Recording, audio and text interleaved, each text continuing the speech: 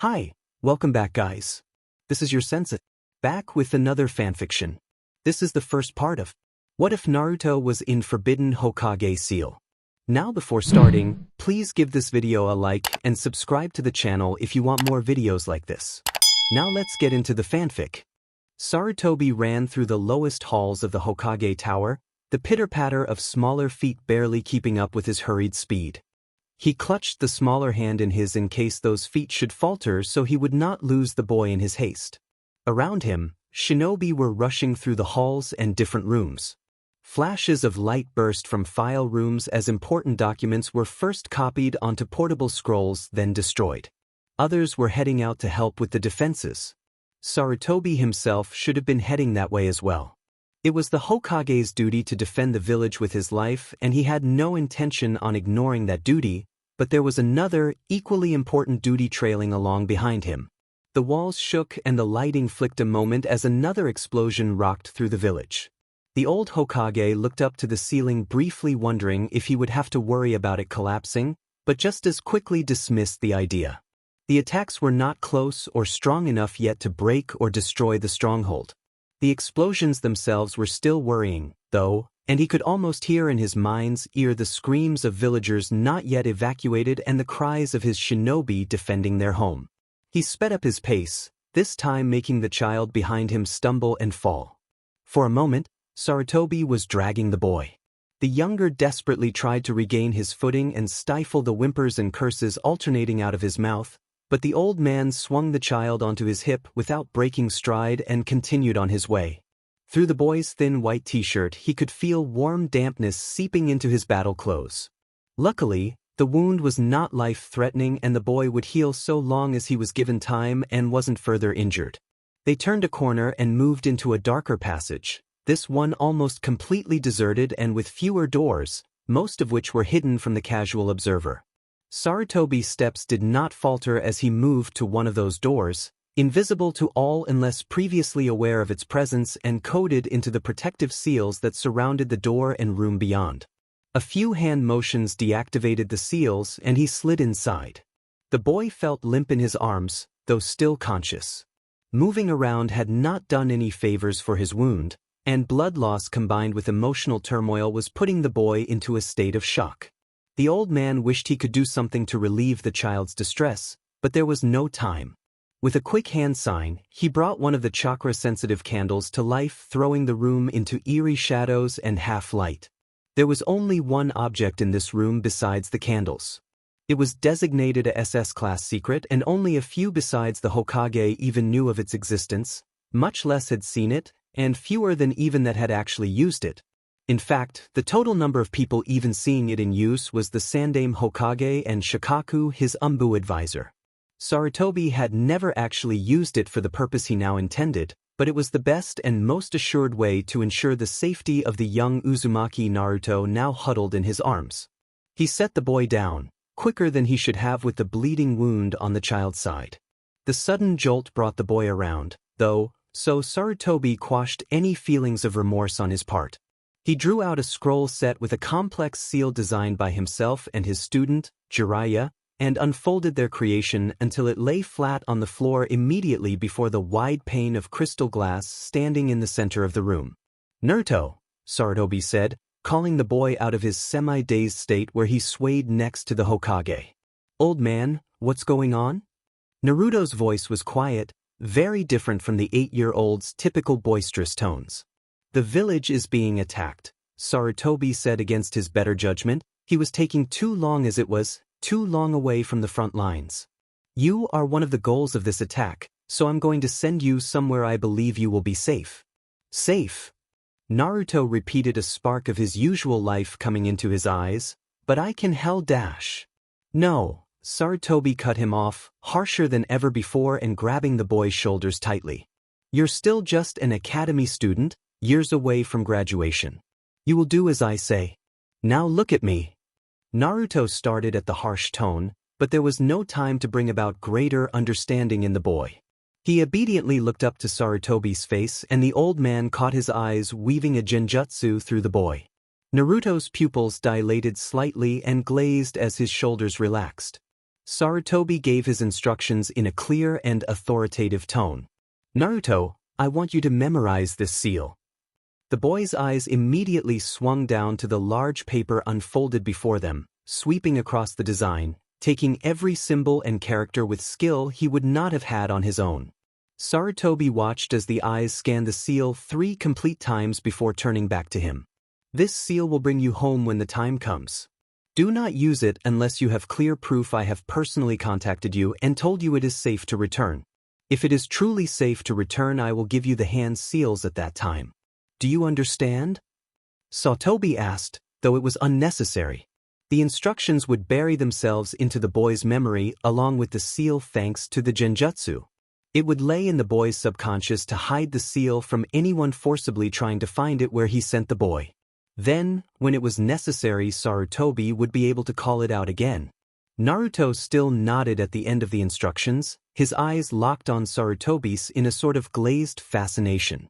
Good, Sarutobi said, releasing the boy from the genjutsu and turning his attention back to the seal and crystal glass before them.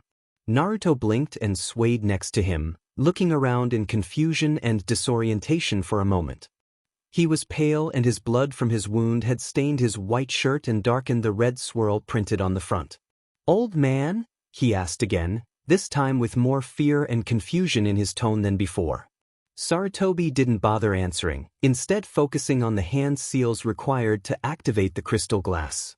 The crystal before them glowed for a moment before fading to reveal a room not too dissimilar than the one they were currently in, except in that room no one was present. Grabbing Naruto's arm, the old Hokage moved the boy into the center of the seal and began hand seals. Again. Activating the seal took a considerable number of hand signs and he ran through them as quickly as he could, knowing he had spent too much time there already. The seal on the floor glowed blue. The symbols and characters moved to circle the boy and creep up his legs and body. Naruto stared in wide-eyed fascination and fear, unable to move and face pale white. Sarutobi regretted causing the child so much distress, but there was little choice. When the writing had completely left the page and covered the boy from head to foot, he moved forward and with a powerful shove pushed the boy forward through the crystal glass. His hands stopped at the crystal surface, themselves unable to pass through, but the boy fell with a hard thump onto the floor beyond. Sarutobi waited a second longer to make sure Naruto had made the journey safely, but as soon as he saw the boy's arm twitch feebly, he shut down the crystal glass, returning it to his own semi-transparent reflection. The additional light in the room faded to just the candle again and the old man turned to the door. He sealed the room, adding a few additions of his personal security seals to ensure none but himself could enter or even discover the place if worse came to worse. Then, without another look back, he turned to the hallway and hurried to join the battle still raging outside. The discovery of the mirror had been entirely by accident. Minato had been trying to figure out how the old man had done his magic-seeing crystal trick. It had been useful to his predecessor to keep track of the goings-on in the village, and Minato made no secret of his envy of that ability. He made it his off-hours project, something to keep him busy in the off-chance he didn't have paperwork cluttering his desk or after the Hokage Tower closed regular operations for the night. It was better than going to an empty house and dwelling on past memories. Unfortunately, the Sandaime left no directions on how he had created his seeing crystal, and no amount of tinkering from Minato could make the faded orb come to life again. So he decided to start from page 1 and build his own.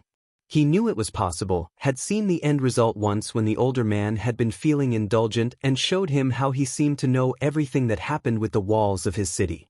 Minato just had to deconstruct how such a thing was possible. It gave him something to occupy his time and mind in the dead of night. No one could have felt more surprised than him when one day, while running one of his experimental prototypes through its initial trial phase, Minato found himself staring into the face of his predecessor. At first, Minato thought he had opened a window into the past. He refused to let himself think he was looking at the afterlife. The ramifications of that were too painful to conceive. Then he'd looked closer at the equally surprised face gazing back at him, and he realized the Sandaime's face was older, more lined, wearier than he'd ever seen before. Minato, the Sandaime gasped in shock, bringing the Yondaime out of his own shocked silence. Sandaime-sama?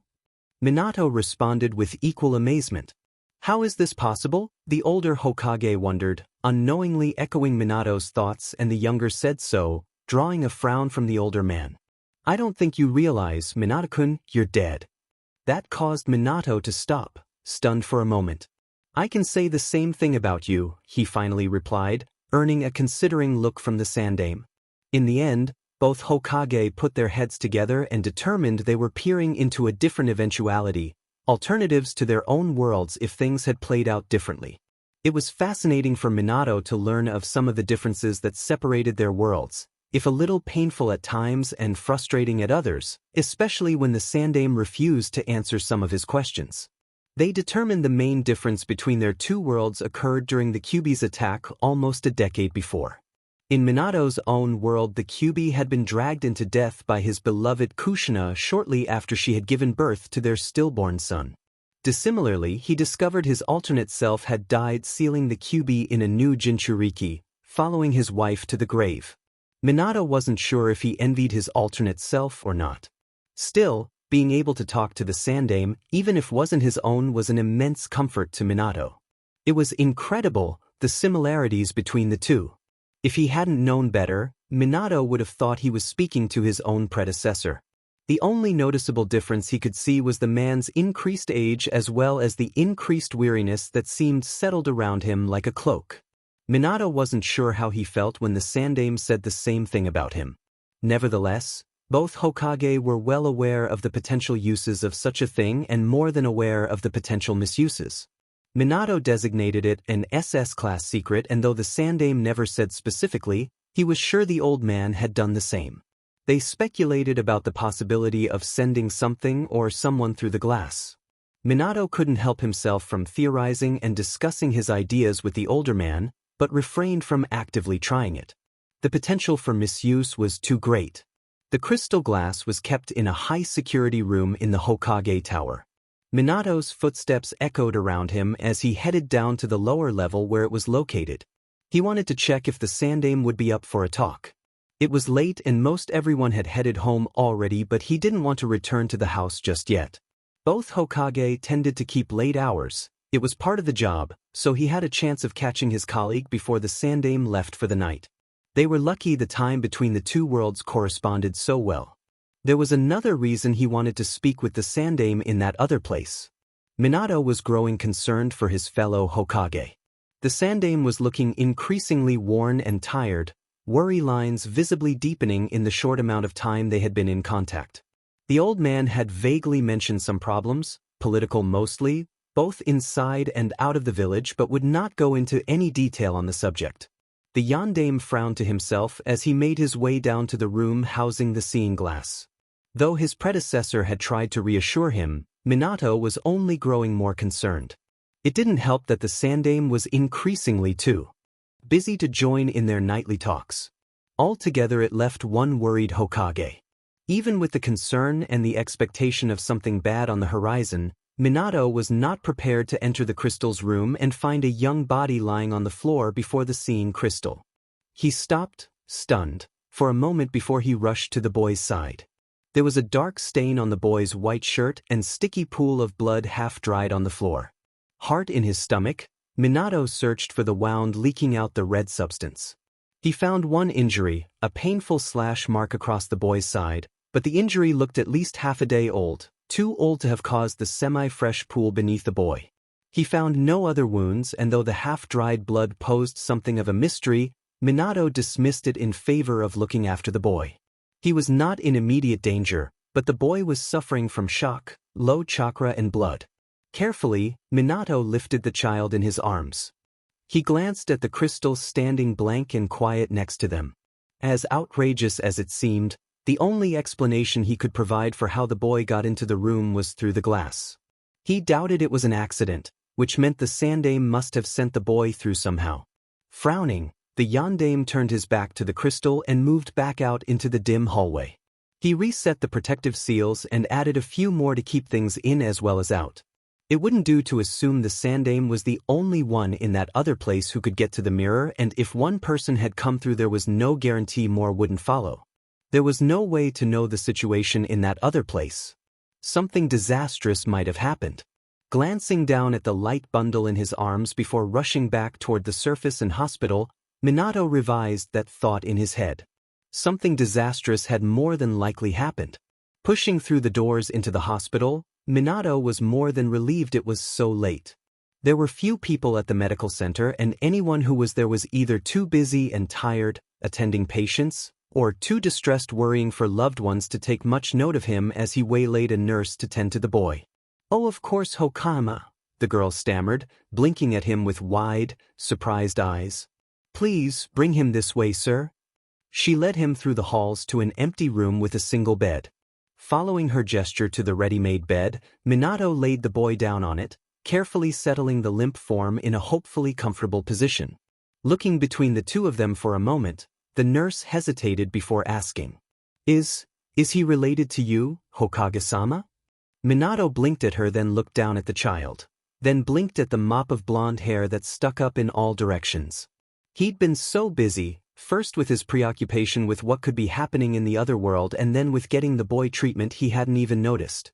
Looking now, though, his gut twisted slightly and Minato felt sure something more was going on than he was aware.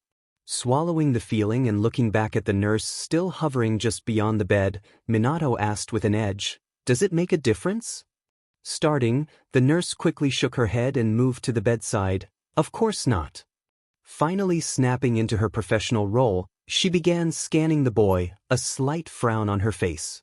Minato waited off to the side. He wanted to know how the boy was doing. From the looks of the child, he seemed only 7 years old, maybe a little younger, but Minato could not ignore the similarities in their appearance. The longer he looked at the boy, the more he felt that was how his son would appear, minus the strange whisker marks on the child's cheeks. If his son had lived, he would be just over 8 years old now. Once the idea took hold, Minato found it impossible to ignore. He had assumed his son had died in the other world as well. After all, the old man had never once mentioned the boy, but that was no guarantee. Half of him wanted to go back to the crystal, contact the Sandaime, and demand an explanation. Considering his earlier luck with that, however, and the condition of the boy lying only a few feet away from him, he doubted he would have any luck getting a response from that other world. Instead, Minato stuck with the other desire tugging at him. He'd wait until the boy woke up. They had over half the night and he was willing to stay there for the rest of it if necessary. He'd even stay through the morning into the next day. Mundane forms and mission reports could wait for as long as needed as far as he was concerned. A troubled hum from the nurse brought Minato out of his thoughts. "What's the problem?" Minato asked, moving closer to the bed. "He's healing at an accelerated rate," the nurse replied, a confused frown marring the concentration on her face. "It's almost like there's a foreign chakra in his system." "Foreign chakra?" Minato repeated, looking to the nurse then back to the boy. "Is it harming him? It seems to be the cause of the accelerated healing, but I'm not sure. I've never seen anything like this before." She paused, eyes closed and concentration focused for several more minutes. "It doesn't seem to be hurting him. Until we know what it is, I recommend we do nothing." Minato frowned, but nodded at her advice. As skilled as he was in many areas, healing was not his specialty and he knew when to bow to the advice of a professional. Still, he didn't like the idea of this foreign chakra. He'd find Rin or Tsunade in the morning and have them do a more thorough checkup. The nurse let the glowing green chakra fade from her hands. "Other than that, he isn't in any danger. If the healing keeps up at this rate, he'll probably be physically healed in another day." Minato nodded, staring intently at the child. That meant the boy would probably be awake relatively soon if there wasn't additional mental trauma keeping the boy unconscious. An intake of breath brought his attention back to the nurse.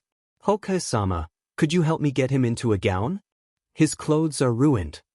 "Oh, of course. If you'll get the gown, I'll get these off," he said, moving to a better position. The nurse moved to the door, smiling back at him. "Thank you, Hokage-sama, and don't worry about saving them. They're beyond hope at this point, I think." "Yes, they are," Minato agreed, but she was already in the hallway. Pulling out a kunai, he carefully cut up the sleeves and front of the shirt.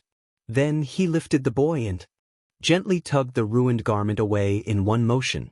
When he settled the boy back onto the bed, he froze. On the child's stomach there was a large, intricate seal.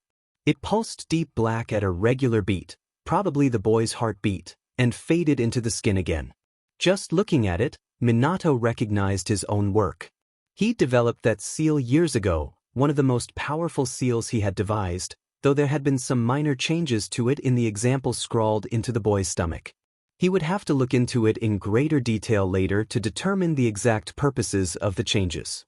As to the general reason, he had no doubt the seal was the cause of the foreign chakra present in the boy's system.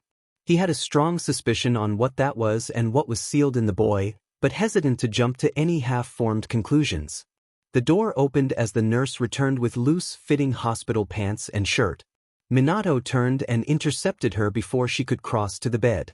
"I'll take care of this," he said with a smile, and he took the hospital pajamas. "I'm sure you have other duties to attend to." "It's no trouble, Hokage-sama," the nurse replied, a little surprised. "No, I found the boy, I feel responsible for him," Minato said, kindly but firmly. "Thank you for looking at him." "Oh, it was my pleasure, Tama," the nurse said, beaming at him with new confidence. "You're so kind to take care of him. You'll make such a good father someday." Minato bit back a sigh as he subtly led the woman to the door. "Thank you.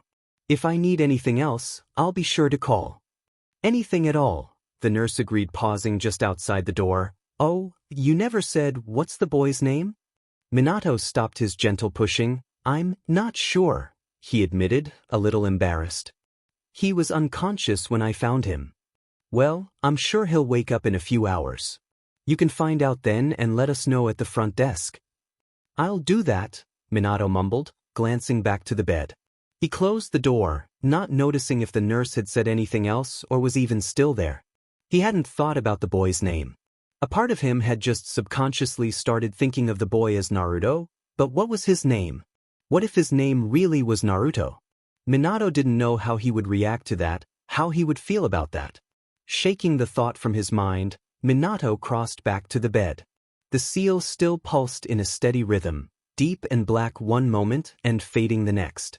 Wetting some gauze from the supply cabinet and grabbing some bandages, he cleaned the blood away and disinfected what was left of the wound. He pulled out a scroll from his pouch along with pen and ink. Then, slowly, he copied the seal, pausing when it faded to make sure he was accurate. 10 minutes later, he had checked and rechecked the completed seal. The scroll went back into his pouch, and he carefully dressed the injury and changed the boy into the hospital pajamas. With nothing left to do, Minato pulled a chair up to the bedside and collapsed into it. His eyes burned and his head ached. He only wanted to lean his head back, close his eyes, and sleep, but his thoughts were racing.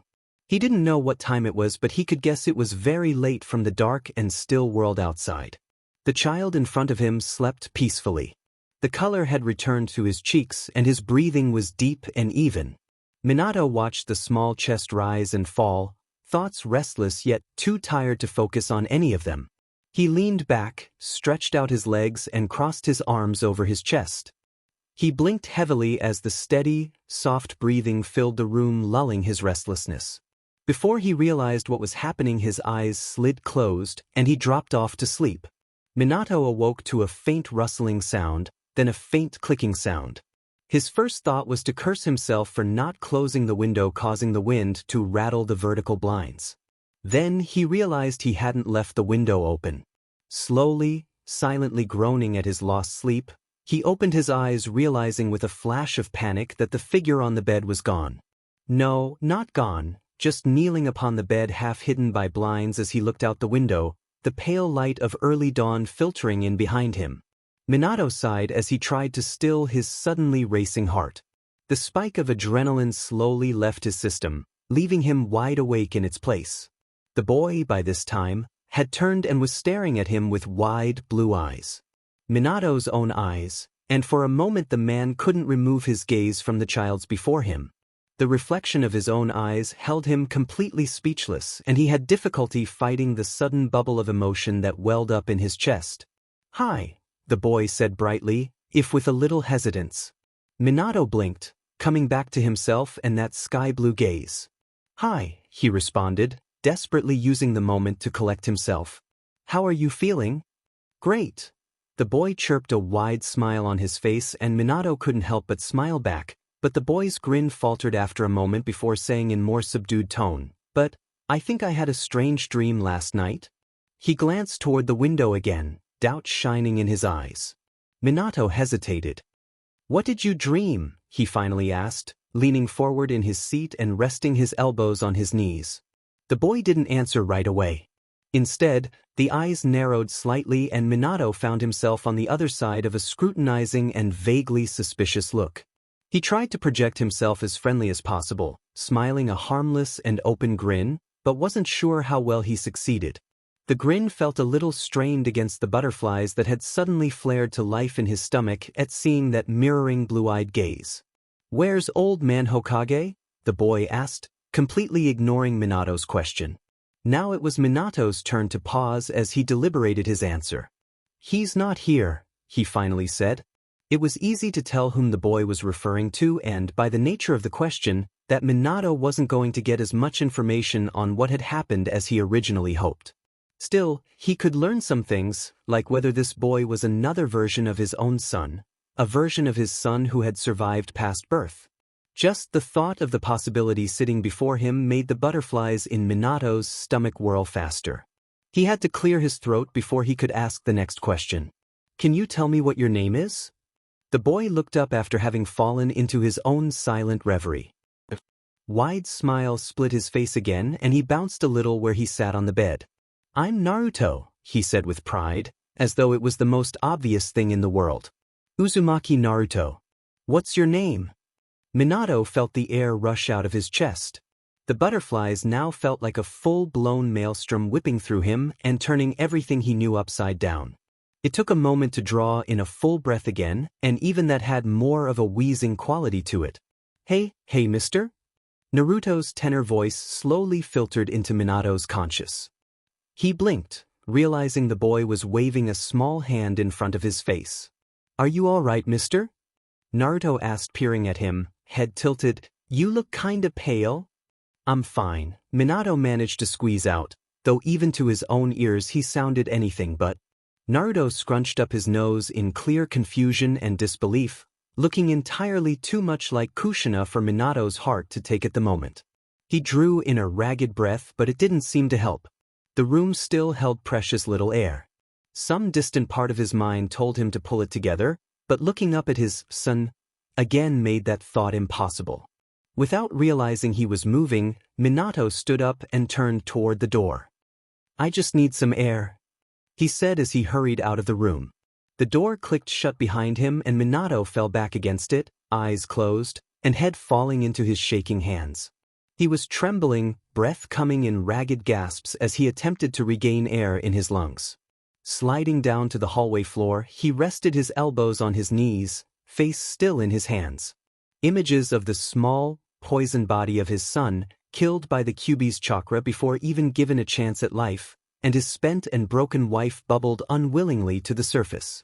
The memory of what had happened and the sight of what could have been clashed, dredging up the same pain he'd felt the last time he saw his wife and the only time he saw his son. He was vaguely grateful it was still so early in the morning and the hospital was relatively deserted. It wouldn't do to have some hapless citizen come upon their Hokage having a breakdown in the hallway. The door clicked closed behind the strange man as he rushed from the room, and for a moment Naruto could only stare, smile slowly falling from his face. Several minutes went by and still the man didn't return. Naruto's gaze drifted to the rumpled bed spread in front of him, frown tugging at his lips. He didn't know why everyone seemed to hate him so much. They only had to see his face, hear his name, and the cold glare entered their eyes, or they refused to look at him and left him alone. He didn't know why, and worse, he didn't know what to do about it, except become Hokage, and that was so very far off. Naruto had held a lot of hope for that blonde man. He was the second person to wait for Naruto to wake up at the hospital, so naturally Naruto hoped the man would feel differently about him. But no, as soon as he'd said his name the man had left, like all the others, looking upset, and it didn't seem like the man would be back. He was left alone again. Sighing, Naruto glanced back to the window, shifting around to get a better view at the pre-dawn village. It didn't matter, he decided to himself. He'd wait for the old man to get back from wherever he'd gone, and then he'd camp himself in the Hokage's office and force the leader to spend some time with him. Maybe he'd paint a large portion of the village, then the Sandaime would have to see him if only to rebuke him. He chuckled to himself, picturing the familiar scene in his head, only to have a thoughtful frown take over his expression again. There was an itch in the back of his head, a thought he couldn't quite remember, but that didn't want to fade. Thinking of the Sandaime only made it worse, like a persistent visitor that wouldn't go away or his landlord when the rent was due knocking at his door. Yet, no matter how much he tried to grasp it, it slipped away, sliding under the surface to reappear elusive as ever. The more he tried, the harder it became and the more persistent it was. With another explosive sigh, Naruto threw himself back against the bed, arms spread wide in frustration. He glared into the air before him. It was like a fly he couldn't swat. He shook his head back and forth, giving up the fight and hoping if he ignored it the half-thought would go away. It didn't, but that didn't stop Naruto from trying. He could be stubborn with the best of them. In trying not to think about the half-thought he couldn't think, his mind turned back to the nightmare he'd just had, the one that had woken him to his current situation in the hospital. Naruto hadn't understood what was going on. All he knew was he woke up to distant shouts out in the village and the occasional explosion rocking through the night. Looking out his window, there were flames rising from the outskirts of town, staining the night in orange light. Out in the streets, civilians slowly gathered, pointing toward the escalating battle and calling to each other in frightened voices. Several started hurrying toward the shelter buried deep in the Hokage mountain, even though no shinobi were around to direct them to do so. A few in the street made sharp gestures toward his window, and though it was too dark to make out their faces, Naruto could picture the angry expressions and quickly drew back into his room. He bit his lip as another explosion and burst of flame flashed through the night sky. He ran to the door and double-checked the deadbolt. He wanted to go to the shelter or, better yet, the Hokage tower, knowing from experience the door wouldn't hold long if necessary, but he was scared to head out into the streets with the growing number of frightened and angry villagers present. Naruto was still trying to decide what to do when the window shattered, exploding into the room as a figure burst through. It was thanks to the last 2 years of academy training and dodging Anbu after playing innumerable pranks that he was able to avoid the grab for him.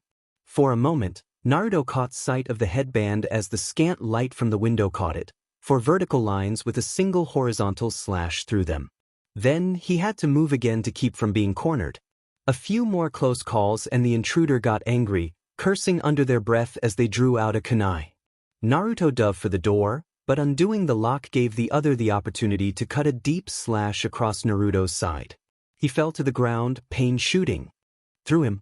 Instead of killing him, the shinobi hoisted him over their shoulder and retreated out the window of the destroyed room. The rough handling only worsened the pain in his side, and soon Naruto was feeling dizzy. He made one last desperate attempt, managing to grab a kunai from the shinobi's pouch and jamming the pointed edge into his kidnapper's back. The enemy cried out in pain and tripped, sending them both tumbling onto a rooftop. Naruto staggered to his feet and desperately searched for a way down, but he could hear the other cursing and knew his time was up. A sharp clang from behind him made Naruto turn and find 2 Anbu between him and his attacker. A third dropped down next to him and, without saying a word, scooped him up in their arms. They bound away, back across the roofs to the Hokage tower. Naruto briefly noticed the fighting had spread. Fires burned in more areas of the village, and the cries of villagers rose into the night. From there, the memory, or dream rather, grew hazier and hazier. Naruto remembered something of old man Hokage taking him and carrying him through the halls, but there it stopped. Lying on the bed, staring into air above him as he listened to the quiet, he couldn't detect any of the panic or distress that had happened. He had to assume it was a dream, but something was telling him it wasn't. It didn't feel so much like a dream as a memory. Though, he wished with all his heart he'd only imagined the incident. Thinking of the slash he took across his side, Naruto slowly lifted the hospital shirt he was wearing. He refused to believe the twinge of pain was anything but his imagination. Yet, when he looked at his side, he couldn't deny the bandage wrapped around the precise spot he'd been injured. He rolled over and looked out the window again at the undamaged and whole village less than an hour from waking in the early dawn of a new day. It didn't make sense. He groaned, throwing himself on the bed again and pulling the pillow over his head. What made it worse was the half-thought was still there in his head. Thinking about something else hadn't helped get rid of it at all. Squirming around to a more comfortable position, Naruto resolved to go back to sleep. Maybe when he woke up again, all of this would have turned out to be one big dream, and he would be back in his own bed in his own apartment. If it didn't turn out to be a dream, he'd march right over to the old man's office and find out what had happened. With that decided, he curled up and steadfastly ignored the half-thought still knocking at his brain. Minato was still outside Naruto's room, standing at the window in the hallway and watching the dawn spread over the village when Jiraiya came across him half an hour later. He was thankfully calm and collected by then. Though he didn't know how he looked and he felt exhausted, at least he wasn't collapsed on the floor crying like a little genin anymore. "Here you are." Jiraiya's carefree voice boomed down the hallway. "I've been looking everywhere for you. You're usually in your office by now. What happened? You didn't hurt yourself with one of those crazy experiments again, did you?" Minato tried not to wince at the voice. He didn't realize how much of a headache he had until he encountered his sometimes too loud sensei. He ran a hand over his face, pressing 2 fingers into his eyes a moment to counter the burning tiredness that had taken up residence there. "You look awful. Did you get any sleep last night?" Jiraiya asked, and Minato could just hear the eye roll mixed in with the concern in the voice. "Not much," he admitted, trying for an apologetic smile, but it came out more as a grimace. "Something came up." "What happened?" Jiraiya asked, the jovial attitude dropping in an instant. "Nothing drastic," Minato said, waving his hands with a nervous chuckle before he rethought the description. "Well, nothing dangerous.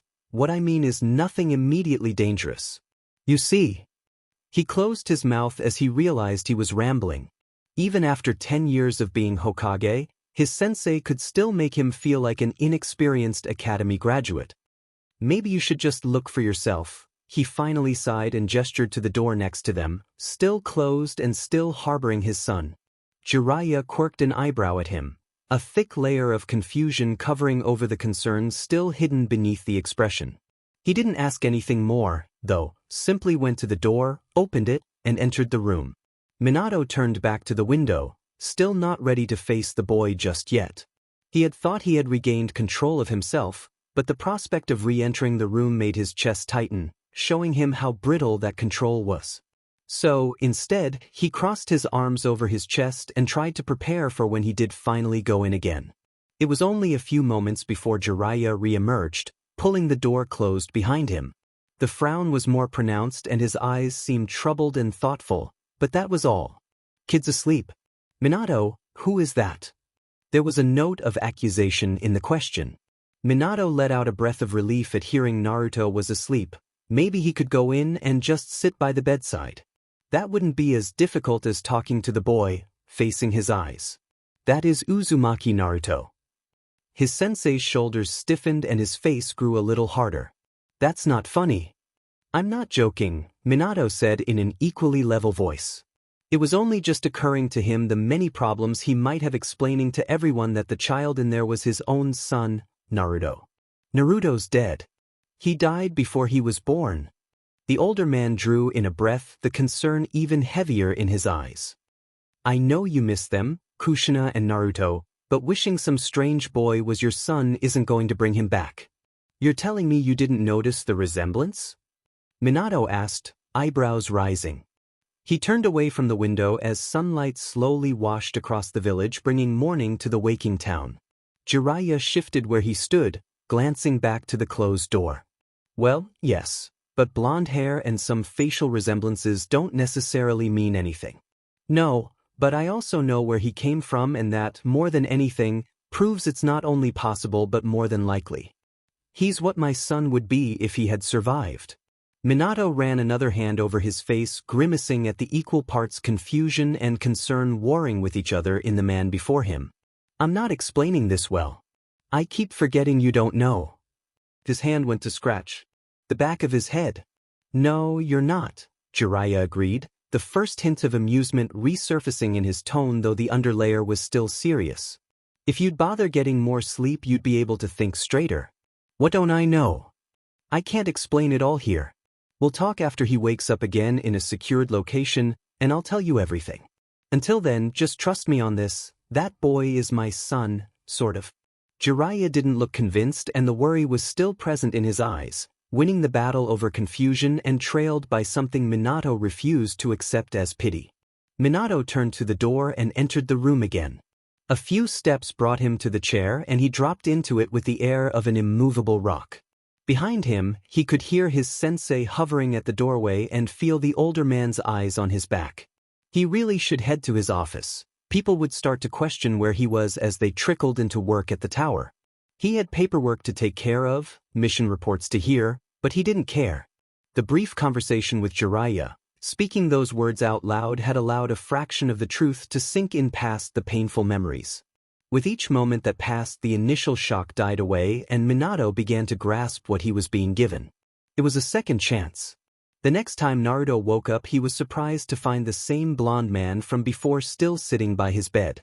Though this time, instead of sleeping in a very uncomfortable-looking position, the man was bent over a portable wooden table, grumbling under his breath, a stack of papers at his elbow. Only hours ago this stranger ran from the room just upon hearing Naruto's name. Naruto was so shocked to see him back, sitting calmly at his bedside, that for a while all he could do was lie in his bed and stare. "You know, I like the idea of you moving your office here," another voice said, loud and buoyant. It was followed by a large man with long white hair and red facial paint that ran from his eyes down either cheek, entering the room, gaze still directed down the hallway. Naruto shifted his eyes, keeping track of the stranger and remaining perfectly still. "The nurses here are way better looking than that old battle axe of a secretary you have." "Chiyoko-san is very good at her job," the blonde man replied distractedly, flipping repeatedly between several different papers, pen held in his mouth and a frown of concentration on his face. "Plus, she doesn't try to court me every chance she gets," he added under his breath, causing the other man to let out a booming laugh. The blonde man glanced up just then, looking toward Naruto, then back to his papers before snapping back to Naruto again, pen falling from his mouth. "Naruto-kun, you're awake." "Yeah," Naruto replied, pushing himself up with a smile and keeping one eye on the blonde man at all times. The last time the man had been so upset, and now he looked almost cheerful, except for the brief glare that he sent toward his paperwork. Naruto didn't understand the change in attitude and wasn't sure he trusted it or the man sitting by him. The man hesitated a moment, smile faltering for the briefest of seconds.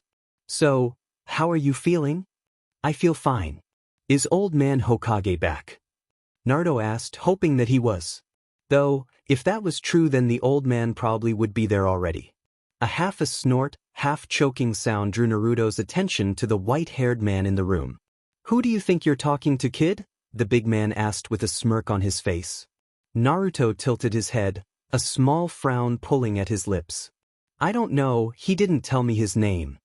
"Namake's Minato," the blonde man spoke quickly, cutting off any possible reply from the bigger man but gesturing toward said man. "And this is Jiraiya-sensei. The Sandaime, I'll explain that later." "When?" Naruto asked, shifting his gaze between the two. "When you get discharged from the hospital," Minato said, glancing sharply to the other man, Jiraiya, who just folded his arms over his chest. Naruto frowned as he watched the two. He felt like something was going on that he wasn't quite getting, not an uncommon occurrence but still unpleasant. Generally, he could sense hostility with no problem. He had too much experience with the villagers not to do so, but the more subtle social tensions often went over his head. Besides, the itch in the back of his head had started again, that half-thought that kept knocking somewhere in his conscious. Mentioning the Sandaime had brought it to the fore again, though he got the feeling it had never really left. It was distracting at best and frustrating at worst. He cast around to find something to distract him from nagging, half-remembered thought. "When can I leave?" Naruto asked, focusing on getting out of the hospital. He didn't like hospitals in the first place and avoided them at all costs. The nurses were never very nice to him, and he was usually left till last for any sort of treatment.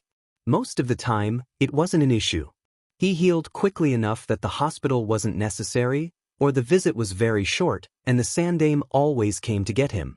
Now, however, the Sandaime wasn't here and the hospital gave him far too much time to dwell on the half-thought. Minato's lips quirked a little. Well, since you're feeling better, I don't see why you can't leave now. He stood up, knocking a few papers to the floor before leaving the room.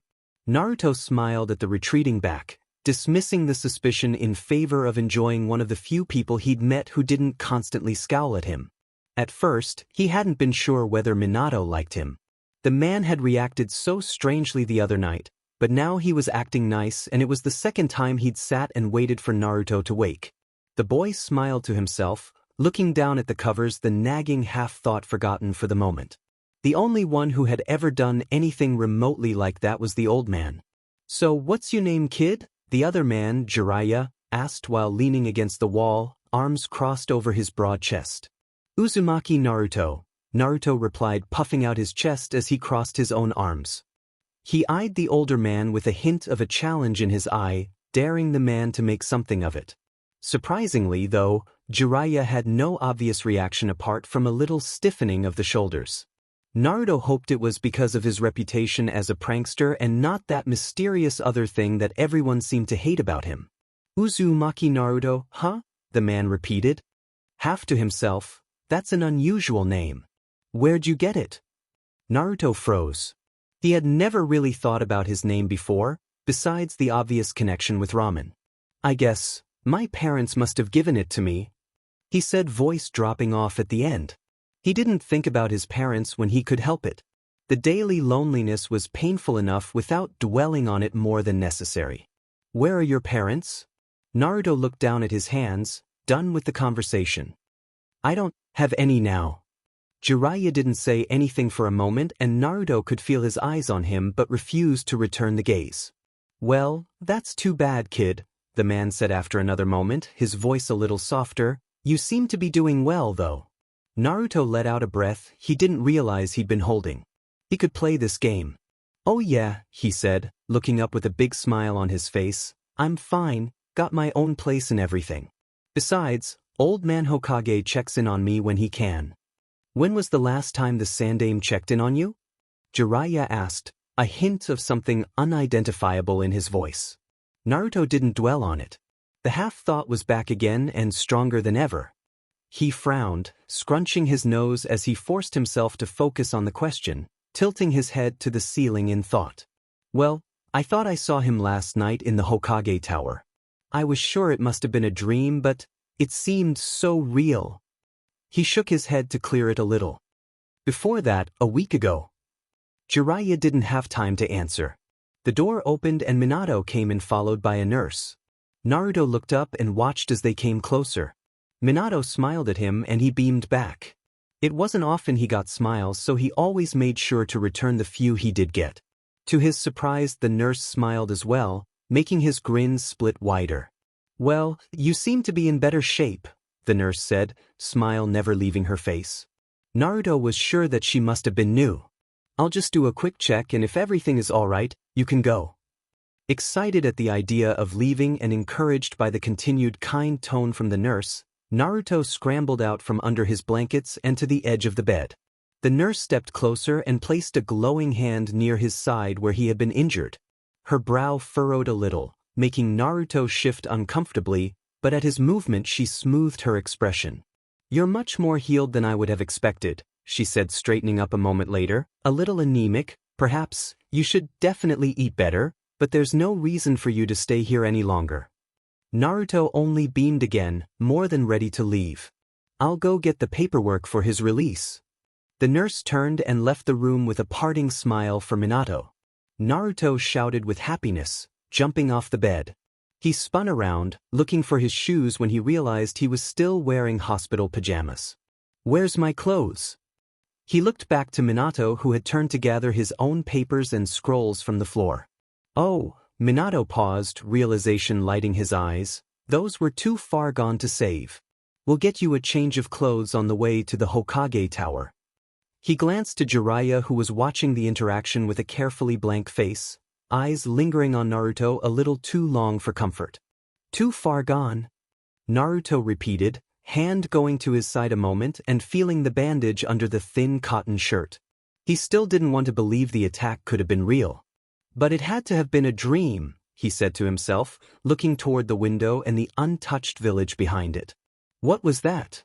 Jiraiya asked, leaning forward a little and drawing Minato's attention from reorganizing his papers. Naruto shook his head, dismissing the matter.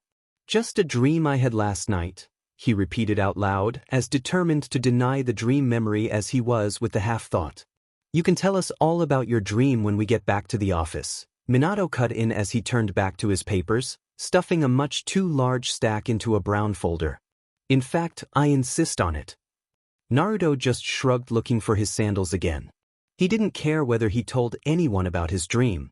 He really didn't. It wasn't as though the attack had happened, so it didn't matter if he talked about it.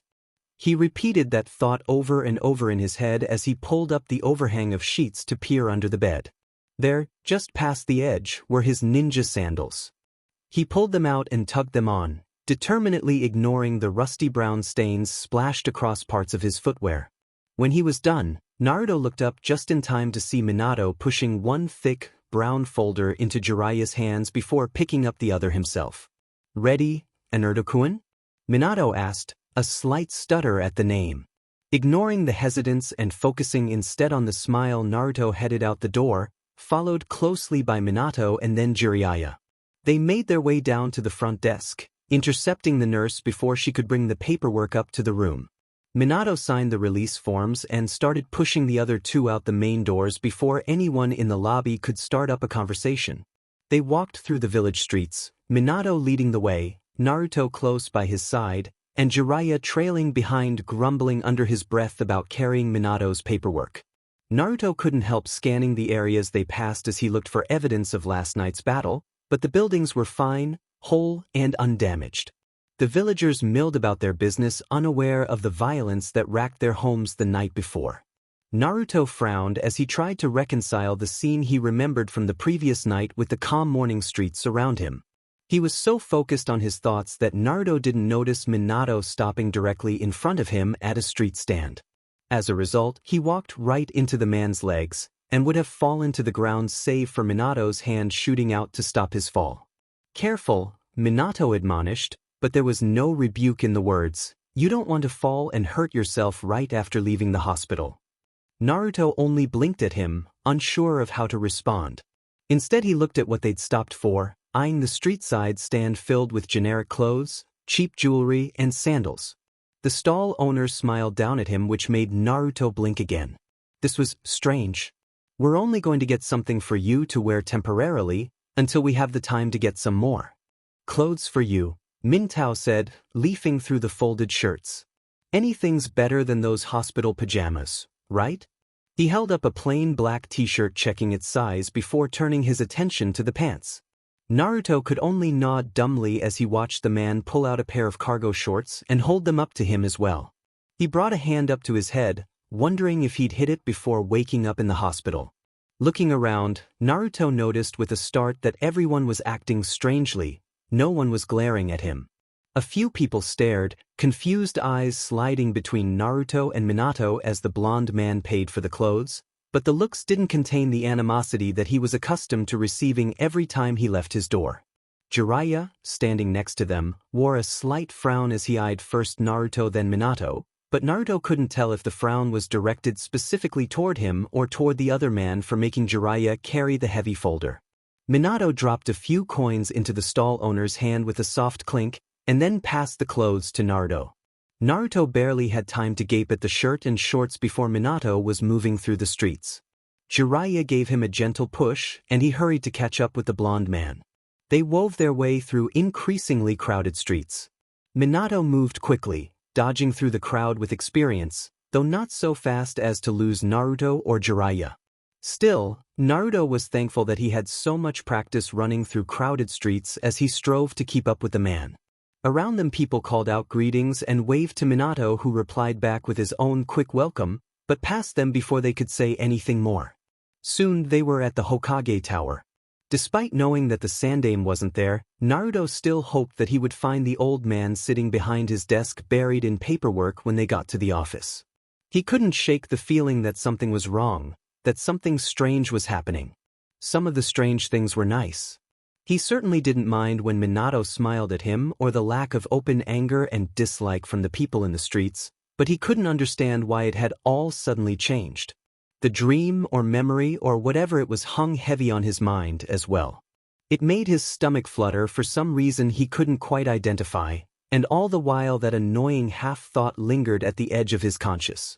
They climbed the stairs to the Hokage's floor and Naruto found he couldn't stop himself. He ran down the hall to the office door, skidding to a stop in front of it. Banging a quick knock, he grabbed the handle and tried to yank open the door. It wouldn't budge no matter how much of his slight body weight he threw into it. "That isn't going to work," Minato called, coming up behind him. "Here, let me get the door." Naruto watched as the man tucked his folder under his arm and ran through some hand signs. They flashed by so fast Naruto couldn't keep track of them, not that he was very good at hand seals yet anyway.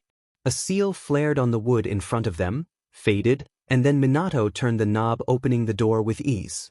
He shifted the thick folder to one hand and glanced to Naruto. "There's a bathroom a few doors down if you want to change into those clothes right now. You don't have to if you don't want to, of course. Just in case you do." Naruto didn't say anything right away. He knew where the bathroom was. He'd hidden there once while avoiding Anbu after setting a trap for unsuspecting civilians in the marketplace. Instead, he poked his head past Minato and snuck a quick look at the desk on the other end of the room. It was empty. Pulling back quickly, Naruto could feel his heart sink. They had said the Hokage was gone for some reason, but he still couldn't help but hope that they'd been lying to him. It had happened before, after all. From the empty desk, though, it looked like Minato was telling the truth, and as novel as that was, he would rather have had the lie. It would have been something familiar amongst the growing number of subtle changes that he had noticed. Hoping to mask his disappointment at not finding the old man, Naruto nodded his head quickly before hurrying down the hall to the bathroom. He locked the door behind him and hugged the new set of clothes to his chest, unable to understand the sudden nervousness that gripped him. The clothes didn't offer any comfort. Instead, they only made things worse. They smelled strange, not like the market usually smelled. It wasn't a very noticeable difference, but something very subtle that he probably wouldn't have caught if not for all the other strangeness that had put him on edge. He slid down the door till he was sitting on the ground, knees pulled tight to his chest, crushing the shirt and shorts between the two, trying and failing to understand it all.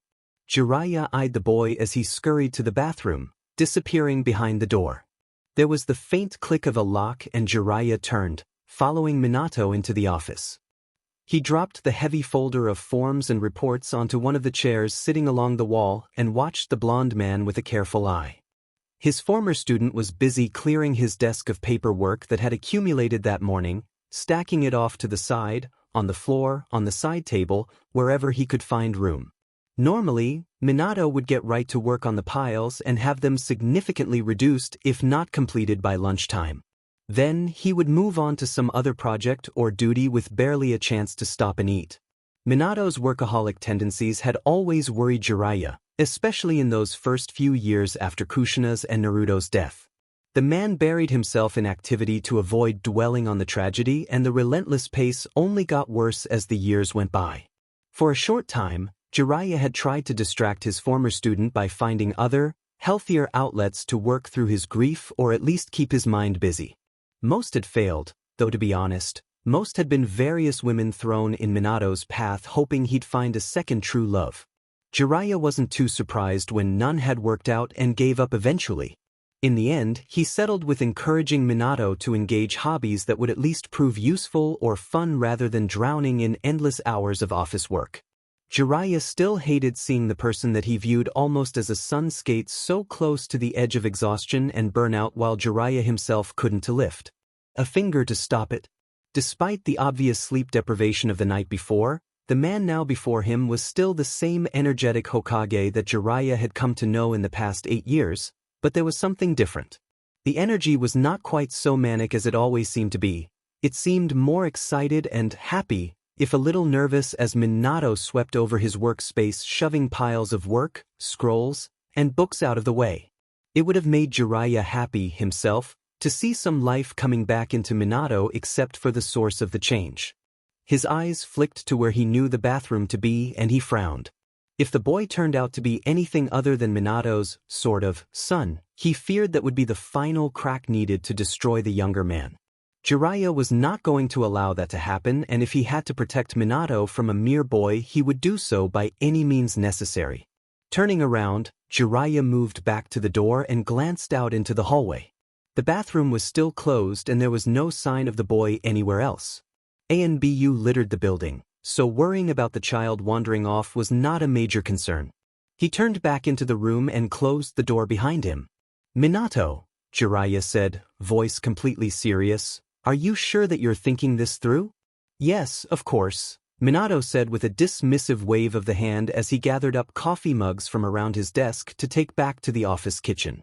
The Hokage counted them softly, a surprised look on his face at the large number of stolen cups. Jiraiya let out a sigh before he raised his voice just the slightest bit. Minato! Stop! The tone, usually used for flustered genin and chunin, brought Minato to a halt. He looked at Jiraiya with surprise before recognizing the set face and slightly narrowed eyes. All right, he said. He placed the mugs down on a side table, straightening his shoulders a little and settling himself into his desk chair. What's bothering you? Looking at the younger man, Jiraiya had to restrain himself from rolling his eyes. The clasped hands and overly straight posture hardly encouraged an easy discussion, but he plowed on anyway, determined to voice his concerns. I'm worried you're investing too much into this boy without knowing anything about him. What proof do you have that he's your son? So he has a name, anyone could have gotten hold of that name. Even his looks could be manufactured or arranged. Orochimaru himself was experimenting with cloning and genetic manipulation before he was discovered and thrown out of the village. How do you know this isn't some trick or ploy to get to you? You have enough enemies out there with enough power to try something like this. How do you know? Minato stiffened with every word, face going carefully blank as his knuckles slowly turned white from their tightening grip. Jiraiya saw all the warning signs of oncoming tension and anger but didn't stop. He needed to get this off his chest, hurt feelings be damned. I don't want you to get hurt and relive the same loss you faced 8 years ago, the older man continued in a softer tone. Even if the boy is completely innocent of any ill intention, he's clearly addled.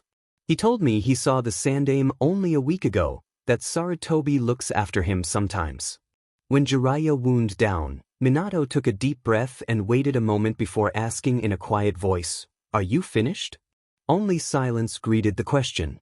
Jiraiya had nothing more to say before seeing Minato's reaction.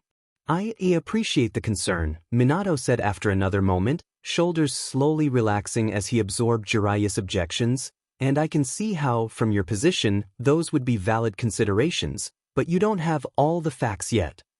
You said that before, Jiraiya said, encouraged by Minato's understanding tone. What are you not telling me? The younger man huffed quietly, running a hand over his face before he slouched down in his chair.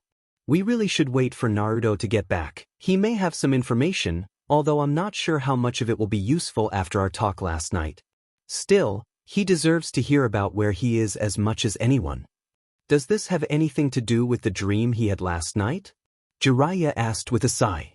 He wouldn't be getting anything out of Minato until the kid came back. Did he tell you about his dream? Minato asked, perking up at the reminder. No, Jiraiya said, slouching against the wall and making himself comfortable, but he got a strange look in his eye when he brought it up. Minato nodded, his eyes falling from Jiraiya to the cleared desktop in front of him, a slight frown forming on his face. If there's anything we will need to worry about, I have a feeling it will be that dream. Jiraiya's own eyes narrowed at that, liking the sound of those words less than he did the thought of a strange boy suddenly appearing and claiming to be the Hokage's son. You don't think it was a dream? Minato looked back up to him and Jiraiya could see the complete conviction in the depths of his blue eyes. No, I don't. Pain stared at the blank wall, face as impassive as always despite his racing thoughts. He remained that way, puzzling over the wall, even when one of his shinobi dropped down behind him, landing on one knee, head bent in deference. Silence stretched out as the shinobi waited to be recognized and Pain was fine with making him wait. He was still pondering the wall. Report, he said finally, voice low and emotionless.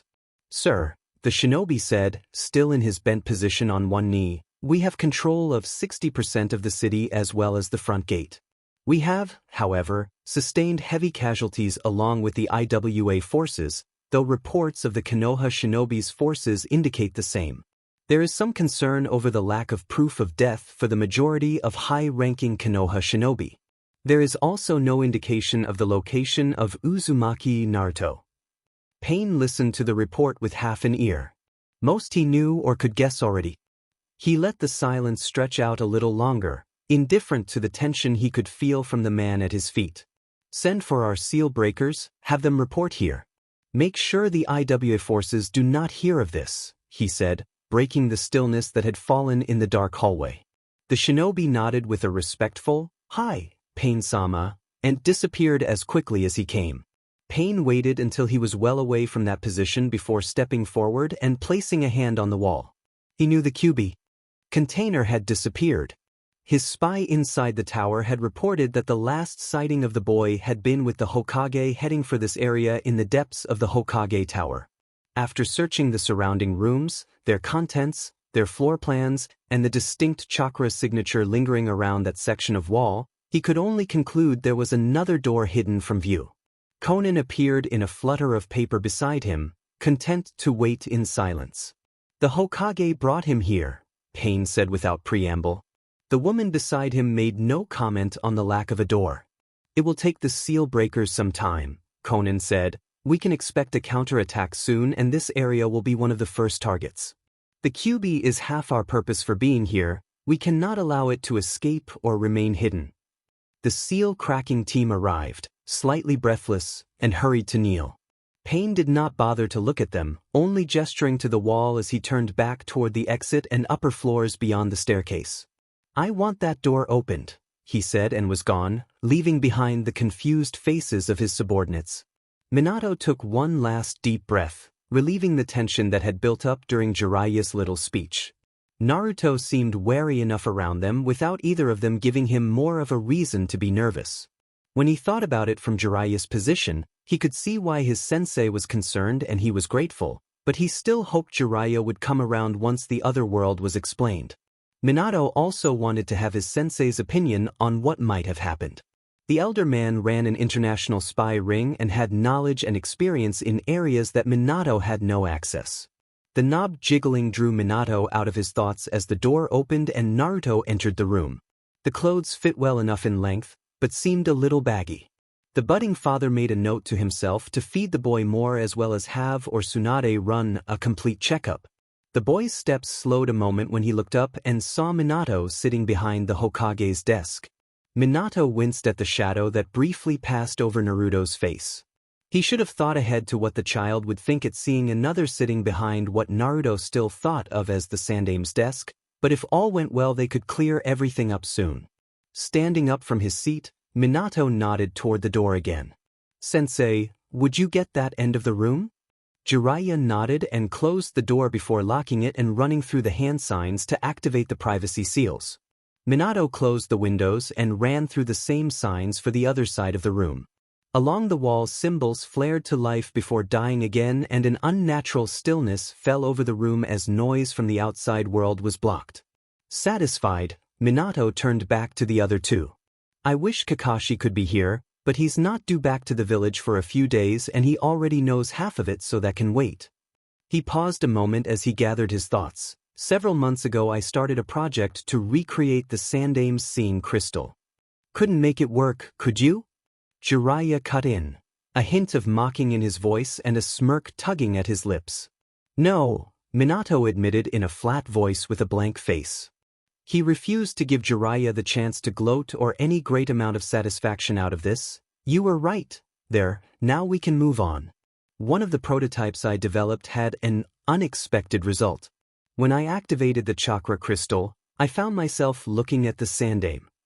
The brief flash humor had died from Jiraiya's face, replaced by serious contemplation. "Not the afterlife," he said, more as a statement than question. "No," Minato agreed more soberly as well, noticing the confused look on Naruto's face and hurried to explain in greater detail. "After talking to him we both determined it was a window between two separate worlds, What could have happened but didn't? The older man's eyes went wide before collapsing into a deep frown. How can you be sure it was the real Sandaime and not some trick? I questioned him thoroughly, Minato replied with a nod. He knew things only the real Sarutobi Hiruzen would know, as well as some of the Sandaime's signature moves, and he did the same to me. But Naruto cut in, face scrunched up like Kushina's again. This time, though, the painful stab to Minato's heart wasn't quite as sharp. What do you mean how things could have happened? Minato brought a hand to his chin as he leaned against the desk, thinking for a moment. Let me explain it this way. Every time you make a choice in life, there are two possible outcomes. Like, if you were walking down the road and you came to an intersection. Your day might be different depending on if you went left or right. Well, for each decision you make, another version of reality is created somewhere else where another version of you made the opposite choice. Of course, there's an opposing theory that says given the same situation with the same variables and same knowledge, a person would make the same choice. Jiraiya cut in with a casual wave of his hand. Naruto's face, which had started to clear up from its confusion, only scrunched up again, looking back and forth between the two men. Minato shot his sensei a glare that sent the older man back a step, hands coming up in a placating gesture. Letting out an exasperated sigh, Minato guided Naruto to one of the chairs facing his desk and knelt down in front of him. Ignore him. He's just gotten into the bad habit of trying to distract me. The point is that there are many versions of the world out there, like rooms in a house, and I managed to open a window into one of those other rooms. Do you understand? Minato held his breath a little as he watched his son's face scrunch up in concentration. He glanced up to his sensei and noted with relief that some of the tension had left the older man's shoulders. Even if Naruto didn't fully understand, the important thing right now was getting Jiraiya on his side. Kakashi already knew about the crystal, he was one of the few besides Minato that did, so there was nothing to worry in that quarter. If he could convince Jiraiya, he would also have a good chance with Tsunade. It seems really complicated, Naruto finally said, a faint frown still on his face. That's all right, Naruto-kun, Minato replied, silently cheering at managing to say his son's name out loud without stuttering. He placed his hands on the boy's shoulders for a moment, before pushing himself up to his feet again, then leaned back against the desk and folded his arms over his chest. You said you had a dream last night. Could you tell me about it? Naruto didn't say anything for a moment, eyes focused on his hands in front of him, frown pulling down at the corners of his mouth. I was in my apartment when something woke me up. There was a battle going on out at the edge of the village. Then, someone broke into my apartment. I tried to get away, but they got my side with a kunai and grabbed me. I was able to get away, kinda, when some shinobi with masks appeared and rescued me. One of them brought me to Hokage Tower. I think old man Sandaime took me down to the lower halls in the tower, but I can't remember anything after that. There was fighting everywhere and all the civilians were heading for the shelters. It seemed so real, but everything's fine in the village now and it doesn't make sense. Naruto looked up to him, eyes wide and confused, and Minato wished he could say something comforting. That it was all a dream and Naruto's home world wasn't plunged into war, but he couldn't lie. The boy must have seen it there in Minato's mirroring blue eyes because he blinked and looked off to the window where the village spread out around them, full swing into another normal day. It wasn't a dream, was it? Naruto asked with resignation. No, it wasn't, Minato said, voice soft as he explained. The attack happened in your version of events. Here, there was never any attack and the Sandaime from this world died years ago during an uprising. The blonde head snapped back to Minato, eyes wide again. The old man's dead? He cried in alarm. Minato winced as he realized he could have broken that news a little more delicately. The Sandaime from this world, he clarified quickly, the one you know is fine, probably. He trailed off at the end, belatedly realizing that if the other world was in the midst of a war, if Konoha itself was under attack, there was no guarantee that Sarutobi was alright. Looking at the sheer relief on Naruto's face, though, Minato found he didn't have the heart to explain that to the boy. He grimaced to himself at the thought of something happening in that other place. It was clear the boy cared deeply for the old man, Naruto kept asking about him, and the disappointment at not finding the Sandaime in the office had been written over the boy's face. Do you remember anything else? Minato asked, eager to steer the conversation away from Sarutobi's death. Naruto crossed his arms and tilted his head to the ceiling, brow furrowed. He muttered to himself for a moment before he spoke slowly. The one who grabbed me had a weird hitai. It had a bunch of lines on it. Before that, I'd never seen it. Minato frowned in thought. For lines? It sounded like Amige cure, but they would never have the resources for an invasion of Konoha. Then again, he was completely unfamiliar with that other world's political situation. He gritted his teeth, suddenly wishing he'd gotten more information on what had bothered the Sandaime so much. As it was, Minato had little to no understanding what was happening in that other place and why. Do you remember anything else? Jiraiya asked, his voice breaking into Minato's thoughts. Naruto shook his head, his shaggy blonde swung back and forth. How should I know what was going on? No one ever tells me anything, he complained in a loud voice. Of course not, Jiraiya said dismissingly, you're just a brat. Wait till you get older. Naruto scowled, shoulders hunching as he looked at the older man. Jiraiya ignored the glowering 8-year-old, taking a few steps closer to Minato's desk. Do you remember anything from your conversations? The last few weeks he was stressed about something, you could see it, and he was increasingly busy, too busy to talk. He wouldn't tell me what was wrong, though, Minato replied as he ran through his last several conversations with the older Hokage in his mind. Has anything else come through? Jiraiya's eyes flicked to Naruto before returning to Minato. Minato had no difficulty deciphering what his sensei was implying. If one 8-year-old boy could come through, what else could? They had to consider the possibility of hostiles making their way from the other world. Not yet. I'm not even sure how Naruto-kun came here since we only discussed the possibility in theory a few times. The Sandaime must have devised a way to send living things and objects through without my knowledge. Where are you keeping it? I'd like to see. Jiraiya turned toward the door. Minato pushed up to his feet and followed, gesturing for Naruto to come along. It's down in the lower level. Seeing it might jog more of Naruto-kun's memory. Naruto hopped off the chair, running to catch up with the two adults. He looked at Minato with a soft frown as he came up to the two men. But, he said uncertainly. Minato let Jiraiya run through the hand signs to unseal the door. He looked down to his son with an encouraging smile. What is it, Naruto-kun? His smile widened. He was getting better at saying that name. If Old Man Sandaime isn't the Hokage, then who is? Now, Minato smiled in embarrassment, though there was some pride behind the expression. Somehow telling his son he was the Hokage made the position seem new and exciting again. Me. Minato-kun is the Yondaime Hokage, Jiraiya said as he opened the door. Minato followed his sensei to the hall, turning back when he didn't hear Naruto's footsteps close behind them. Naruto was staring at him with wide eyes and slightly gaping mouth. Yondaime? Naruto repeated, sounding more like a question. He crossed his arms and bent his head, intense concentration filling his expression. But he died, killing the demon fox. Did that happen differently too? Yes, Minato said, not having the heart to explain more than that at the moment. He was relieved Naruto seemed to be grasping the idea, but disappointed by the reaction at the same time. Then, looking into his son's eyes as they slowly filled with admiration but still no recognition, it dawned on him. Naruto didn't know who his parents were. The realization took some of the excitement out of Minato. His son didn't know him, only recognized him as some dead, distant hero from the village. The thought was depressing, and Minato reminded himself that he would ask the Sandaime about it the next time they spoke. He opened his mouth ready to tell Naruto then and there who he was, but Minato stopped himself. Naruto already had enough dropped on him that day. The boy was still grappling with the idea of different realities and an invasion in his home world. It wouldn't be fair to put more on the 8-year-old.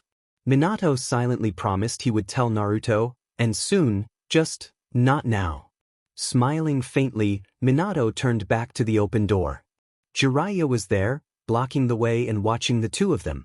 Minato was grateful to see more understanding than suspicion in his sensei's eyes.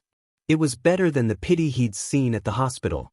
Nodding once, Jiraiya moved aside and the older blonde swept past and led to the staircase. They descended down to the first floor and moved to a separate staircase heading to the lower, more secure levels. The deeper they went, the fewer people they saw until it was just the three of them, footsteps echoing through the long halls. The lighting was dimmer in this section of the tower and there were more doors spread around the corridors, each with seals to prevent unauthorized personnel from entering sensitive areas. Next to him, Minato could feel Naruto draw closer as they walked through the silent halls. He glanced down to see the smaller blonde head swiveling around with wide eyes. A part of him wanted to reach out and reassure the boy, even just a pat on the head, but he didn't know how Naruto would react. Minato would be lying to himself if he said he knew what he was doing as well. He got along very well with children in general, but knowing Naruto was his son made things different, complicated. Instead, he just smiled down to the boy next to him. "Don't worry, Naruto-kun, there's nothing here that will harm you." "I'm not scared," Naruto insisted in a loud voice, crossing his arms over his chest.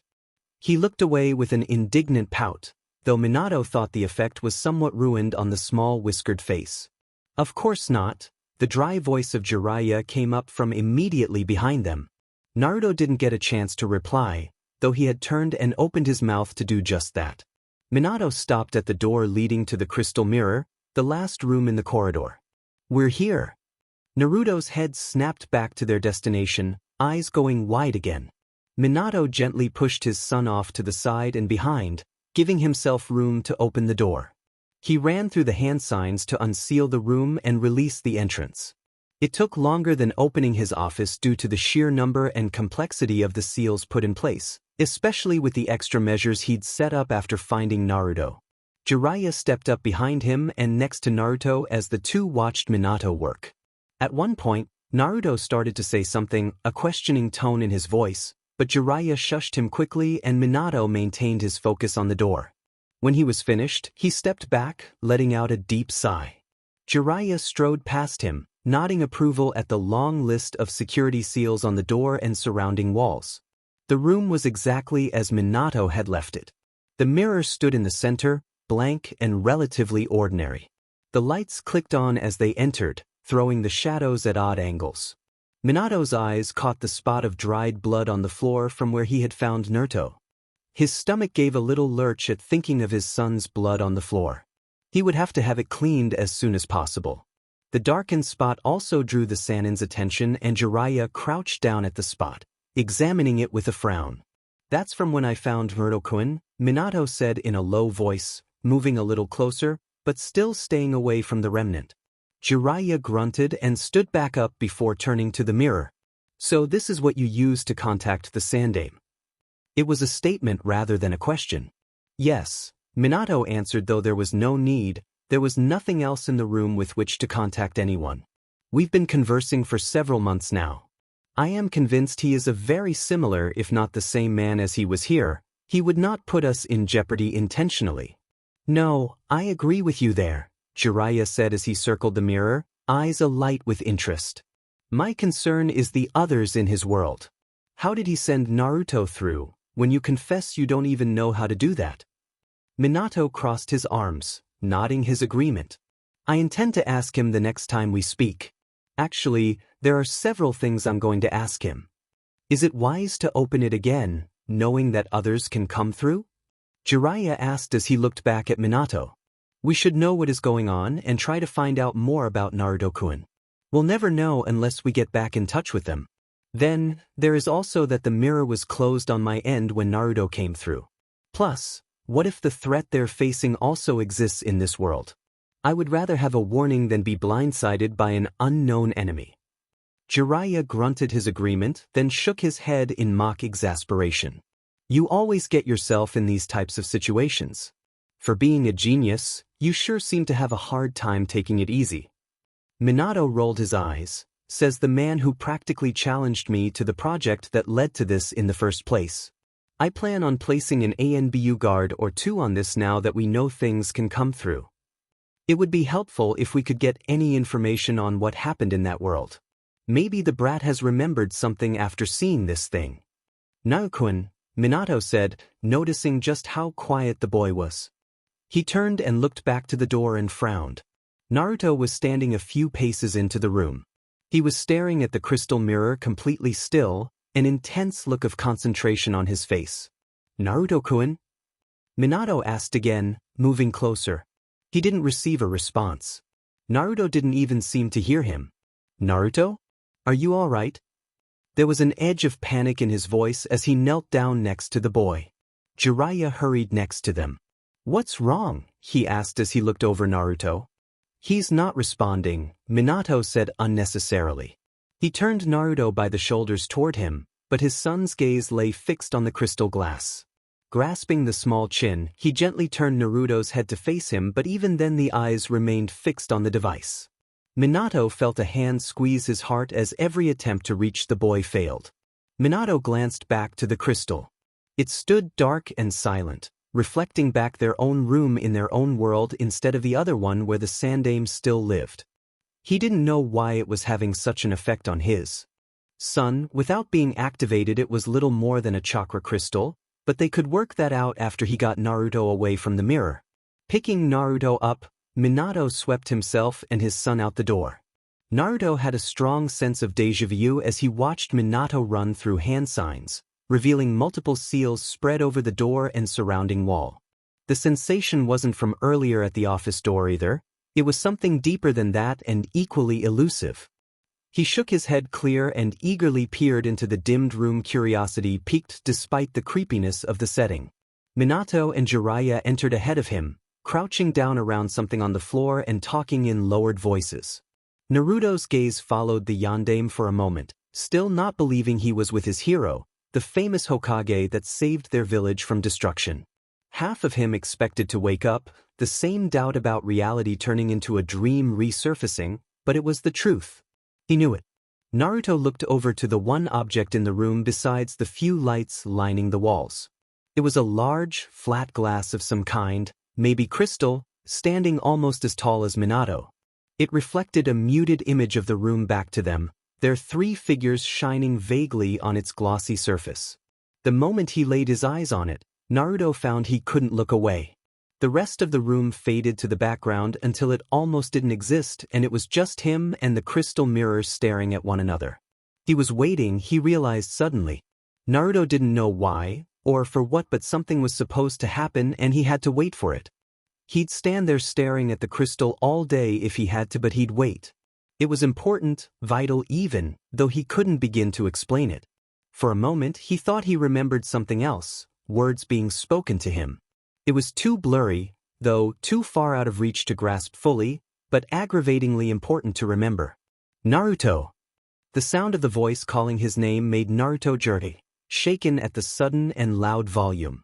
He looked up wildly, wondering what he could have possibly done to get in trouble when he'd just been standing there and looking. With a start, Naruto realized they were out of the chamber and back in the hall. Minato was kneeling in front of him, the wide blue eyes staring into his with alarm. "Naruto!" Minato said again, this time as a question. Naruto blinked at him, still confused. "What?" he asked, faintly defensive. "I didn't do anything." Minato let out a relieved sigh, his shoulders sagging as he held his grip on Naruto's arms. Naruto frowned at the man. The Hokage wasn't hurting him, but he still wasn't entirely comfortable with the contact. Then he found himself being pulled into a hug. Naruto froze, stiffening in the arms wrapped around him. He turned wide, bewildered eyes up to Jiraiya, who was standing by the closed door. "You weren't responding," the older man said. He turned to the door as started running through hand signs resealing the room. "You scared me half to death," Minato mumbled half to himself, then pulled back suddenly, looking directly at Naruto. "What happened?" Naruto squirmed slightly under the gaze. He was used to staring, but it seemed different when this Hokage did it. "I don't know," he said, shaking his head. "I just looked at that thing and I don't know." Minato let out another sigh, squeezing Naruto's arms once more before standing up. "That's enough surprises for one day, I think. I'll show you where you'll be staying." "Where will I be staying?" Naruto asked, curiosity piqued, though he was still unnerved by what had happened. "With me," Minato replied, steering Naruto back down the corridor. Minato dash. Jiraiya spoke up from behind them, but he was cut off by the Hokage. He's staying with me. His tone was final, ending any and all discussion about the topic. Naruto blinked up in surprise at the blonde just behind him. He didn't know what to think about the entire situation. It was just too confusing. The only thing he was certain of was the relief at the prospect of getting a break from it all. More than anything, though, he wanted to get out of the lower corridors of the Hokage Tower. He didn't know what type of house the Hokage lived in, but any place was better than the dark, echoing hallways, especially that room with the crystal. Here we are. Minato tried to inject as much enthusiasm into his voice as possible. Since leaving the Hokage Tower, particularly the room housing the crystal glass, Naruto had been quiet. Minato didn't know if this was normal for the boy. He knew surprisingly little about Naruto, but that didn't stop him from trying to cheer up the general mood. Arriving at the house seemed to distract them both. Minato smiled as Naruto's head swiveled to and fro, taking in as much of the house as he could. Customarily used by the Hokage, the building was located in a quieter section of the village, away from the busy center but still within the walls. It wasn't the grandest house in the village. It was old, and since its creation other, larger houses had gone up, but it still held a calm dignity. A small garden and lawn surrounded it on either side, though the grounds looked a little overgrown. The house had 2 stories, the traditional style beautiful in its simplicity. In all honesty, the house was too big for Minato, and he sometimes hated returning to it at night. He only used a few rooms inside and spent as much time away from it as possible. Occasionally, he would think of moving into a smaller apartment. There was no rule or law saying the Hokage must live there, but Kushina had loved the house. She had once said that it reminded her of the houses in Whirlpool before her country was destroyed, so Minato stayed. Fumbling with the folders that had been moved onto him by a frantic clerk before leaving the tower, Minato unlocked the door. He nudged his son inside and turned, looking for his sensei. The Toad Sage had surreptitiously disappeared soon after leaving the tower. Part of Minato was glad to have a moment alone with Naruto without Jiraiya's cautious eye surveying every interaction between the two, or move from the boy, but another part of him wondered what the old man was up to. Minato didn't want to have to spend another afternoon smoothing over complaints from half the young women in the village. Still, there was no sign of Jiraiya outside, so Minato kicked the door closed with one foot and dropped his heavy stack of paperwork on the nearest flat surface before pulling off his sandals. He glared at the stack, quietly cursing his own inability to escape without the clerk's notice. The desk ninja's demeanor had quickly gone from shock to panic at finding out that the Hokage was leaving unexpectedly for an undetermined amount of hours without finishing the morning's reports. One last glance at the loathe pile and Minato was fairly certain that the reports weren't more likely to be finished at the house with Naruto around than if they had both stayed in his empty office. Minato smiled at Naruto as the boy gazed around the inside of the house as much as the outside. The entrance hall was one of the few places Minato still put effort into maintaining well. The furniture was simple and elegant dark wood, much of it predating Minato's time in the house. On the rare occasions that visitors came to the house, they mostly kept to the entrance hall or the sitting room beyond the first main door. Naruto wandered around the edge of the hall, closely examining everything and anything in reach, pulling open drawers and peering into the closet. He came to the sitting room entrance and poked his head in, Minato following behind him and doing the same. The older blonde cringed as he saw the state of the room. It was relatively clean, free of dust and clutter, with 2 couches placed facing each other in the center of the room around a low coffee table. The few extra chairs and side tables around the walls were straight, as was the large bookshelf lining the far wall. The only things out of place were the books strewn all around the room, stacked on the coffee table, side tables, and couch cushions rather than on the shelves reserved for them. "I meant to pick those up," Minato muttered to himself, pulling Naruto away from the sitting room. "Well," he said in a louder voice as he guided the boy toward the stairs, "I guess we should find you a room to stay in first." Naruto looked up at him, surprise and excitement in his expression. "So I really get to stay here?" he asked, eyes wide and bright. "And you don't mind?" "Of course I don't mind," Minato said, half distracted as he thought of bedrooms that would be usable. He came out of his thoughts just long enough to smile down at his son. "I'm glad to have you stay." Minato started leading the way up the stairs but paused when he couldn't hear the sound of steps behind him. He turned back and looked down. Naruto was still at the foot of the stairs, staring at the steps before him with a frown. "Naruto-kun?" Minato asked. "Why are you doing this?" Naruto asked, looking up at him. The confusion and barest trace of suspicion in Naruto's eyes hit Minato like a physical blow, and for the first time he wondered what type of life Naruto had growing up alone in the village. He wouldn't think that his son would be abandoned if things had been different.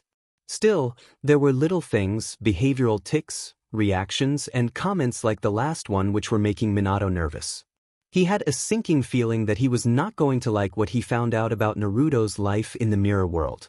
It was yet another thing on the growing list of items to discuss with the Sandaime. He pushed it to the side though. It was a topic for another time, in another place. Right now, his focus was on making Naruto comfortable with a room for the night.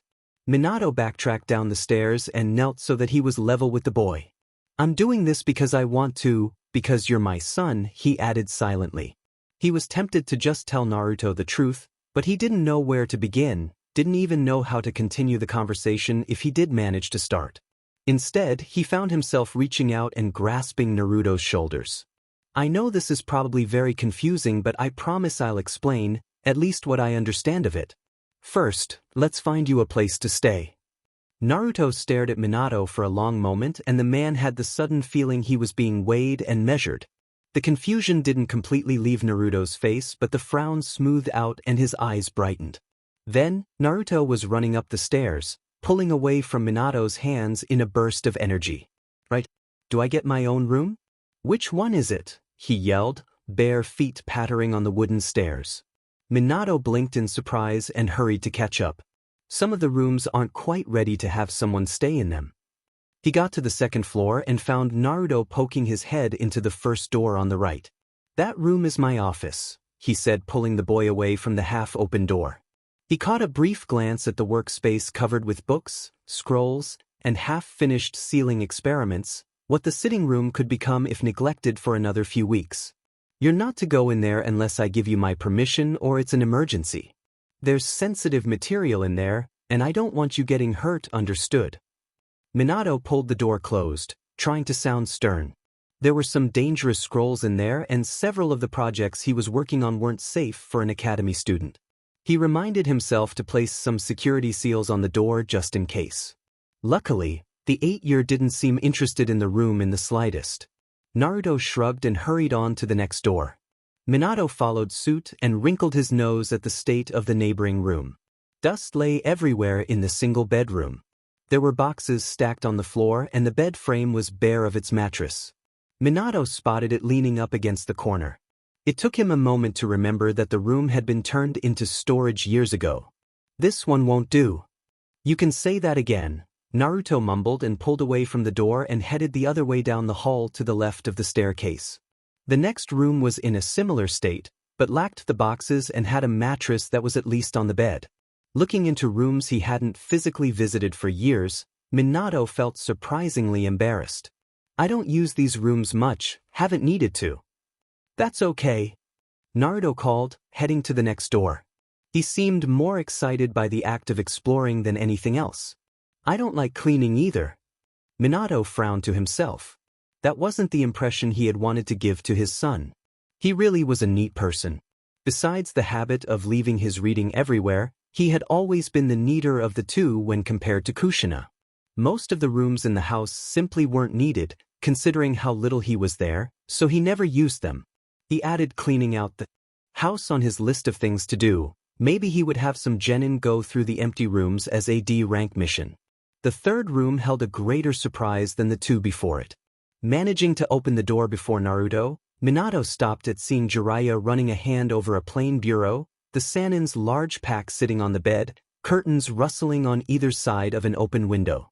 "Minato-kun, you need a maid," the older man said before Minato could speak, "preferably a young, pretty, and single one." The bachelor Hokage rolled his eyes at the comment. "What are doing, sensei?" He pushed the door open wider, letting Naruto into the room. This one didn't seem too bad. The dust was only a thin layer and the bed was already made. He eyed the pack sitting on the same bed. What does it look like? Jiraiya said, brushing the dust off his hands and smiling at both blondes. Here I am in town, needing a place to stay, and I thought what better place than my old student's house? He has more room than he can stand and wouldn't turn away an old friend. No bathhouse this time? Minato asked, a knowing smirk on his face. What? And neglect my favorite student? Jiraiya asked, exaggerated shock in his voice. It's almost like you don't want me to stay. That hurts. I thought you would appreciate the company. Minato rolled his eyes again, but the smile stretched a little wider and there was more relief in it than humor. Minato was starting to feel a little out of his depth. He'd been living alone for so long and suddenly an 8-year-old was in his care. The thought of having help was a relief and it would mean that his sensei would be close at hand to help with any situations. We'd be glad for the company, wouldn't we, Naruto-kun? Naruto looked startled to be included in the statement, wide, surprised eyes shooting up to Minato's smiling face then moving to Jiraiya's before a low smile spread over his own. Yeah. Naruto cried, a little louder than necessary, that'd be great. Now there's 3 of us. We just need to find one more room then. And he was off, shooting out of the room and down the hall. Minato glanced after the streak of blonde hair and saw Naruto open the door to another room that he knew was a closet.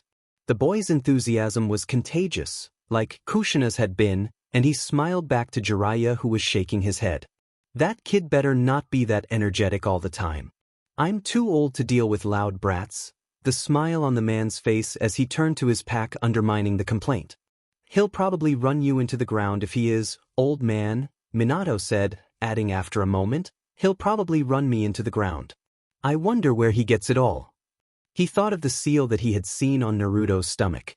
He had forgotten about it after everything that had happened. Putting a hand into his pocket, Minato pulled out the scroll which he had copied Naruto's seal onto. Here, look at this.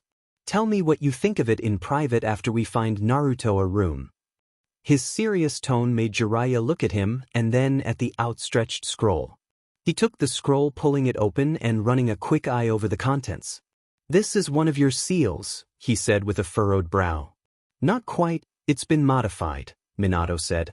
Down the hall he heard another door closing beyond the closet and hurried out of the room. Look it over carefully and tell me what you think. In the end, they settled for a room next to Minato's. It was covered in just as much dust as the others, but had a full set of furniture and a large window that Naruto loved. Despite his claim that he disliked cleaning, Naruto seemed excited enough about the prospect of his own room in the shared house to attack the dust contaminating it. They would have to get Naruto some more clothes and other essentials, but Minato was satisfied enough with the day's progress to leave that off for another time. He left the boy with a bucket of water and some rags, promising to check on him in an hour or so after talking with Jiraiya. The older man was sitting on the bed in the room he'd claimed his own, looking over the seal. His face was creased in concentration and his bag, still packed, had been shifted to the floor. Minato slipped into the room and shut the door behind him. He crossed to a chair pushed up against the desk next to the window and, turning it to face his sensei, sat down to wait. Several minutes passed in silence before Jiraiya opened his mouth to speak.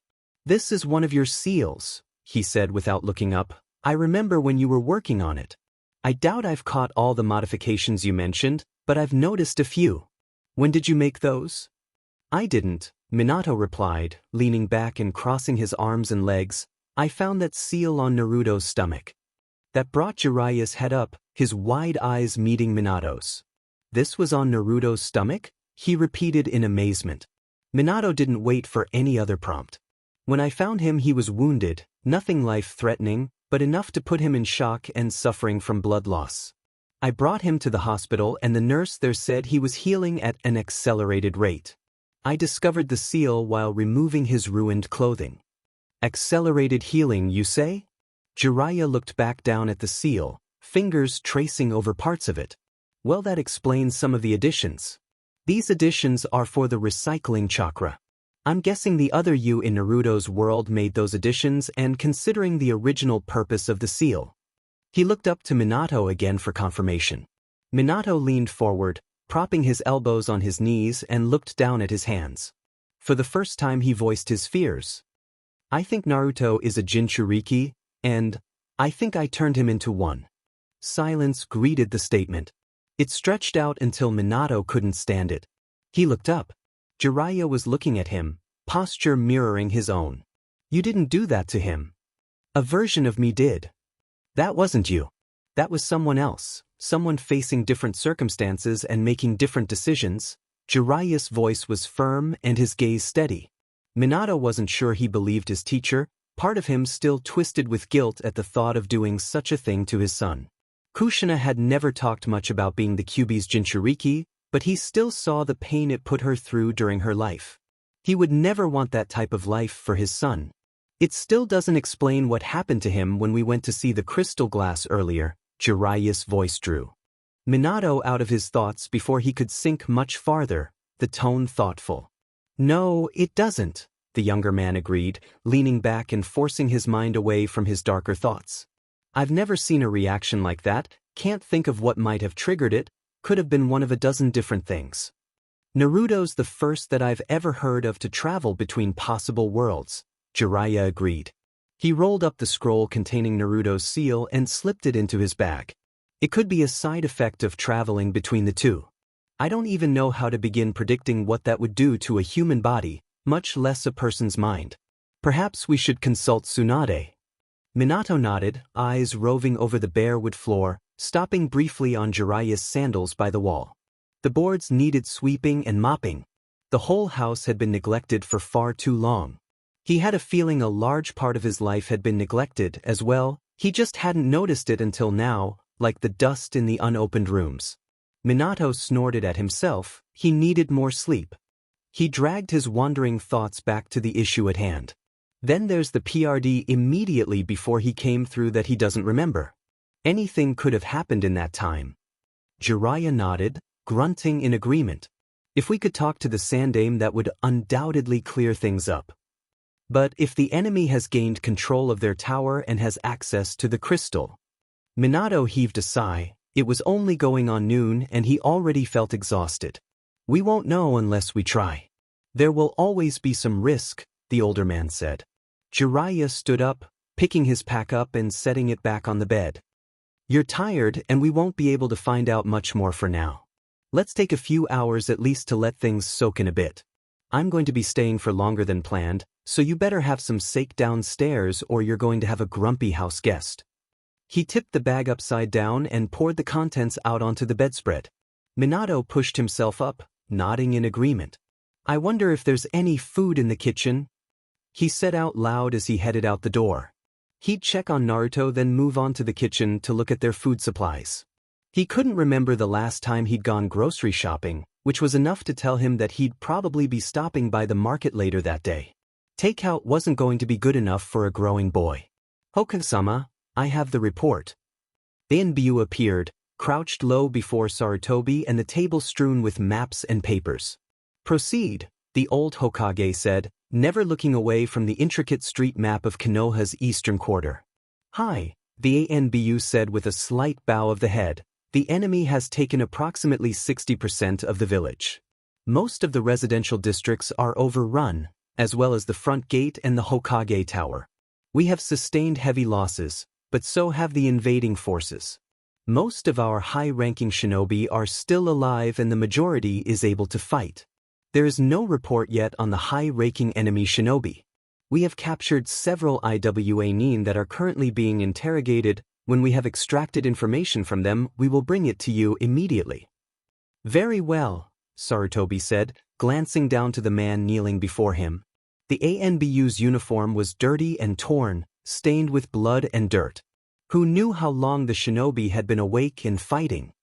Take a few hours to rest, get some food and sleep. I can still fight, Hokage-sama, the ANBU protested, stiffening at the order. Sarutobi shook his head with the wisdom of a man who had seen too many wars. You won't be any good if you collapse from exhaustion. You will fulfill your duty far better if you take the chance to rest while you can, otherwise you become a danger to your comrades. The shoulders sagged ever so slightly and the imbu replied, Hi, Hokage-sama. There is one more observation from the front lines. The IWA forces are forming their main line of defense through the village. However, the Amigakure forces seem to be concentrating on and around the Hokage Tower. The announcement made Sarutobi pause and his frown deepen.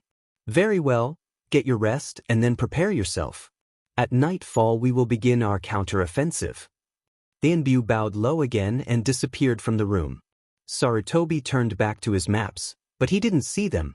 His mind was on the report he'd just received. While it was reassuring knowing his most effective shinobi were still able to carry on, it also grieved him to hear that so many of their youngest had fallen, men and women who hadn't even had a chance to live their life yet. It reminded him of the Shinobi Wars, a time he never wished to revisit in the remaining years of his life. The most disturbing news, however, was the distribution of the enemy. He had a feeling IWA, while providing the bulk of the troops for the attack, was not the true antagonist. Amigakure, in his personal opinion, was the more dangerous of the two and probably the instigator. And now they were in control of the Hokage Tower. Sarutobi's thoughts immediately turned to the crystal mirror he'd used to talk with Minato sitting in the depths of the tower. He could think of no possible way the enemy could be aware of its existence. The likelihood of them stumbling over it was even less, but aware or not, accidental discovery or not, the danger was still present. Sarutobi's mind raced to his personal notes and research, containing the seal that he had used to send Naruto through to safety. He had ordered its destruction along with the other sensitive information they could not allow to fall into enemy hands, but he hadn't been able to oversee it personally. Shaking his head, Sarutobi refocused on the maps in front of him. Shikaku, head strategist, ran through possible plans and their probability of success.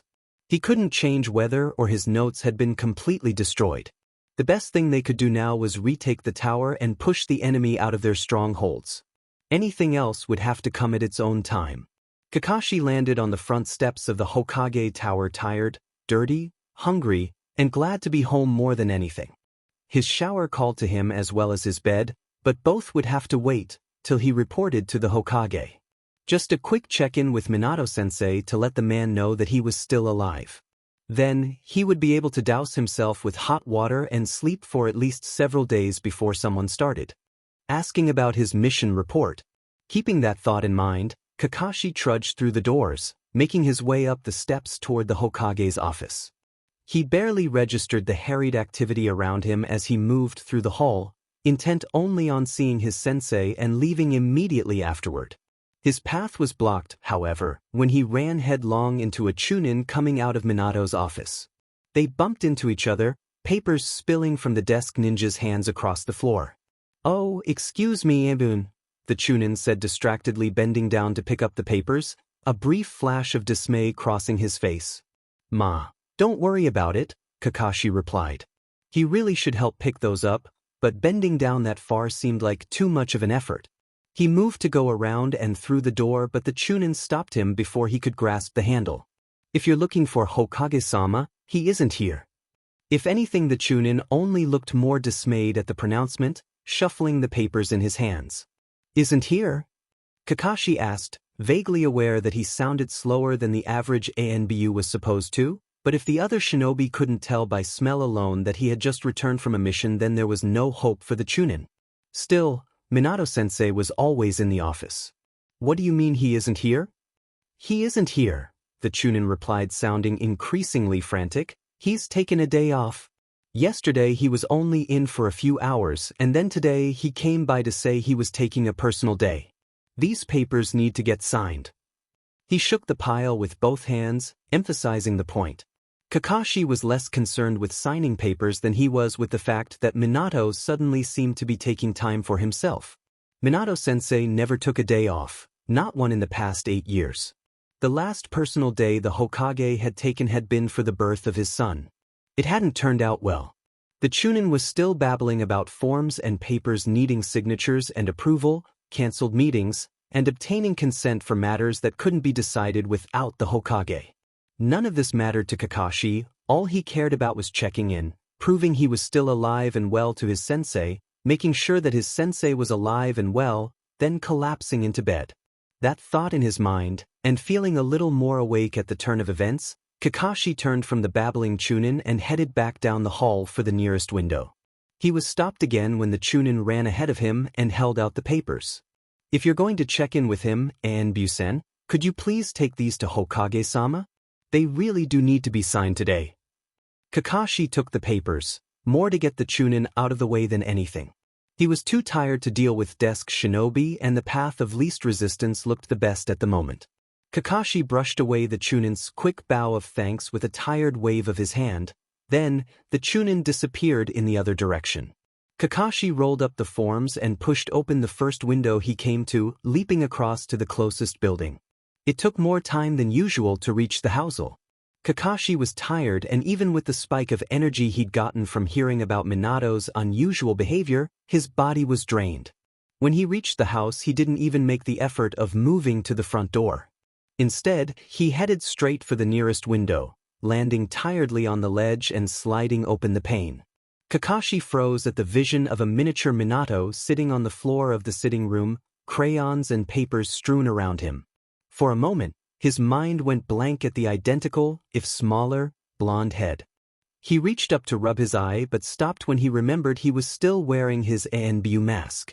He really should have taken an hour or two on the way back to the village to catch a nap instead of pushing through. He was having hallucinations. Then, the blonde head came up to reveal an equally identical set of blue eyes that landed on Kakashi's position, perched in the window. "Eesh," the boy yelled, throwing an accusatory finger at the masked man. "It's you." "Me," the Anbu repeated confused, trying to dredge up any reason that a miniature copy of his sensei would know him or even how such a boy could exist. "Is everything all right? I thought I heard a yell." Minato appeared from around the corner dressed in his blue shinobi uniform, though without his Hokage coat or Jounin vest. He stopped when he spotted Kakashi, crouched on the windowsill, half in the room. "Oh, you're back, good."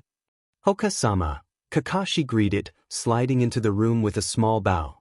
He glanced at the boy still sitting on the floor, then back at Minato, amazed at the likeness between the two. "You look exhausted," Minato said, gaze running up and down Kakashi's weary form. He paused in a moment of consideration before continuing with a casual wave. "And you need a bath. I can get your report later. Go home, bathe, sleep, and eat. You have the next 2 weeks to rest from your last assignment. Oh, and if you see Kakashi, tell him I want to see him tomorrow morning, and not sooner." The last was said in the firm tone that told Kakashi his sensei was serious. Anbu glanced down at the boy looking up at him from the floor with wide, curious eyes, Minato's eyes. He was missing something. Kakashi couldn't help but feel it should have been obvious. He should be able to figure it out with a little bit of thought, but his brain was slow and his mind sluggish. He'd been out on a mission for too long and he had pushed himself to return too quickly. He wouldn't be figuring out any mysteries, even obvious ones, until he'd had some rest. Kakashi heaved a sigh, wanting to know but wanting his own bed at the same time. "Hi, Hokage-sama. They wanted you to sign these forms," he said, belatedly remembering the papers and placing them on the windowsill. He turned to the window. Minato didn't seem to be in trouble at the moment. The man looked fine, healthy, and even a little happier than Kakashi remembered seeing him in recent years.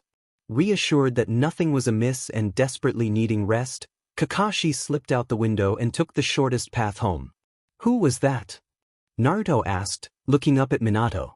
"That," Minato said, moving to sit down on the couch near Naruto, "was Dog. He's one of my most trusted Anbu. What were you yelling about earlier?" Naruto shuffled around so that he faced Minato, though he remained seated on the floor. The books had been picked up and replaced on the shelves. Minato and Jiraiya had made sure to place any books with questionable or dangerous content on the highest shelves where the 8-year-old wouldn't be able to reach them. Minato was planning on moving the books in question to his office once that space was cleaned, organized, and had room, but at the moment the office was still a disaster.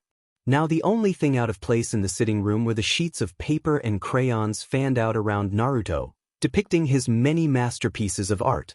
Glancing at some of the closest drawings, Minato recognized Kushina's artistic skill, or lack thereof. If he wanted Naruto to become a seal master, then he was going to have to put in a little extra work. I think I've seen that mask before, Naruto said, looking closely at the tip of a blunt crayon before putting it back on the floor and turning his full attention to Minato. You have? Minato asked. He leaned forward, placing his elbows on his knees and clasping his hands. He tried to think of the implications of that fact. When? That was the mask the guy who brought me to the Hokage was wearing. I might have seen him before that, but those masked guys never stay around long. Naruto shrugged, fiddling with another crayon, peeling the paper wrapping off more than was needed. It wasn't a certainty, Minato knew, but it was a chance that the Kakashi in Naruto's world was also dog. It could mean that his student was looking after his son in that other place, which was something of a comforting thought. However, Minato would have preferred that Kakashi adopt Naruto, if the child was ever orphaned. Thinking of his own Kakashi and all the hurt the man carried as well as his stigma about families, Minato wouldn't be surprised that the silver-haired ninja would be reluctant to make such a commitment. Minato hesitated slightly before silently bracing himself for his next question.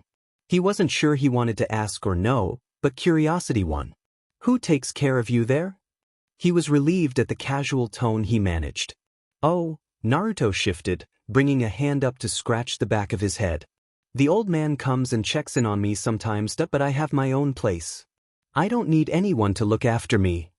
Naruto looked up with a wide grin across his face. It took effort to return the smile. Naruto's wide grin didn't fool him, he could see the brittleness behind it. He knew about the months spent perfecting it till it hid the loneliness from everyone, but Minato saw through it easily. He had worn the same expression more than once to convince his sensei and students that he was fine after Kushina's death.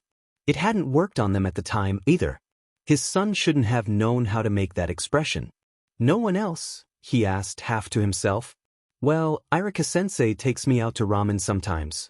He gets me Ichiraku's ramen, it's the best in the whole world. Naruto declared with enthusiasm. Though, he also yells at me when I get in trouble and not just in school either. Minato's expression eased in a genuine grin. Irika? Minato remembered seeing the man around the village, but had never gotten to know him very well. That's because he cares about you, Minato said, reviving what little he knew about the academy instructor. The younger man was something of a mother hen from what Minato had seen and heard. He made a mental note to pay more attention to the man in the future before turning back to the conversation, forcing himself to continue. What happened to your parents, do you know? This time Naruto didn't answer right away, squirming where he sat as he looked down to the rainbow of crayons scattered around him. He shrugged, a failed attempt at being casual. I don't know. No one ever told me.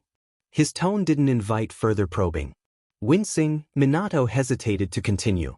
Naruto was hunching in on himself, a slight curl to his shoulders as he seemed to closely inspect his array of crayons.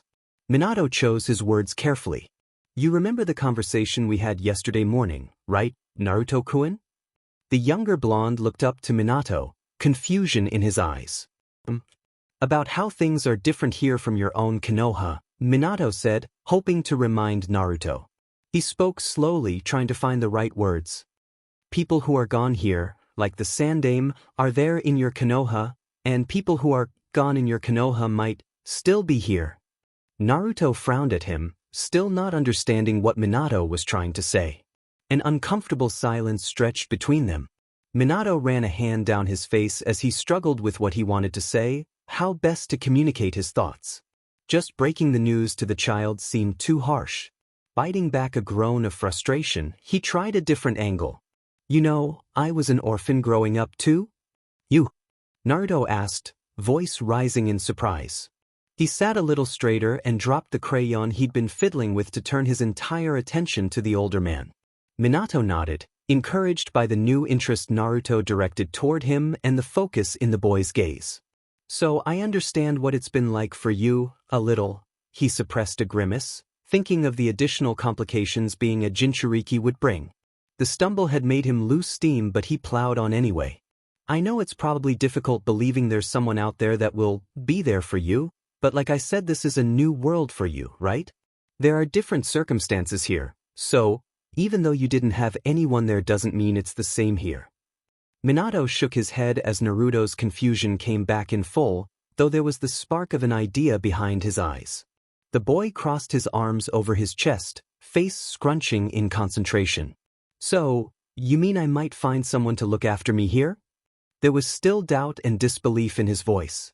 No, I mean you already have someone here. Minato shifted in his seat and ran his hand over his face again in a bout of frustration. The subtle approach obviously wasn't working. Naruto clearly needed things stated plainly, like Kushina had. What I'm trying to say is dash. Man, am I hungry? Jiraiya burst into the room, interrupting Minato and drowning out what he was about to say. When are we going to get lunch, anyway? I know this great ramen stand in town. Both blondes turned to him in surprise, one face lighting up at the mention of lunch, the other shooting a narrowed glare at the interruption. Naruto leapt to his feet, punching the air in excitement. Yeah, ramen, the boy cried, all thoughts of the previous conversation gone. Oh! Jiraiya exclaimed in over-exaggerated enthusiasm to match Naruto's. You like ramen then? It's the best. Naruto agreed with a fervent nod and a wide smile. And Ichiraku's ramen is the best of all. Can we go there? He ran up to the white-haired man, scattering a few drawings and crayons further across the floor, hands clenched and body tense in anticipation. Jiraiya grinned and ruffled Naruto's head. Isn't it lucky? That's exactly where I was planning on going? I'd say stay here for lunch, but I still don't trust Minato-kun's cooking skills. He's so out of practice. Naruto let out another whoop of joy, dancing on the spot before running to the door. I'll get my sandals. Jiraiya turned to watch Naruto leave. Minato, however, kept his eyes on his sensei throughout the whole exchange. The Hokage's expression wasn't much more forgiving than when the Sannin had first interrupted and he hadn't moved from his seat on the couch. Now, with Naruto gone, Minato slowly stood up from his perch. You have terrible timing, you know that, sensei? Jiraiya shrugged, unaffected by Minato's dark look. I've been told that before, though in this case I think I'm right on time. I was about to explain to him, Minato bit out, turning to the papers littering the area and bending to pick them up with quick movements. Jiraiya sighed and moved to help Minato. Exactly my point. It's too soon to be telling him those things. There's still too much we don't know. Don't know. Minato looked up from his cleaning and watched his sensei shuffling some of the bright crayon drawings. When he spoke again, his voice was muted to a lower level. He's my son and he's been alone his entire life. That's all I need to know. In his grip, Minato could feel a few of the crayons snap from pressure. Jiraiya scooped up the last few pictures, taking his time before answering. I know, and that's why we need to be cautious in how we do things, what we tell him. He's had it hard enough without giving him false hope. Look, Jiraiya's shoulders dropped slightly, his voice low and serious.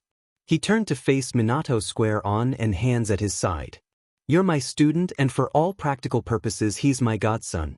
I don't want either of you hurt if I can prevent it. We still don't know all the facts of what happened over there. We don't know if Naruto will even be able to stay here. There's no way to tell if the Sandame's technique used to send him here is permanent or if it has side effects that could be harmful. What will it do to him to gain a father here if he has to lose him all over again? Minato didn't respond. There was nothing to say to that. He stood silent, shoulders slumped and gaze turned down to the floor at the thought that he wouldn't be able to keep Naruto. The idea hadn't occurred to him, and now that it was pointed out he couldn't stop the cold hand that gripped his heart at the thought. Hell, Jiraiya continued, voice more thoughtful as though he were speaking mainly to himself. They might even just demand that we return him. Naruto is that other Konoha's Jinchuriki, after all, and they won't want to let him go so easily. They'd have a fight on their hands, Minato responded without thinking. He tensed after uttering the words, immediately feeling Jiraiya's disapproving eyes on his back. Another crayon snapped in his grasp. A moment of silence stretched out while neither man moved. Then, Jiraiya turned his attention to the drawings in his hands, leafing through them absently. I'm just saying we need to know more of the situation before we do anything rash. You're already stuck in this position. Let's spare the brat the same stress until we know for sure, all right? Minato finally looked up from the floor. I suppose you're right. I also suppose this leaves us little choice except to attempt contact with the Sandaime. He looked at Jiraiya, noticing that the man was froze in place, staring at a picture with muted shock. What's wrong? Jiraiya wordlessly turned the drawing around to face Minato. At first, the Hokage didn't know what upset the older man. The picture looked like a slightly lopsided picture of a very gnarled tree that spread across the entire page. He opened his mouth to ask what the matter was when his eyes caught what his sensei had seen. The leaves spread across the top half of the page weren't leaves at all, but a section of a seal, a very complicated and extensive seal. Minato took the paper, eyes raking over the green crayon marks before he turned to the pictures he held in his own hand. He shuffled through them, scanning the images with careful eyes while Jiraiya did the same with the papers he'd already perused. In several pictures, Minato found clear sections of a seal and more areas in other pictures that could have been part of a seal but were too clumsy due to the crayon to tell. What is this? Minato asked, not expecting an answer but needing to voice the question anyway. He finally cycled back to the first page, the one with the tree and the largest example of the seal he'd seen. He couldn't tell much from the small section, but he could tell that the examples drawn out for them were only parts of a much larger seal, one he'd never seen before, and that Naruto should not have any ability to draw in the first place.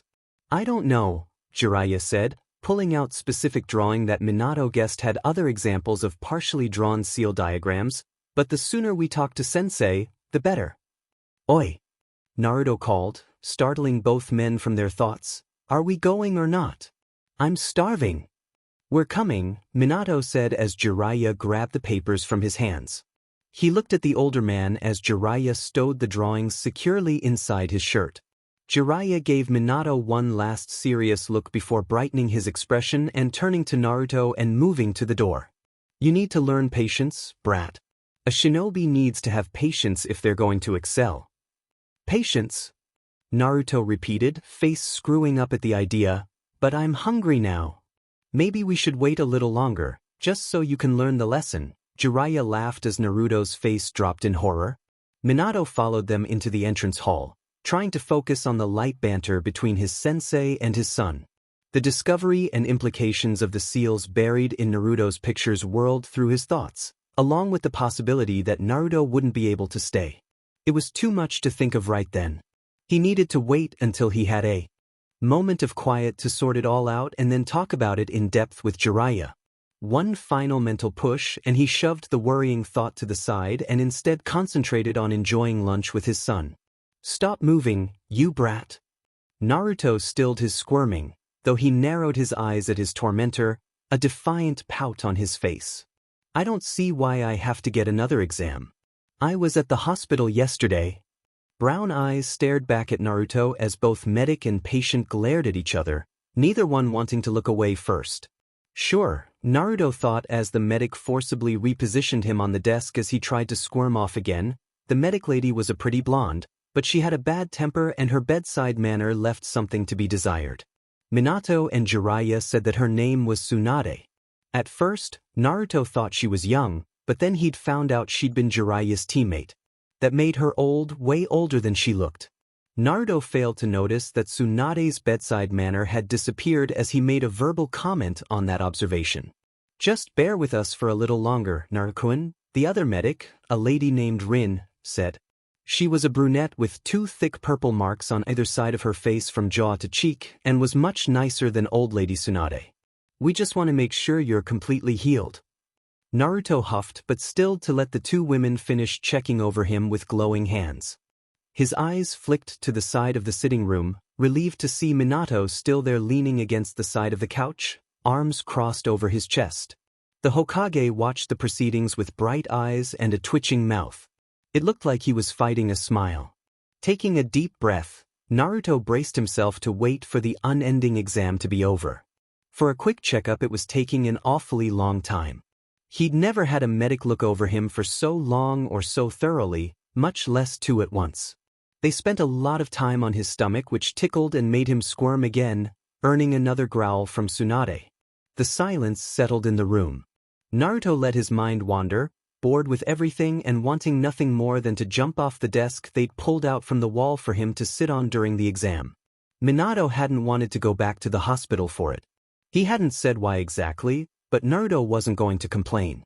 Naruto's thoughts turned back to the thing that was still in the back of his head, drawn like metal to a magnet. It seemed like whenever he wasn't distracted by something, whenever had a moment for just his own thoughts, they inevitably focused on the half-thought that he still couldn't remember. It had something to do with the old man, of that Naruto was relatively sure, since whenever he thought about the Sandaime the sensation got stronger.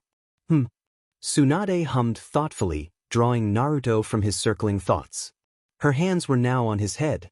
Through the soft green glow that circled her hands and by extension Naruto's head, he could see her face scrunched in concentration. It only lasted a moment more before the woman dropped her hands and turned back to her bag. Now only Rin's hands pressed into his back, but they were removed a moment later as well. The brunette turned to some paper laid out on the table and began writing notes across the white sheets. "Arm," Tsunade said, gesturing with one hand. The other held a syringe and needle. Naruto grimaced at the sight, not wanting to get stuck with a needle, but his eyes flickered over to Minato again and he straightened his back and stuck out his arm.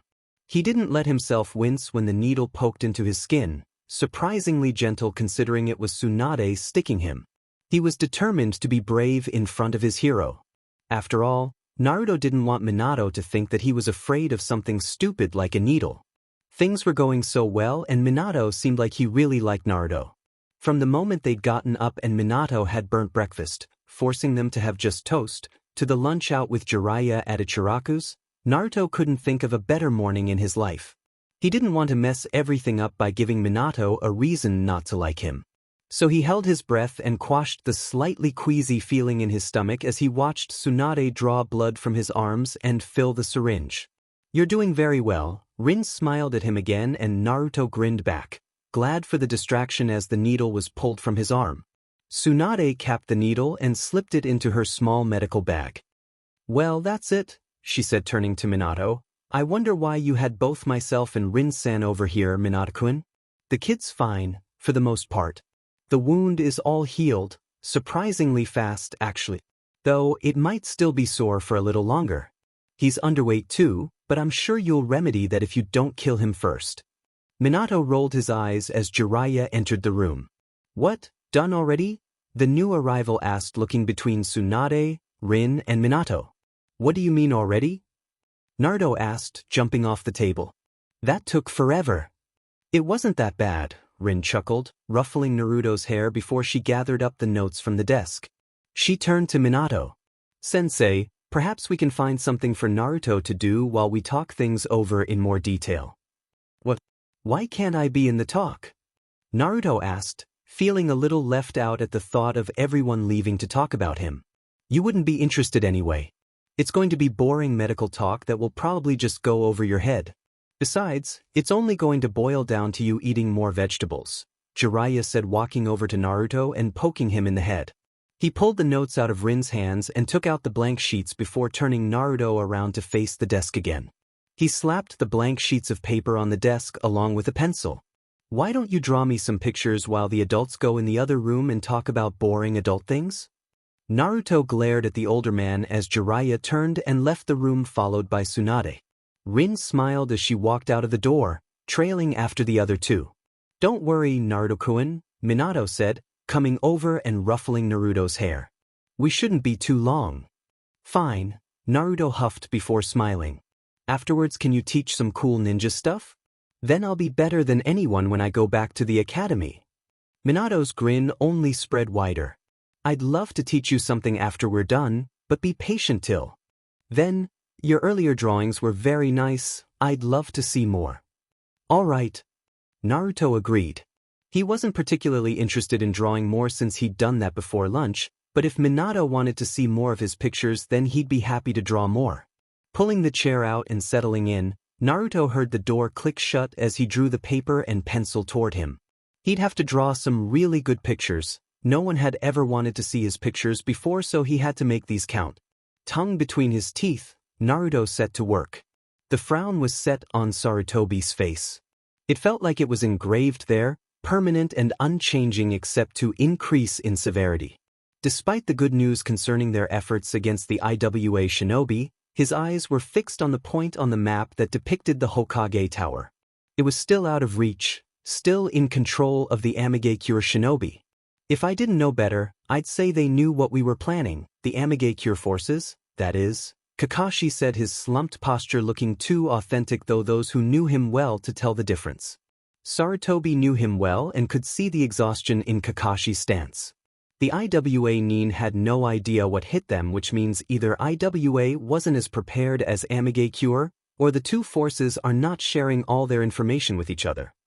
Sarutobi nodded, grunting his agreement. Let us hope it is the latter. That would mean they are divided, and a divided force is almost always easier to deal with. We may very well have a spy in our midst. Kakashi only nodded, the eye visible through his mask tired and muted. Is Naruto safe? Somewhere where they won't get to him. He is as safe as I can make him, Sarutobi replied, indicating the topic should be dropped. Hi, Hokage-sama, Kakashi said quietly, head bowed. What do you intend to do if we do have a spy? Sarutobi looked up from the map and stared at Kakashi for several moments. Do you think we do?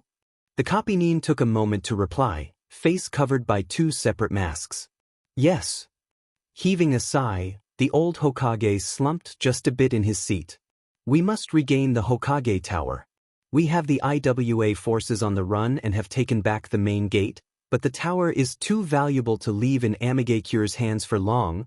But first we need to rid ourselves of this spy. Any effort will be undermined because of him.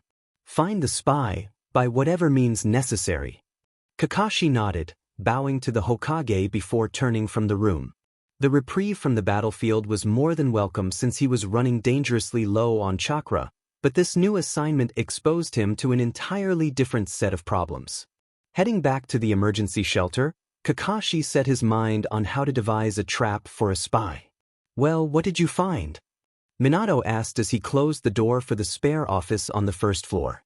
The room hadn't been used in years and sat covered with dust like many of the spare bedrooms on the second floor. Jiraiya was just able to throw up a quick privacy seal before Minato lost control of his curiosity. Geez, Tsunade grumbled to herself as she ran a hand over a dusty box. You'd think we'd at least be able to talk in your regular office. It might be more comfortable. Minato shook his head, but Jiraiya beat him to the answer. It's still too messy.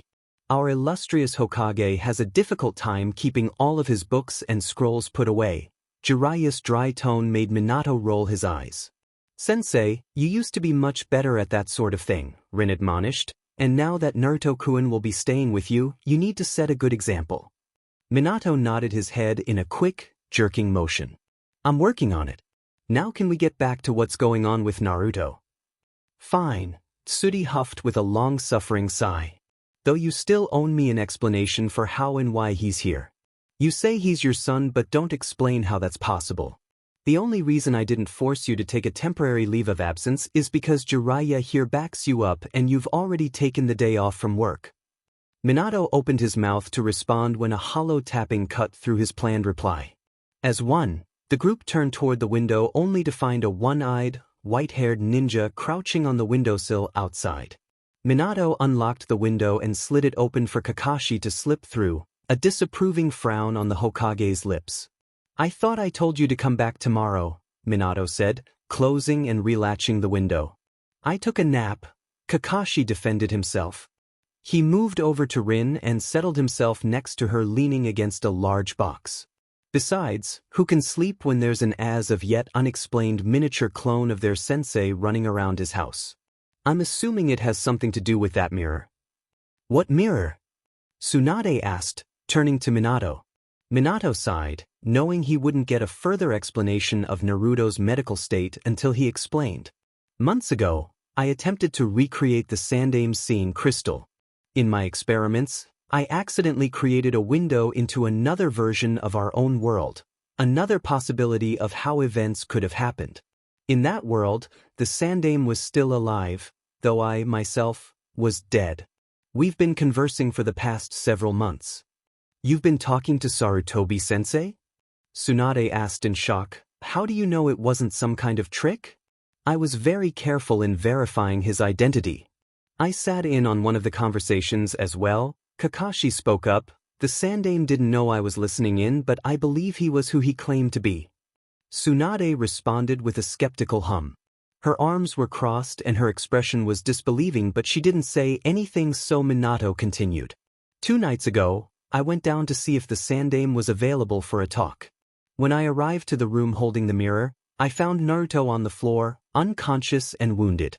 The mirror wasn't activated, but there is no other way he could have gotten into the room. Questioning him later verified that he is from the other Konoha. Minato hesitated, thinking about the QB sealed in his son. Perhaps it was shame, but he didn't want to tell anyone what his other self had done. However, he seriously doubted he would be able to keep it a secret. Jiraiya already knew, after all. He didn't need to say anything at the moment, though, as Kakashi was already speaking.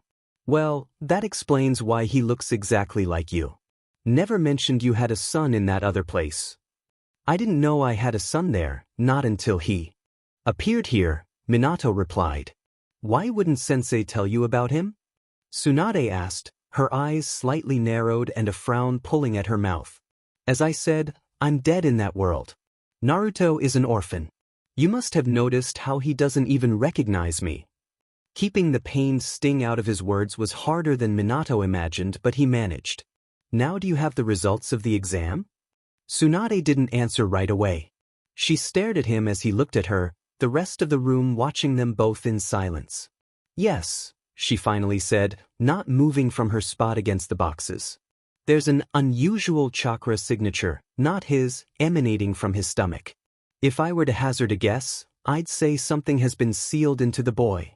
Tsunade turned a sidelong glance to Minato that made the younger man sigh.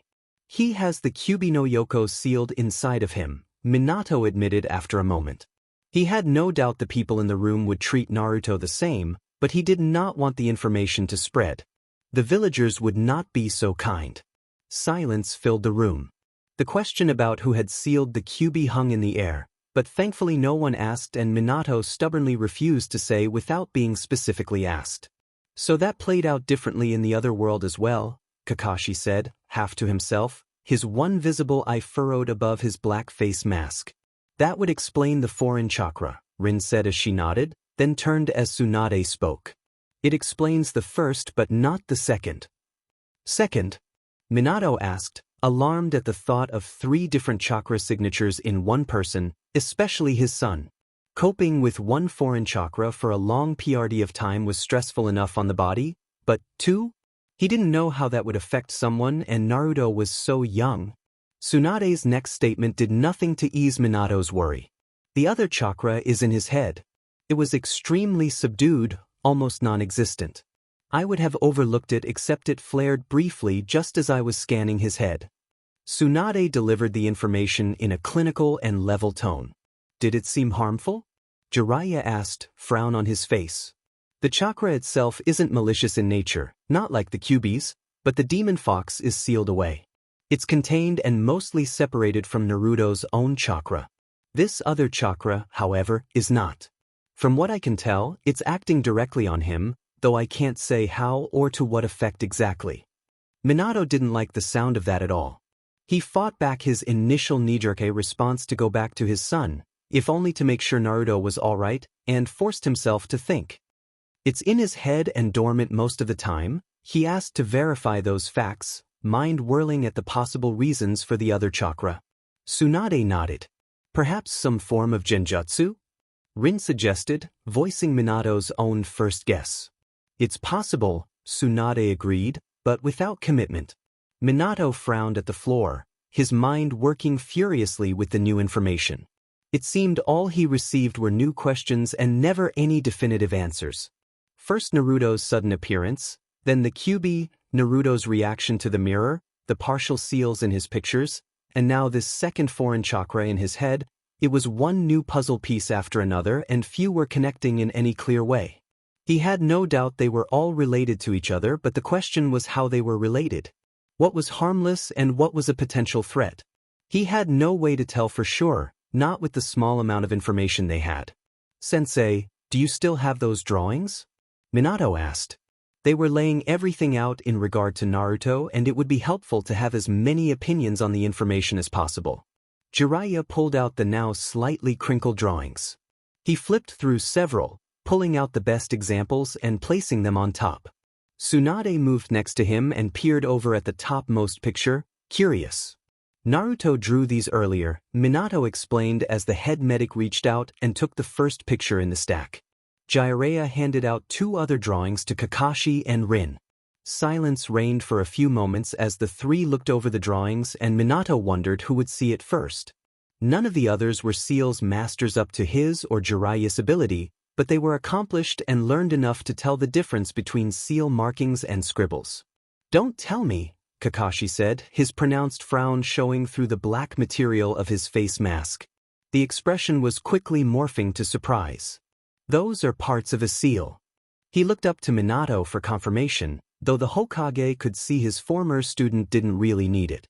Minato nodded as Tsunade's and Rin's face lit with the same recognition. "A seal for what?" Rin asked, now peering at the drawing with greater intensity as her eyes ran over the out-of-place markers. "There's no way to tell without the complete seal," Jiraiya said, taking back the drawings. "We'll try to piece it together as much as possible, see what we can figure out from the sections we have, but there's no way to tell for sure if these are even from the same seal." Minato nodded in agreement. "And any that we manage to string together will merely be speculation on our parts. The only way we'll know we have the right seal is by trying it, and unless we somehow find the hand seals for it, that won't be possible." He cleared his throat, thinking he might be sounding a little too pessimistic. "But we'll try," Minato finished to an amused snort for Jiraiya. "Yes, we'll try," Jiraiya agreed, tucking the pictures away and crossing his arms. He tilted his head and a light tone came into his voice. "And we'll work it out too, because I'm the best seal master around, and Minato-kun is all right." He finished with a hand waggle and a shrug. Minato purposely ignored the friendly jab, not wanting to encourage his sensei any farther. "Unfortunately, even if we do find the right seal, that will hardly answer all of our questions." "Have you considered attempting to contact the Sandaime again?" Tsunade asked, equally ignoring Jiraiya. Nodding, Minato held back a sigh as he agreed. "I think that's the only way that we'll really be able to find out what happened. Naruto certainly doesn't know anything, and what he does know he doesn't understand enough to communicate reliably." "We could try tonight, after Naruto-kun is in bed," Kakashi suggested. "You both always kept late hours anyway." Minato thought that over for a moment before he nodded. "I want you and Rin to stay and keep an eye on Naruto, though. Nobody should know he's here, but just in case." Rin bobbed her head and Kakashi responded with, "Hi, Tokasama." His voice didn't betray any disappointment at being left out from the meeting or enthusiasm for spending time with Naruto. "How are you going to explain his presence?" Tsunade asked, a skeptical look in her eye. "Do you plan on just sending him back to his own world when all is said and done? The other Konoha may not give up their Jinchuriki so easily, and they have means of coming into our world while have no idea how to even attempt crossing to theirs. That gives them a distinct advantage if a fight were to break out." Minato shifted where he stood, resisting the urge to run a hand over his face. Still, he couldn't help the cooling of his tone and hardening of his face when he replied. "I think we have other problems to take care of before we approach that." "No need borrowing trouble," Jiraiya agreed quietly. Jiraiya frowned at the papers scattered around him. They covered his bed in the second-floor room at the Hokage's mansion and spilled onto the floor.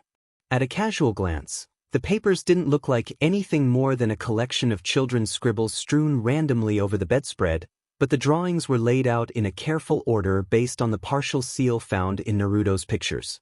The newer drawings Naruto had finished while the adults were talking sat on the floor. There were no buried seals in them. Jiraiya guessed it was due to Naruto's concentration and focus while he drew them. In the earlier doodles, the boy hadn't been paying attention, and that most likely allowed whatever was buried in his head to leach through to the casual drawings. In the new drawings, Naruto had clearly tried to make the nicest pictures he was able. Touching, but for the purpose they had set the boy to draw, ultimately useless. Perhaps Minato could tack them to a wall somewhere in the house. Luckily, there was enough to work with in the other drawings for the moment. Based on those fragments, Jiraiya thought he recognized some of the work from his old sensei. Considering Naruto's likely close proximity and relationship with the Sandaime, it certainly would make sense to find Sarutobi-sensei's seal in the boy's head. Still, it did nothing to explain why the seal was there in the first place. Undoubtedly, if he knew what the seal did, he would know why it was buried in Naruto, or have a very good guess at the very least. A sudden bout of laughter sounded through the door, followed by a rush of feet down the hall and stairs. Jiraiya looked up to the closed door and smiled, causing crow's feet to appear at the corners of his eyes. It had been a long time since he'd heard laughter in this house, and he was grateful for that if nothing else.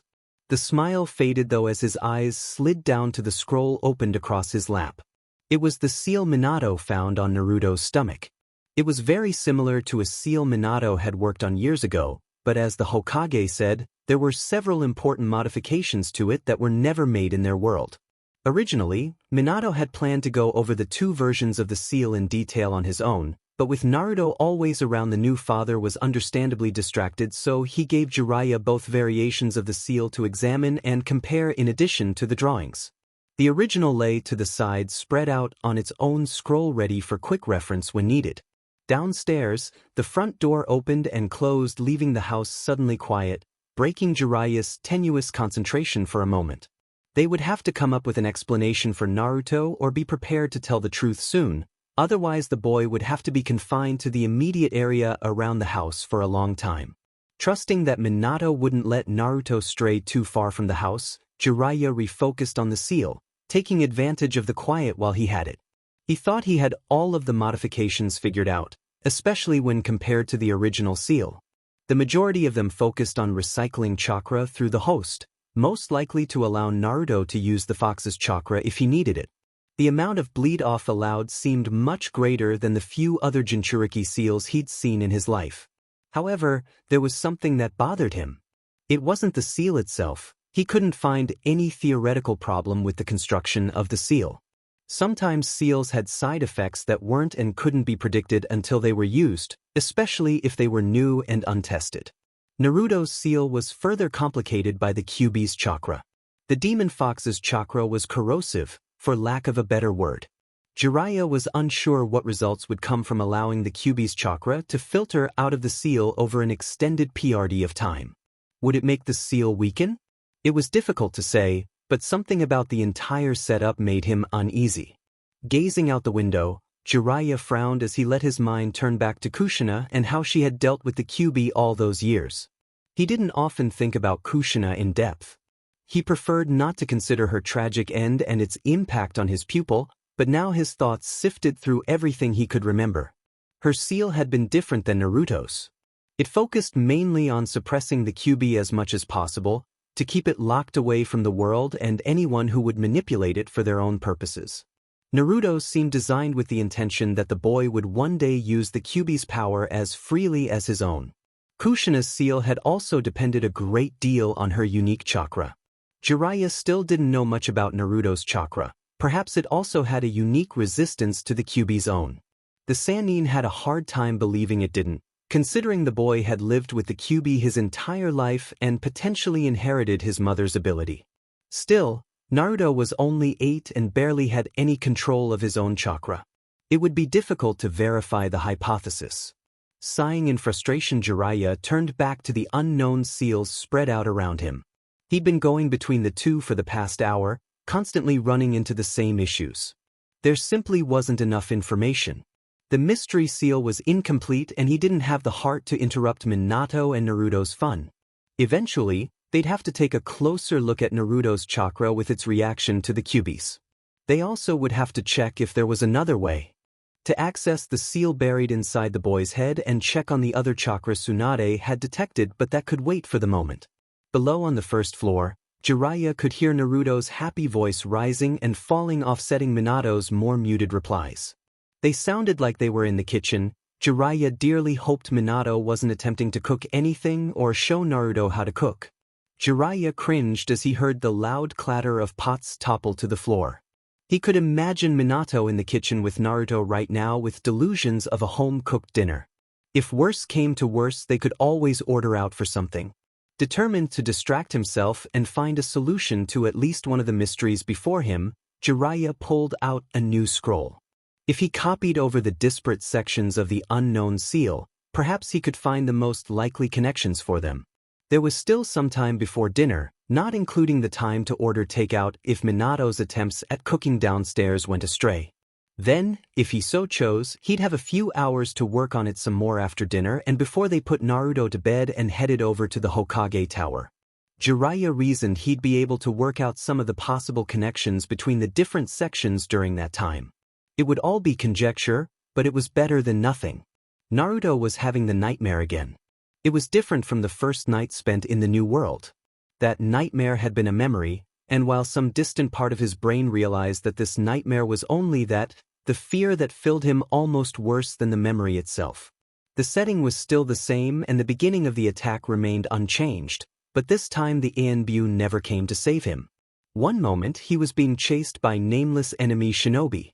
Then he turned to find a mob of angry villagers after him. They chased after him for somehow causing the attack that was still happening around them. Everywhere buildings burned and no matter where Naruto turned down the streets and alleyways he couldn't escape.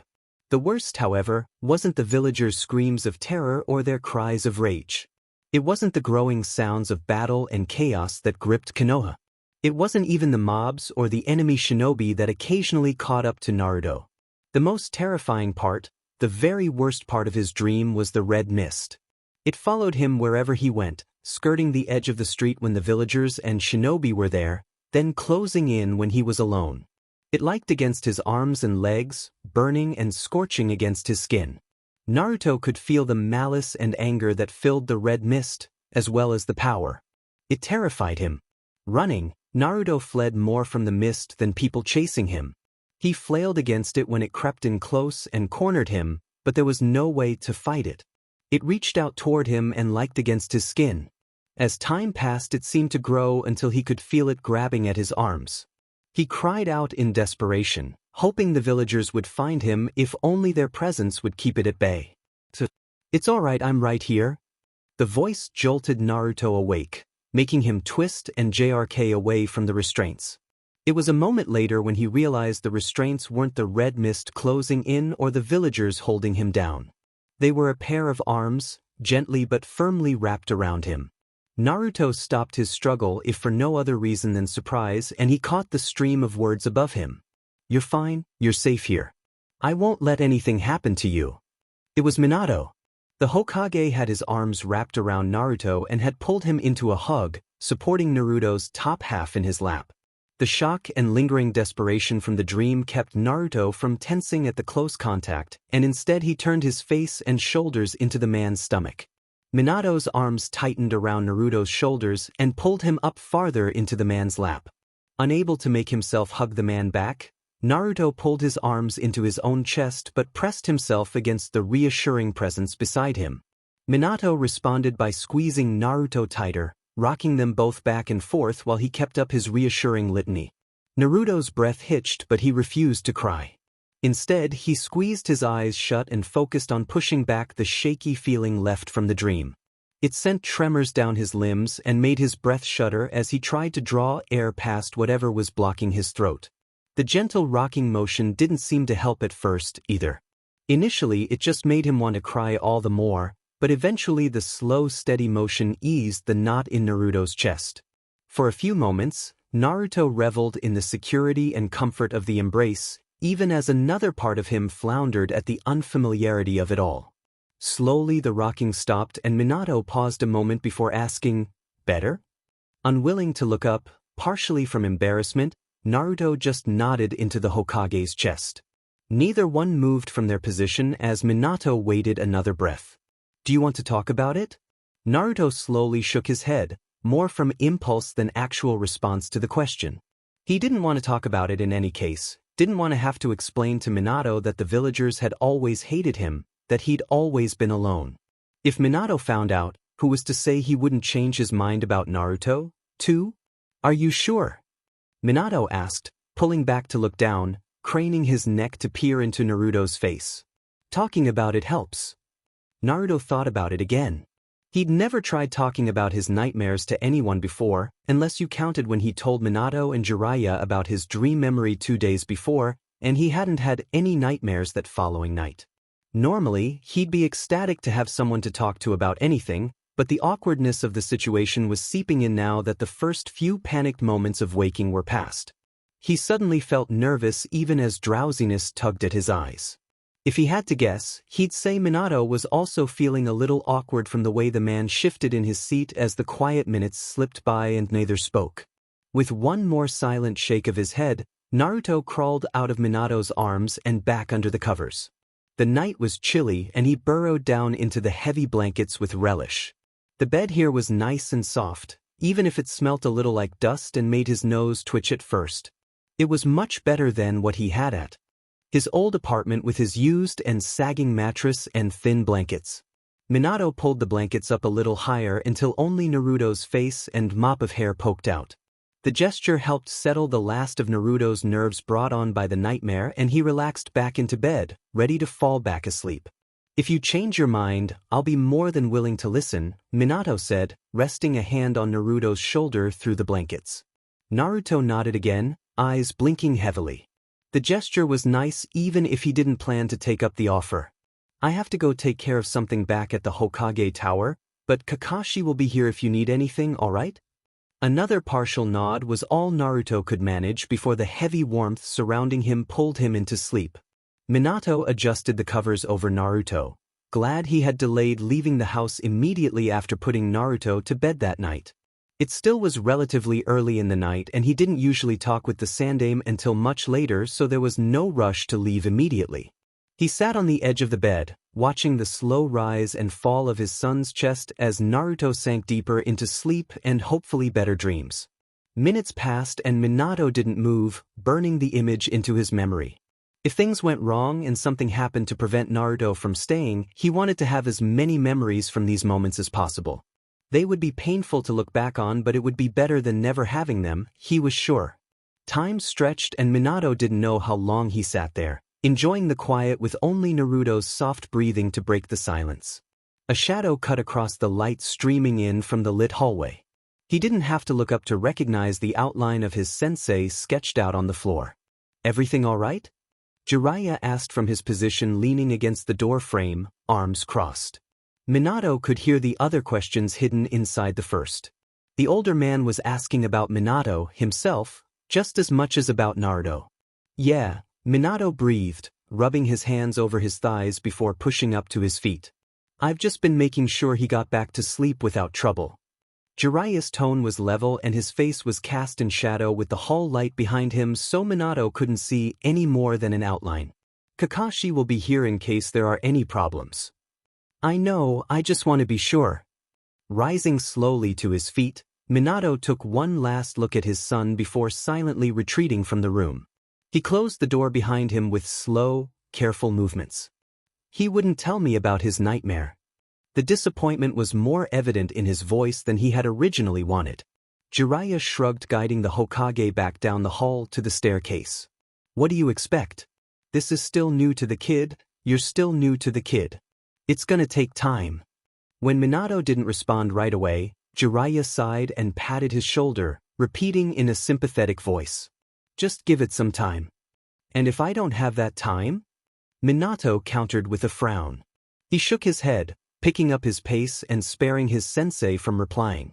At the bottom of the staircase, Kakashi slouched against the wall, his one eye trained on the two men coming down from the second floor. Rin stood nearby, looking at a landscape hanging on the wall with false interest. At their footsteps on the stairs, she turned around and watched them. "How's he doing?" Rin asked, moving to the base of the staircase across from Kakashi. It sounded like he was pretty upset. "Nightmare," Minato responded, thankful for Rin's concern and glad she had invited herself along for guard duty with Kakashi. She had a full schedule with her duties as a medical nin and he hadn't wanted to put any additional requirements on her at first, but she'd shown up with Kakashi a few hours after the two had left Naruto's medical examination. He's asleep again and hopefully he won't have any other problems through the rest of the night. "Don't worry, Sensei," Rin smiled, "we'll look after him." Minato nodded, hesitating at the door. He knew his two remaining students would protect Naruto with their lives if necessary and Rin could more than handle another nightmare, but he still searched for a reason to delay a little longer.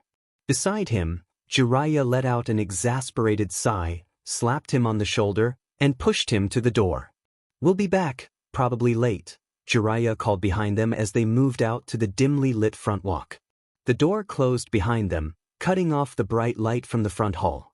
Minato suppressed rolling his eyes at his sensei at being pushed out the door, but he couldn't blame the man. If everything went well, Jiraiya would be able to see his sensei for the first time in years. If Minato had been in his shoes, he too would be understandably eager. So without looking back, Minato sped up his pace and turned down the road. He leapt up onto a small wooden stand and pushed off to travel over the rooftops, Jiraiya close behind him. Tsunade was waiting for them at the front door of the tower. She tapped her foot as she stood under the entrance lights, arms crossed and mild frown on her face. "About time," she grumbled when they landed on the steps in front of her. "Something came up," Minato said, but the medic didn't wait to listen to him, flipping her hand and turning to move inside. "If you say so," she said, pulling open the doors only to pause just inside the building. "So where is it?" "It's in the lower levels," Minato said once he and Jiraiya were also inside and the door closed.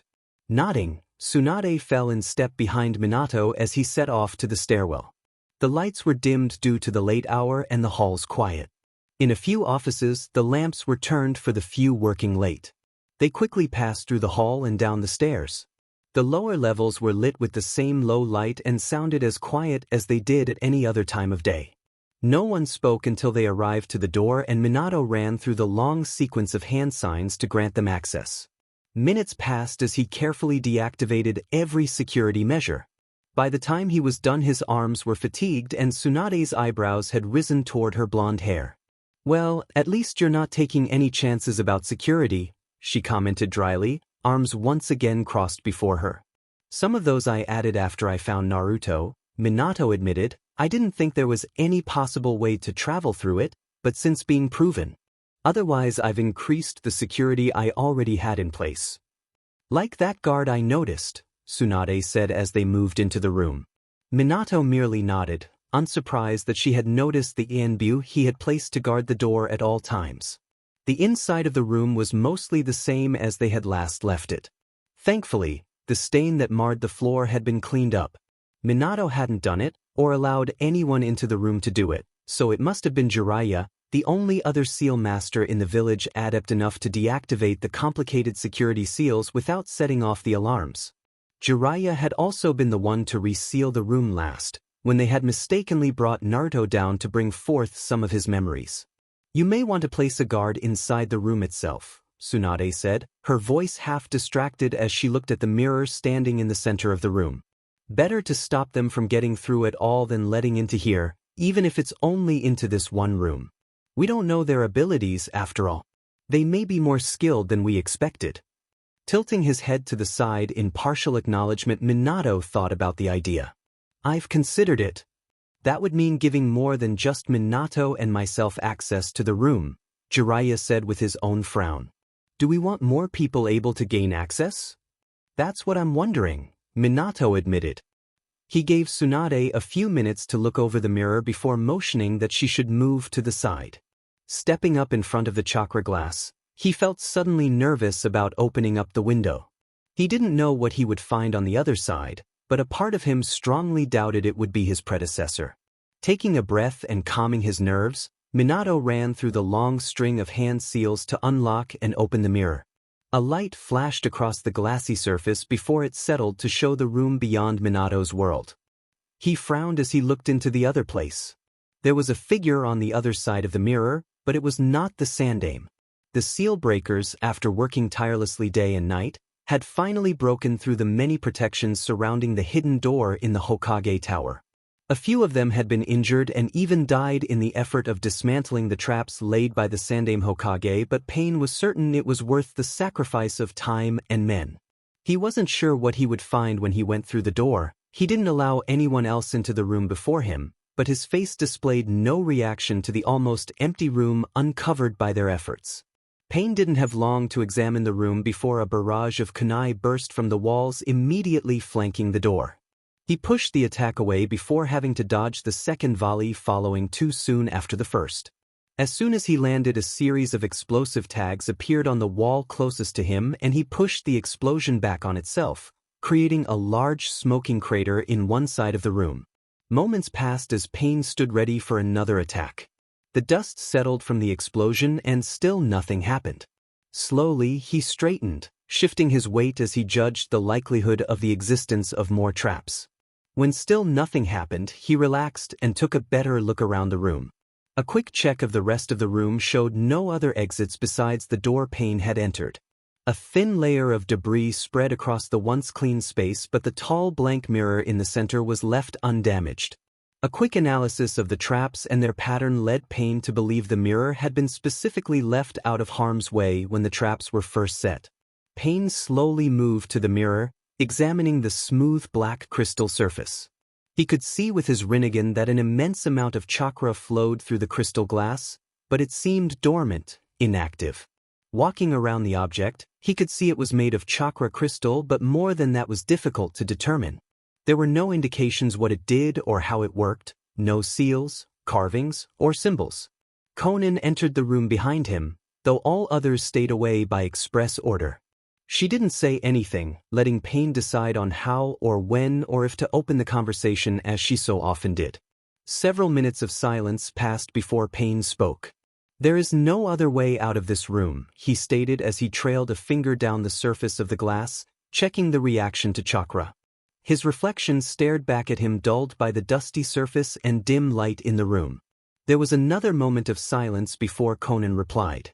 In the glass, Pain could see her dark outline, the brighter hallway behind her shining through the ruined doorway. "The IWA forces are retreating," she said in a level tone, giving no emotion away. "We have been able to mostly repel all attacks, but only because of our informant, and the Konoha shinobi have been splitting themselves between our lines and Iwa's. Konoha was not expected to still have as many high-ranking shinobi left after the initial assault. This long drawn-out battle in the streets is not to our advantage." It was the most she had said it once in a while, perhaps months or even longer. Her reflection didn't move as she spoke, and Pain's eyes didn't waver from it as he stopped with one hand pressed to the glass. "We had two objectives in coming here," Pain started, though he knew she was well aware of both, his eyes raking across the crystal glass before him. "The first was to neutralize Konoha's power so as to eliminate any obstruction they present to our plans, with the added benefit of cutting down Iwa's military at the same time. The second was to acquire the Kyuubi before the container learned to wield its power. If the Jinchuriki ever learned to master the Kyuubi's power, it could become problematic." Pain continued to move around the mirror, hand trailing over the surface and drawing smooth paths in the dust-covered surface. "The Kyuubi was brought to this level, most likely to this room, but there are no other escape routes from here. It must have something to do with this mirror." Conan moved closer, examining the mirror with new interest. "Could we take it with us if we were forced to retreat?" she asked, though her tone didn't seem to expect an answer. "Do you believe our situation to be that dire?" Pain returned, only half listening for her answer as he crouched down in the back. "Konoha could not stand against us if you used your full strength," the kunoichi responded with indifference, "but you have already stated you do not wish to show your full strength to the world, yet. Better to leave them floundering and blaming IW, Pain agreed. However, that meant they could very well be pushed out of their stronghold if the tides of battle shifted. Neither said it, but both understood very well the dangers of limiting their strength in the battle. Our objectives concerning Konoha have been met. It will take the city time to recover from this, and the added instability of relations with IWA will only work in our favor if we are pushed from the city. Our new focus is to find the Kyuubi and secure it." Silence fell again as Pain finished his examination of the mirror.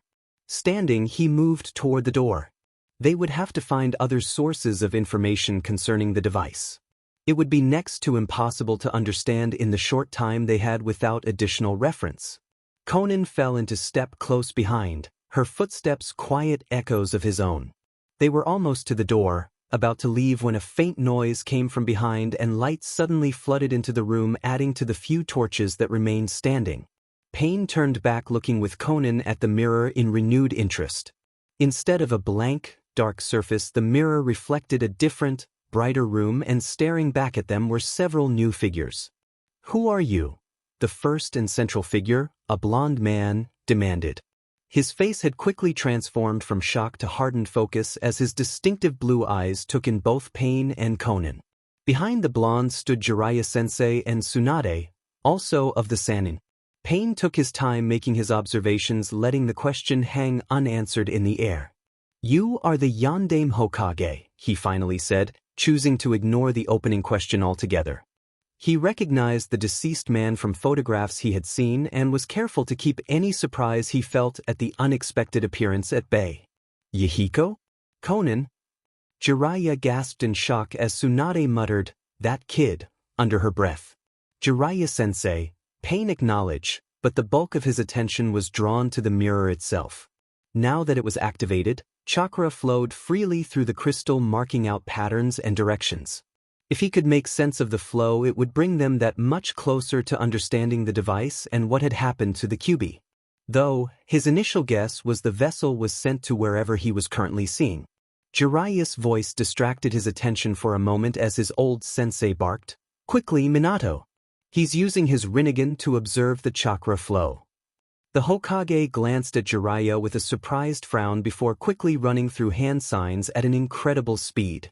The mirror went blank in the middle of the sequence, cutting off any chance of seeing the completed set and plunging the room into half-light again. Silence reigned, made more prominent by the contrast of light and sound that had briefly entered the room. Pain continued to watch the mirror as the last rift of chakra ran through it, only speaking when the crystal was completely still again. "Interesting." Minato continued to stare at the mirror long after it had gone dark. In his mind's eye, he could still see the red-headed man and his companion that stood on the other side. He ran over the image several times, ensuring he committed it to memory even as he desperately tried to understand what they had been doing in that room. They had both worn the same cloak, implying some kind of organization. Their headbands had been from Amigakure, but there was a slash through the markings which meant they were most likely rogue ninjas, probably part of the invasion force that had attacked Naruto's Konoha. The most startling thing, though, had been the man's eyes. "Oh boy," Jiraiya sighed behind him, drawing Minato out of his spinning thoughts. Things just became much more complicated. "What do you mean, sensei?" Minato asked, finally turning from the mirror and facing the older man. "Who was that? You seem to know him." Jiraiya nodded, a worried and puzzled frown on his face. "I do, or I did. He was one of my students around the time of the Second Shinobi War, before I took on your training." "Two of those orphans," Tsunade said, a scowl on her face as she looked from the mirror back to her old teammate, "but I thought you said they had all died." "That's what I believed, too," Jiraiya murmured, his voice dropping in thought, "but that happened before our two worlds supposedly split." "So who was he?" Minato repeated. They could discover the mystery on how the man had survived later. The more pressing issue was that the other mirror had apparently fallen into enemy hands. "During the Second Shinobi War, we came across 3 orphans not long after our battle with Hanzo. They followed us and asked us to train them. I decided to stay with them for a while and teach them ninjutsu until they could look after themselves. Yahiko, Nagato, and Konan." Jiraiya's eyes misted over as he gazed back into the past memories. They were talented, all 3 of them, but Nagato, he had the Rinnegan. "The Rinnegan?" Minato repeated, torn between shock and disbelief. That's supposed to be a myth, but he was talking more out of reaction. He'd seen the ripple pattern of the man's eyes and it matched the stories he'd heard about the legendary dojutsu. Plus, Jiraiya wasn't one to exaggerate about things like this. If his old sensei said it was the Rinnegan, chances were it was. Jiraiya only shrugged. "All myth is based in fact. Nagato had the Rinnegan. For a while I thought he was the child of prophecy I'd been told about, but then I heard that all 3 of those kids were killed, so I assumed I was wrong. Perhaps you should check up on them again, see if they really did die," Tsunade said, worried frown on her face. "Like you said, they died before the 2 timelines began to differ as far as we know. I'd rather not be surprised by someone like that." Minato glanced back to the mirror, picturing the man on the other side. Anyone with the Rinnegan could be dangerous, separated by dimensions or not. He turned and moved toward the door, calling one of the ANBU guards to his side. I want a guard inside the chamber at all times as well. Under no circumstances is that room to be left unwatched. Hi, Hokage-sama, the guard said before he disappeared. Jiraiya and Tsunade followed him out into the hallway. They only had to wait a moment before the ANBU with the additional guard returned. The additional guard slipped into the room, disappearing into the shadows. Minato turned to the ANBU captain. I'm going to seal the room again. There's no way out from the inside, so watch closely. You'll be the only one besides myself and Jiraiya, sensei, who is authorized to open this door. The ANBU captain nodded and Minato ran through the hand seals, sealing the room with the mirror and guard inside. Then, leaving the guards to their work, Minato turned back down the hall. They're almost certainly after the QB inside Naruto. There wouldn't be any other reason to worry about the mirror, unless they were just in there by coincidence when we activated the device. Jiraiya agreed, speeding up his pace to match Minato's. Glancing to his former teacher, Minato said, I need to know everything you knew about those 3 children. The information may be old, but at least it's something. Jiraiya nodded. I'll go over their abilities and what I taught them before I leave for Amigakure. It's time I double-checked just what happened to those 3 in our own world. I'll go through our records to see if we have anything on the Rinnegan itself. It probably won't be more than rumors and legend, but anything is better than nothing, Tsunade said, crossing her arms in front of her. Thank you, Tsunade-sama. I have a feeling we can't be too prepared for whatever comes our way. Kakashi let his eyes slide over the room even as he let his ears strain to hear into the corridor beside him. He had positioned himself so he could monitor both, choosing this particular break room because it was the closest to the intelligence division. With much of the village in rumble, behind, or too near enemy lines, they had been forced to make do with the little space they had, setting up emergency facilities and relocating departments where they could. After looking at the most suspicious reports indicating a leak, the Kopinin had determined the intel division closest to the Hokage's makeshift office the most likely housing a leak. He was making several assumptions by doing so. If the spy didn't act on every piece of intel they came across, had more connections than he realized, or some of the suspicious activities were simply coincidences, then he could very well be in the wrong area. He'd already informed the Hokage and they'd begun subtly rechanneling vital information around the specific office to other divisions for processing. If he was wrong and the spy wasn't located in that subdivision, they could very well be aiding the spy in gaining more intel. Still, this was Kakashi's best starting point, and it would be the perfect place for a spy to position themselves, not too high up to be found easily, but not completely out of the loop, which was why Kakashi was slowly waiting to see or hear anything that would give him any more clues. He had a list of suspects, but it was barely shorter than the number of people working or in contact with the intel office in question. He couldn't risk moving before he was sure and possibly miss his chance to capture the spy. The culprit would undoubtedly have valuable information that could prove vital to reclaiming the rest of the village. If nothing else, they could find out exactly what information had been compromised and change their plans accordingly. A door slammed shut, making Kakashi twitch where he sat slouch against the wall. He had started to doze off without realizing it. In all honesty, he was probably too tired from the day's constant fighting to be conducting the delicate type of surveillance work he was attempting, but he had no choice. Times were desperate.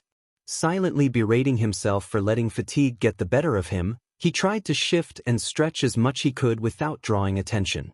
He'd been working on the problem of the spy for over 48 hours and only a few catnaps during that time.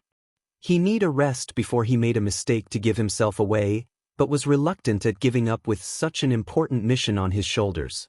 The room slowly emptied out as people headed back to their post, muttering and shuffling tiredly as they left. Only a few exhausted people remained, napping on blanket folded on the floor. Several of the remainders were people on his short list of suspects, so Kakashi remained where he was, eyeing each in turn. Footsteps behind him in the hall caught his attention, and Kakashi turned his focus to listening to the passers. They came from the direction of the intel office in question, and he tuned his ears to listen to the muffled voices. Almost 19 hours without a break, one female voice complained. Kakashi thought he vaguely recognized it but couldn't put a face to the voice. I can't wait for this nightmare to be over. We can only do our best in a situation like this, Another male voice sighed, sounding resigned. Everyone's working overtime now. Not Q, he's been taking breaks at the oddest times, the first voice complained, muttering lower than before. Thankfully the pair were drawing closer to the break room and Kakashi could still hear despite the drop in volume. I turned around the other day to get his opinion on something and he wasn't there. No word or anything, just gone. Geez, he's so inconsiderate. Kakashi's ears perked up just a little bit, though he didn't let his interest show even to the near-empty room. Q stays late to work, too, and things are so crazy now everyone is running around. Even our department's been split up between different offices and floors. He could be running around to the different offices like I was doing half the day. The last few words were forced through a yawn that carried on past the statement. The kunoichi just huffed in disbelief, but didn't respond. Their footsteps were moving down the hallway away from where Kakashi sat in the break room. Sporadic disappearances? Huh? Kakashi mused to himself. An erratic break schedule was hardly proof. It was barely evidence considering how everything had been thrown out of balance since the attack began, but Kakashi didn't have much else to go on and his gut told him to look closer. Ignoring the stiffness that had settled into his limbs from hours on the floor, Kakashi pushed himself to his feet. He'd make a report to the Hokage to go check up on this Q person. Naruto-kun, are you alright? Naruto twitched at the sudden sound, but didn't answer. With his back turned toward the door, he stared at the two shadows thrown by the hall light against the wall. He recognized Rin's voice and could tell the other was Kakashi from the man's wild hair. We know you're awake. Rin's voice was gentle as she came over to the bedside. Did you have another nightmare? Still not answering, Naruto rolled over and looked to the door, blinking in the bright light that streamed into the room. Rin was standing next to the bed, bending over as she looked down at him. By the door Kakashi leaned against the frame, using the light from the hall to read from a book. Shifting his eyes back to Rin, Naruto tried not to fidget as she drew his blanket back up to his chin from where it had fallen. He didn't like people towering over him. It happened often enough, considering how short he was, and he was used to it when he was up on his feet. Then, at least he could fight or run away if he needed to, but lying down like he was at that moment made him feel much more vulnerable. He shifted again, pulling the blanket up farther over his face. Rin glanced back to Kakashi. The hall light momentarily lit the uncertain look on her face before she turned back and her expression was hidden in shadow again. She stepped back to the foot of the bed before slowly sitting down on the mattress edge. Naruto unconsciously relaxed at the added space between them. We thought we heard you having a nightmare, Rin said, her voice even more gentle than before, if that were possible, as if she expected him to break if she spoke too loud. The silence stretched as Naruto stared at her. He wasn't sure what to say. Earlier, when Minato had woken him from the nightmare, he'd almost cried into the man's shoulder and taken his comfort, but he'd been caught off guard after suddenly waking up. Normally, he wouldn't do that for anyone, or perhaps it was because he'd never before had the chance. He wasn't sure and it was becoming more confusing as time passed. There was also something different about Minato. Maybe it was the fact that the Hokage was the first person he'd met in the new world and had taken care of him, or being with his longtime hero in the flesh, but Naruto felt safe with him. It wasn't quite the same as being with the Sandaime, but it wasn't completely different, either. It made Minato seem less like a stranger even though they'd only just met days ago. These two that he'd been left with, though. I'm fine, Naruto finally said, aware that both adults were still waiting for an answer. He'd dealt with nightmares alone before, and he could do it again. Talking about it helps, you know, Kakashi said, sounding bored but echoing the same thing Minato had said earlier. He held his book in front of him, but he was watching Naruto with a sidelong glance, head tilted slightly toward the bed. Dredging up a smile, Naruto shook his head. No, it's all right. I'm fine. Even with a shadow covering her face, Naruto could tell Rin was frowning. He could hear it in her voice. Well, if you need anything, just call us. We'll be right here. She stood from the bed, smoothing the covers briefly before moving to the door. She stepped past Kakashi into the hall. Kakashi looked up properly from his book and reached for the door. Do you want us to send Minato-sensei up when he returns? He should be back shortly. Naruto shook his head. Part of him liked the idea of Minato coming up again, but another part accustomed to sleeping alone in an apartment for the last several years resisted. Kakashi shrugged and started pulling the door closed, but Naruto stopped him. "Don't close it all the way," he said quickly. The ANBU glanced at him before shrugging again and leaving the door open a crack. Kakashi disappeared down the hall, his and Rin's footsteps padding quietly toward the stairs mixed with their hushed whispers. Naruto listened to them move away, relaxing into the bed again. He pulled the covers tighter around himself and shifted around to a more comfortable position, though he wasn't planning on going to sleep anytime soon. It had been the same dream again with the attack, the mob, and the red mist. The fear stayed with him even when he was awake, and he didn't want to risk plunging back into the center of it by going back to sleep right away. The attack was frightening. He'd never been in a battle before, and though all his classmates played at fighting in shinobi battles and wars, the prospect of a real one with its uncertainty was more nerve-wracking than he thought it would be. The mob was a scene he was too familiar with not to fear. He'd been in situations similar to that, if not as bad, and he knew exactly what could happen if it were real. The truly terrifying this about the dream, though, was the red mist. Sitting in his bed, Naruto knew the mob wouldn't attack him. The people in this village weren't angry at him at all, and no one knew he was there in any case. He didn't think his luck was bad enough to have 2 Konohas attacked within a week. Plus, there were 2 guards just downstairs who seemed willing to defend or help him if they were needed. The red mist Naruto had never encountered or even heard of before, but he couldn't shake off the feeling it gave him. It was like it was following him out of his dreams and into the waking world, hanging just out of sight. Looking around, Naruto scanned the corners of the room, half expecting to see it there, hanging like it had in the dream.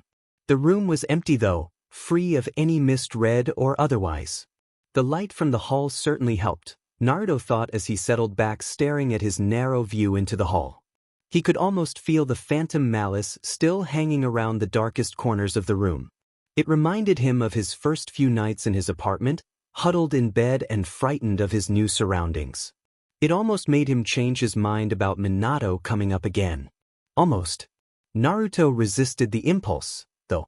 Perhaps it was out of habit, but he couldn't imagine himself calling for help for nothing more than a dream. He'd been dealing with bad dreams and worse on his own for years, and a part of him couldn't help but wonder when he'd have to go back to that. The last several days with Minato and the growing group of people he'd encountered was nice, but no one had ever stayed in his life for long. It was only a matter of time before they grew tired of him or left for whatever reason. Maybe they would just send him back to his own village. In the back of his head, Naruto felt a faint itch at the thought. Whatever happened, Naruto couldn't imagine any of them being there permanently, which meant he couldn't let himself get too attached. He liked being here with everyone. For the first time, it felt like he was a part of a family. Like the ones he saw his classmates with back home. Having this glimpse and losing it would be painful enough without getting more involved. Besides, Naruto told himself, the Hokage would have more important things to do than sit by his bedside all night. With that last thought, he curled his knees into his chest and prepared for the long wait till dawn. Naruto-kun. Breakfast. The call startled Naruto awake, making him tumbled from his bed to the floor in a heap of blankets. Slowly righting himself, he rubbed the growing bump on his head where he'd hit the floor. Too early, he grumbled to himself as he looked around the sunlit room blearily. He must have fallen asleep at some point after Rin and Kakashi left. Naruto-kun? The voice was coming from the bottom of the stairs now. Comin'. Naruto yelled back, still rubbing his eye as he stifled another yawn. Hurry up before it gets cold. Naruto pushed himself to his feet, still miming from being woken up. Yeah. He shuffled down the hall and stairs, still yawning and scratching his head. He didn't need to see himself in the hall mirror to know his hair was sticking up all over. He hitched up the pajama pants Minato had gotten him before pushing open the swinging door and dragging himself into the kitchen. Good morning, Naruto-kun. Minato chuckled, making Naruto blink up at his surroundings. Minato sat at the table dressed in his blue ninja uniform, a large coffee mug steaming in front of him. He was smiling down at Naruto with a wide grin and amusement lighting his eyes. Rin stood at the stove, apron around her waist and spatula in hand. A frying pan with pancakes cooking was on the burner next to her. Food. Naruto asked, immediately perking up at the sounds and smells of cooking coming from the pan. Can I have ramen today? That's hardly breakfast, Rin said, flipping over a pancake once more before adding it to a plate next to her. She poured more batter into the pan, causing a new round of sizzling to fill the room. But I like ramen, Naruto complained. He pulled out another chair at the table, glancing only briefly at several burnt and oily pancakes in the trash by the door. That explained the faint burning smell that vaguely hung in the room. Rin noticed the glance and snorted. Minato-sensei started the pancakes. I had to step in if we wanted anything eatable for breakfast.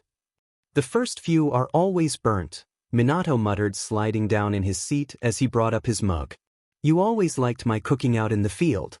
Not much you can do to make field rations worse, sensei, Rin replied as she placed a plate down in front of Naruto. Naruto eyed the steaming pancakes with equal parts hungry anticipation and longing for his favorite meal. He can make ramen, Naruto said. He made some for me yesterday. He reached for the syrup on the table. Pouring boiling water into instant ramen doesn't count as cooking, Naruto-kun, Rin said as she returned with a fork. Minato huffed, slouching farther before he pushed himself upright. If that's what you think, you can make me another plate. If I have enough batter left, Rin muttered, rolling her eyes. Smiling at the easy interaction, Naruto looked around the room as he ate through his breakfast. The kitchen was less formal than the entry hall, though a couple days ago it had been almost bare of food and only slightly less dusty than the rest of the house. They had cleaned the long counter running along the far wall, scrubbing the wooden surface within an inch of its life to make it suitable for cooking again.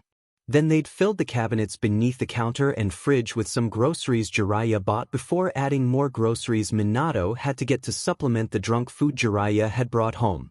The line of small windows above the counter and two larger windows behind the table had also been washed, allowing the morning sunlight to stream through and light the room unhindered. Looking around again, Naruto realized who was missing from the table. Where's the old pervert and Kakashi-san? He asked, using the nickname he'd decided for Jiraiya the day before after seeing the source of the Sanin's main source of income when Minato had stepped out for a moment. Somehow, he doubted respectable shinobi were supposed to make their money from publishing RDC romance novels. Minato snorted, choking on his coffee before gulping it down. He fought between laughing and coughing to clear his throat as he looked at Naruto with streaming eyes. How did you come up with that name? Minato choked out after regaining his voice. What else am I supposed to call someone who writes pawn novels and spends half his time planning on how to spy on women? Naruto asked. Half of him was really curious.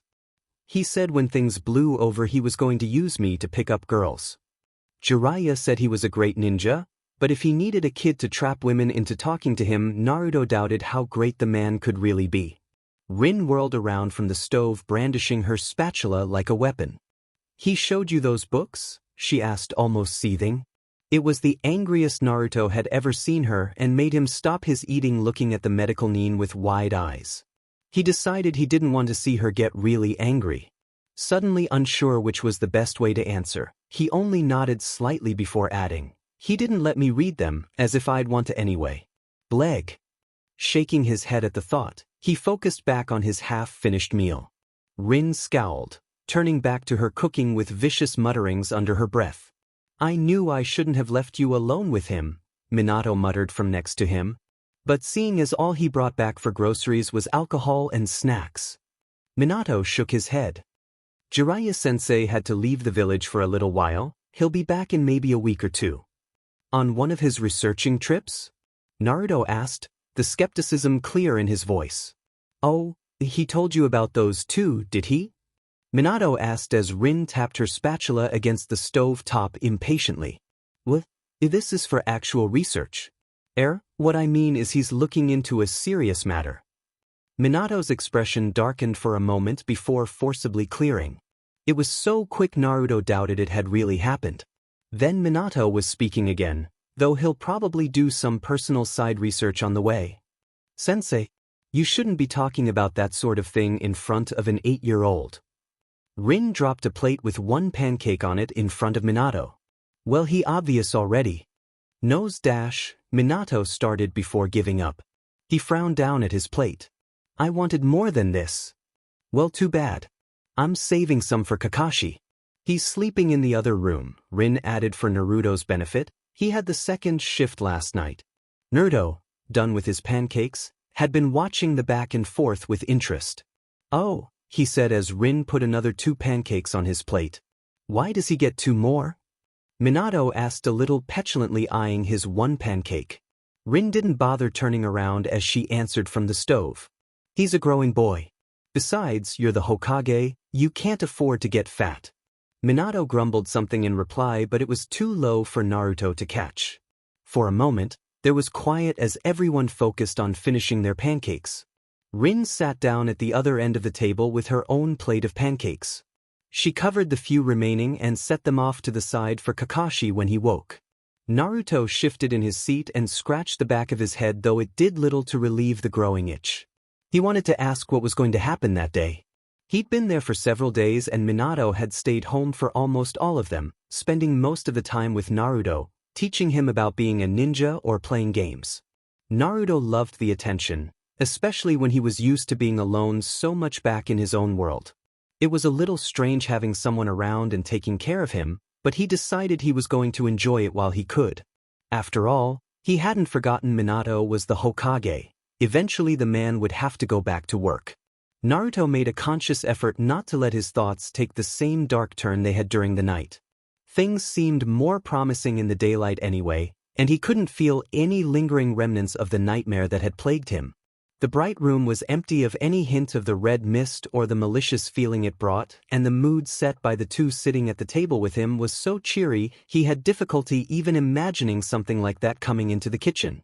Unable to take it anymore and needing a distraction from the nagging feeling in the back of his head, Naruto looked at Minato. What are we going to do today? Can you teach me some cool new ninjutsu? Minato hesitated before answering, and then was interrupted by a knock on the door as he opened his mouth. He stood up, moving out into the hall. Naruto hopped off his seat to follow. A short, gray-haired woman stood at the open front door holding a thick sheaf of paper. She had thick glasses and a stern expression that immediately made Naruto wary of her. Good morning, Chiyoko-san, Minato smiled, opening the door wider to allow the woman inside. When she passed by the Hokage, Naruto saw a brief grimace flash over Minato's face before it settled into a polite expression once again. Hokasama, Chiyoko bowed her head in a respectful gesture before looking Minato up and down. I noticed you hadn't arrived at the office yet. No, Minato said, glancing back with a guilty expression to where Naruto hung by the corner to the kitchen. Naruto felt a wash of disappointment as he realized he wasn't going to be spending the day with Minato. Real life had caught up to him. I've been having breakfast. Chiyoko followed Minato's glance and looked down at Naruto. A small frown crossed face, deepening the few wrinkles, but it passed when she looked back to Minato. I assume I don't need to remind you that the village keeps going even if you choose to take a few days off, however much they are deserved. Her voice and face softened for a moment as she said the last piece but returned to their stern expression again. If nothing else, you'll want to take care of the impressive stack of paperwork that's accumulated. Ah, yes, Minato said with a sigh. I'll be there shortly, if you would arrange the most pressing matters on top. Of course, Hokage-sama. Chiyoko gave a more formal bow before moving to the door. Her eyes landed on Naruto once more, flicking between him and Minato. The frown returned to her face as she closed the door behind her. Naruto moved from his place by the corner over to where Minato stood. You're leaving, aren't you? Sorry, Naruto-kun, Minato said as he knelt down closer to Naruto's level. His expression was so sincere Naruto almost believed him. I do have responsibilities to take care of, as much as I'd like to stay and spend more time with you. Minato's voice brightened. I'll be back for dinner, though, and maybe lunch if I can get through enough work in time. We can do something together then. Naruto shrugged, putting a smile on his face to hide his disappointment. All right. Minato stood up and moved to the closet where he grabbed his white and red Hokage jacket. Look after him, Rin-chan, he said to the kunoichi who had followed them from the kitchen. Rin nodded with a smile and Minato disappeared out the door. Minato huffed out a breath as he looked at the tall stack of paperwork he had just finished. It would have been satisfying seeing how much he had accomplished if not for the even larger stack of unfinished work that still needed reviewing. He very carefully avoided looking at those. He couldn't avoid looking at the clock, though, and had to bite back a groan as he realized that he was going to miss lunch again. This would be the second day he missed having lunch with Naruto. His second day back in the office, and he still hadn't worked through all of the backlog of work left from the impromptu vacation that he'd taken. Last night he'd gotten home late, deluding himself into thinking he could finish it all in one long run. He'd come home to find Naruto halfway put to bed under Kakashi's somewhat distracted eye. Minato could only be thankful that his student had wrapped the book cover in day-old newspaper.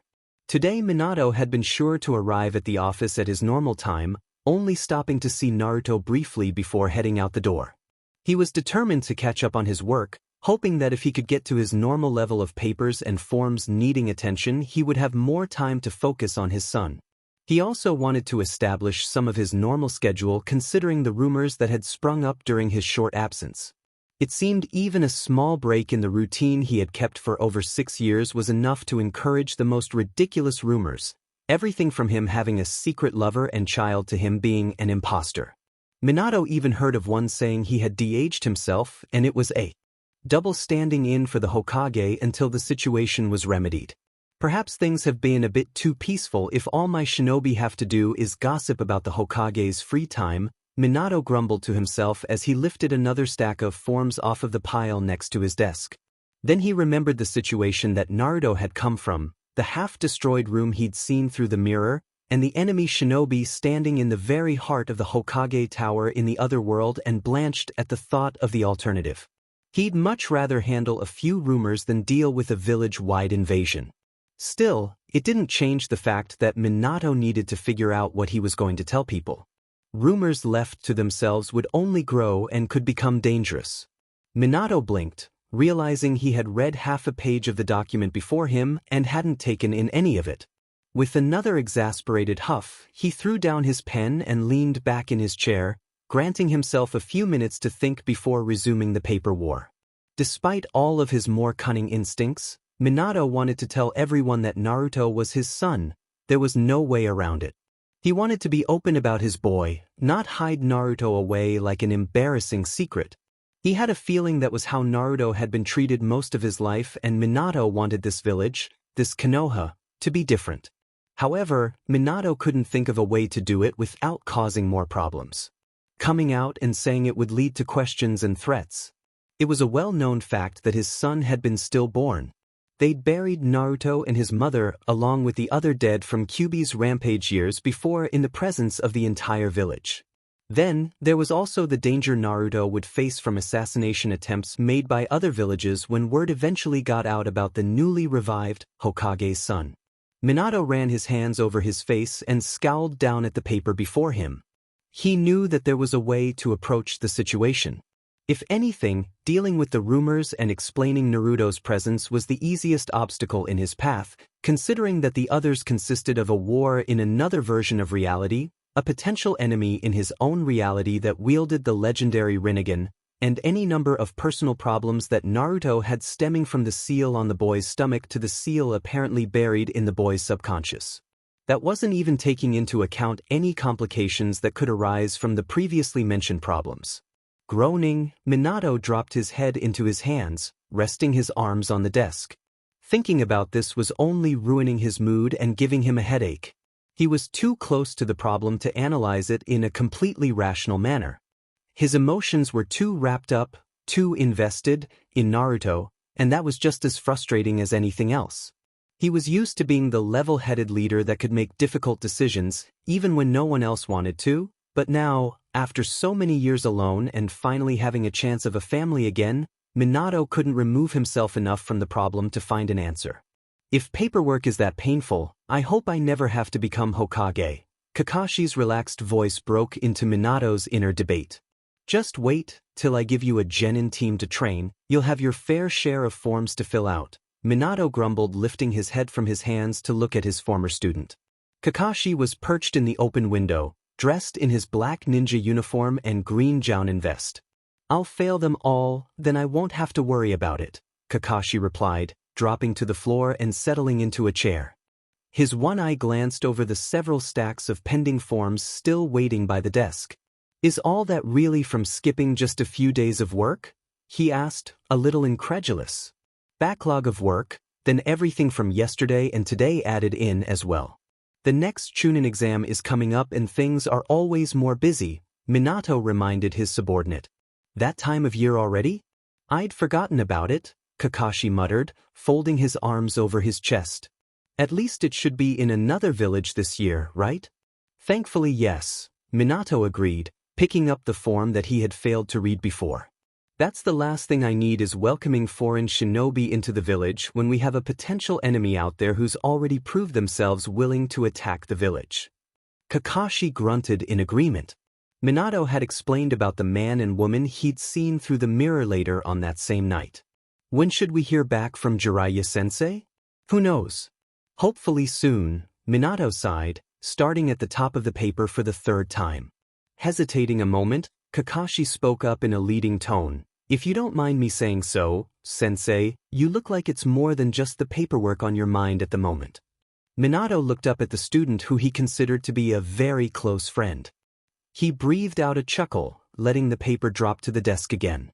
How could I not? Between everything that happened, though right now my main source of concern is what to do about Naruto's presence. Chiyoko undoubtedly noticed something, and rumors are already starting to spread. We've managed to keep Naruto out of the public eye, but the few times he was out were enough to get people talking. It probably wouldn't be a problem except he looks so much like me. Minato couldn't help but smile at the thought, even if a part of him wished that Naruto looked a little more like his mother. We can't exactly deny he's related to you, the resemblance is a little too strong, Kakashi agreed. I narrowed as he contemplated the problem. Perhaps we could tell everyone he's your cousin, or nephew more like. That's a possibility, Minato agreed before shrugging his shoulders in a jerking movement. But I want to be able to call him my son. Kakashi was quiet a moment, contemplating the Hokage's dilemma. He knew how much the man's family had meant to him, how much Minato had looked forward to being a father. Why don't we tell the truth then? Or at least a part of it, he said, struck by a moment of inspiration. We can't tell them about the mirror, Minato said, knowing this would be at least one thing they would have to change in the story they told everyone. No, we can't say anything about that, Kakashi agreed with a nod, but we could tell them that Naruto didn't actually die, that you only reported that he died then placed him into hiding for his own protection. Minato didn't answer right away, thinking over the idea. It could work, and it would explain Naruto's sudden appearance in the village. However, a part of him felt like he was betraying the memory of his own son and simply replacing him with this new Naruto. Kakashi, ever observant despite the disinterested look in his eye, seemed to read Minato's thoughts. Our Naruto is dead, sensei. You're not betraying him or his memory by taking in this Naruto. Minato didn't answer for a long moment. He knew Kakashi was right. Lingering over the dead was like a death in and of itself and more harmful than helpful, especially when the living went ignored because of it. He'd been mourning for 8 years, it had been long enough. Besides, Kushina would kick his butt when he saw her next if he passed up this chance just because he felt a little uncomfortable over what he had to tell the village. We'll have to tell Naruto first, Minato sighed. He couldn't help but be nervous at the thought of that conversation. He didn't know how Naruto would react. He'd had so little time with his son that Minato still didn't really know him. And if we do that, then I won't be able to just give him back to his original village if the Sandaime asks. Were you really planning to anyway? Kakashi asked, his tone one of mild surprise mixed with doubt. No, Minato admitted, but a ninja should always keep their options open. It's probably a good thing Jiraiya-sensei is away. He might not agree with rushing into this. Kakashi crossed his arms over his chest and looked down at his feet. Minato could see the frown showing through his student's mask. As you say, if the other village demands Naruto back and we refuse, it could mean inviting open conflict with them. They have the advantage since they can send troops over and we can't do the same. Well, there's an easy solution to that, Minato muttered, eyes narrowing for an instant. If things look like they're turning that way, I'll destroy the mirror, but until then, some enemy has already destroyed their village. If there's even the possibility that the same threat exists here, I want to know about it, and right now the best way to gain information is through the mirror. Minato paused, once again weighing the dangers and benefits of keeping the device intact.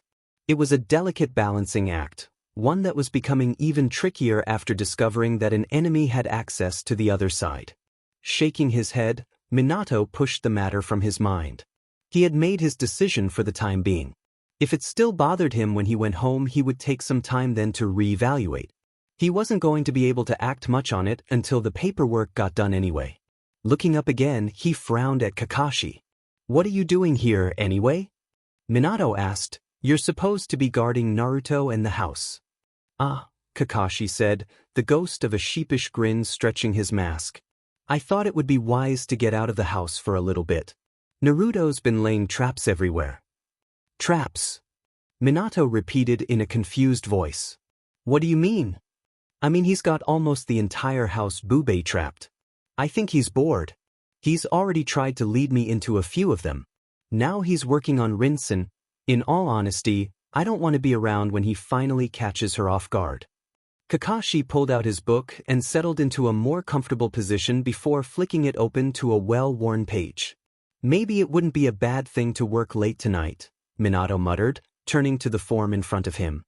He flinched at the thought of coming to a trap-laden house and an angry Rin before determinedly focusing on the words before him. Maybe the fourth time reading it through would go better. "Naruto-kun, are you in here?" Rin called. From her voice it sounded like she was near the door. Naruto clamped his hands over his mouth, trying to stifle the snickers that attempting to issue forth. He couldn't afford to make any noise, it would ruin everything. He curled up into a tight ball, pulling in his legs with his elbows. He desperately wanted to look, but knew that if he tried he'd get caught. So with a patience which he lacked in everything else he did, Naruto sat still and waited. Rin only had to come a few more feet into the room, just a few more feet. "Naruto-kun," Rin's voice was getting a little exasperated. "This is Yish." The sentence ended with a shriek of surprise as cans clattered down, raining paint and glitter over everything. Pushing himself further under the desk to avoid the worst of the splatter, Naruto couldn't help the burst of uncontrollable laughter that slipped out between his hands. The cans stopped rolling, bumping into furniture as they dripped trails of paint across the wood floor. There were a few moments of shocked silence. Then, "Naruto." Naruto flinched, even as a wide smile spread over his face. He thought no one would ever trip one of his pranks. Kakashi had disappeared and Rin had managed to pick most of them out, but she apparently missed the one in the spare room where Naruto had hidden. Unable to take it anymore, Naruto slowly poked his head out from under the desk. Rin was covered in a rainbow of paint and glitter Naruto had found stored in an old bedroom, arms held out from her sides, a look of shock and quickly growing anger on her face. As soon as he poked his head out, her eyes focused on him. "Rin-chan Yursidesh." Naruto stopped as he saw the angry look in her eyes, only then remembering his earlier decision to avoid making her mad. "Naruto," Rin growled, low and threatening. Naruto said, the smile falling from his face. Then he shot out from under the desk, dodging past Rin's knees and grasping fingers and out into the hall, his painted footprints tracking over the wooden floor. "You're dead!" Rin yelled, chasing after him. Naruto grinned to himself. He was going to pay for this when Rin caught him, but until then it certainly livened up the boring afternoon. Naruto briefly wondered if he could lead her into any of the other traps before he was cornered. With another laugh, he turned toward the nearest one. He was already in trouble, might as well make the most of it. Pain bent over the charred and destroyed remains of the Hokage's personal files. The vast majority of them were destroyed beyond recovery, and the few that were readable only contained gibberish which looked like it belonged to personnel files. As useful as information on specific ninja could be, they had a spy for that. The more important goal was finding anything relating to the mirror in the lower levels. The mirror had not activated since the first incident, and though Pain had thoroughly examined both it and the room where it was stored, he could find no more indications regarding activating or manipulating the device. All he had were those few seconds of observing of the chakra flow. He had sketched out the chakra paths and their possible implications on a scroll, but it wasn't much to go by if he wanted to know the specifics on the mirror. Conan had taken over most of the tactical direction, bothering him with only the most important issues as he tirelessly searched. He'd also ordered their spy to find anything relating to the objects stored in the lowest levels of the tower, hoping the spy would produce more information than ruined documents. Konoha's ninjas tasked with getting rid of their most sensitive information had done a good job, and Pain started to wonder if he was wasting his time. Perhaps it would have been better to assign some subordinates to this job, but on reconsideration he couldn't entrust this task to anyone else.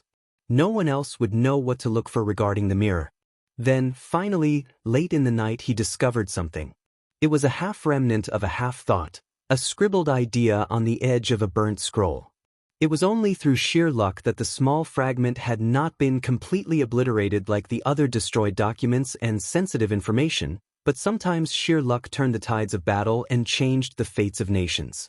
Pain knew this quite well and was more than willing to exploit any advantage he uncovered to gain his goal. It was difficult to say for certain, but Pain had a feeling the partial seal in the scroll had something to do with the crystal glass that they had discovered deep below the Hokage tower. He wouldn't be able to learn much more from the fragment. It didn't contain enough information to shed any more light on how the mirror worked, but it gave him hope that there were other pieces of salvageable information within the pile of ashes. Energy renewed despite the late hour, Pain redoubled his efforts. Losing the QB was not an option and he would not let himself fail. "I'm sorry, I'm not authorized to give out that information," the hairy deskman said, simultaneously shifting through a pile of folders on an old table set up as her workspace. "It could be vital to our counter-strategy," Q bit out through clenched teeth. "How can we know what to plan for if we don't know what they acquired in the areas they overtook?" The kunoichi pinched her nose and closed her eyes for a moment, leaning an elbow on the splintered and charred surface. The sudden weight made the makeshift desk tilt on uneven legs. Kakashi could hear her sigh even from his place hidden in the shadows. "I've already told you," she said as though she were explaining to a particularly dense toddler. "Only ANBU and those with special clearance are allowed to know what was in the lower levels of the tower dash." "But dash. If you want to know," she continued through the interruption, one finger raised to stop the man mid-sentence, "you'll have to submit a written request detailing the specific information you need to know." "We're at war," Q exclaimed, slamming a hand down on the table, making it wobble and spill documents down onto the dirty floor.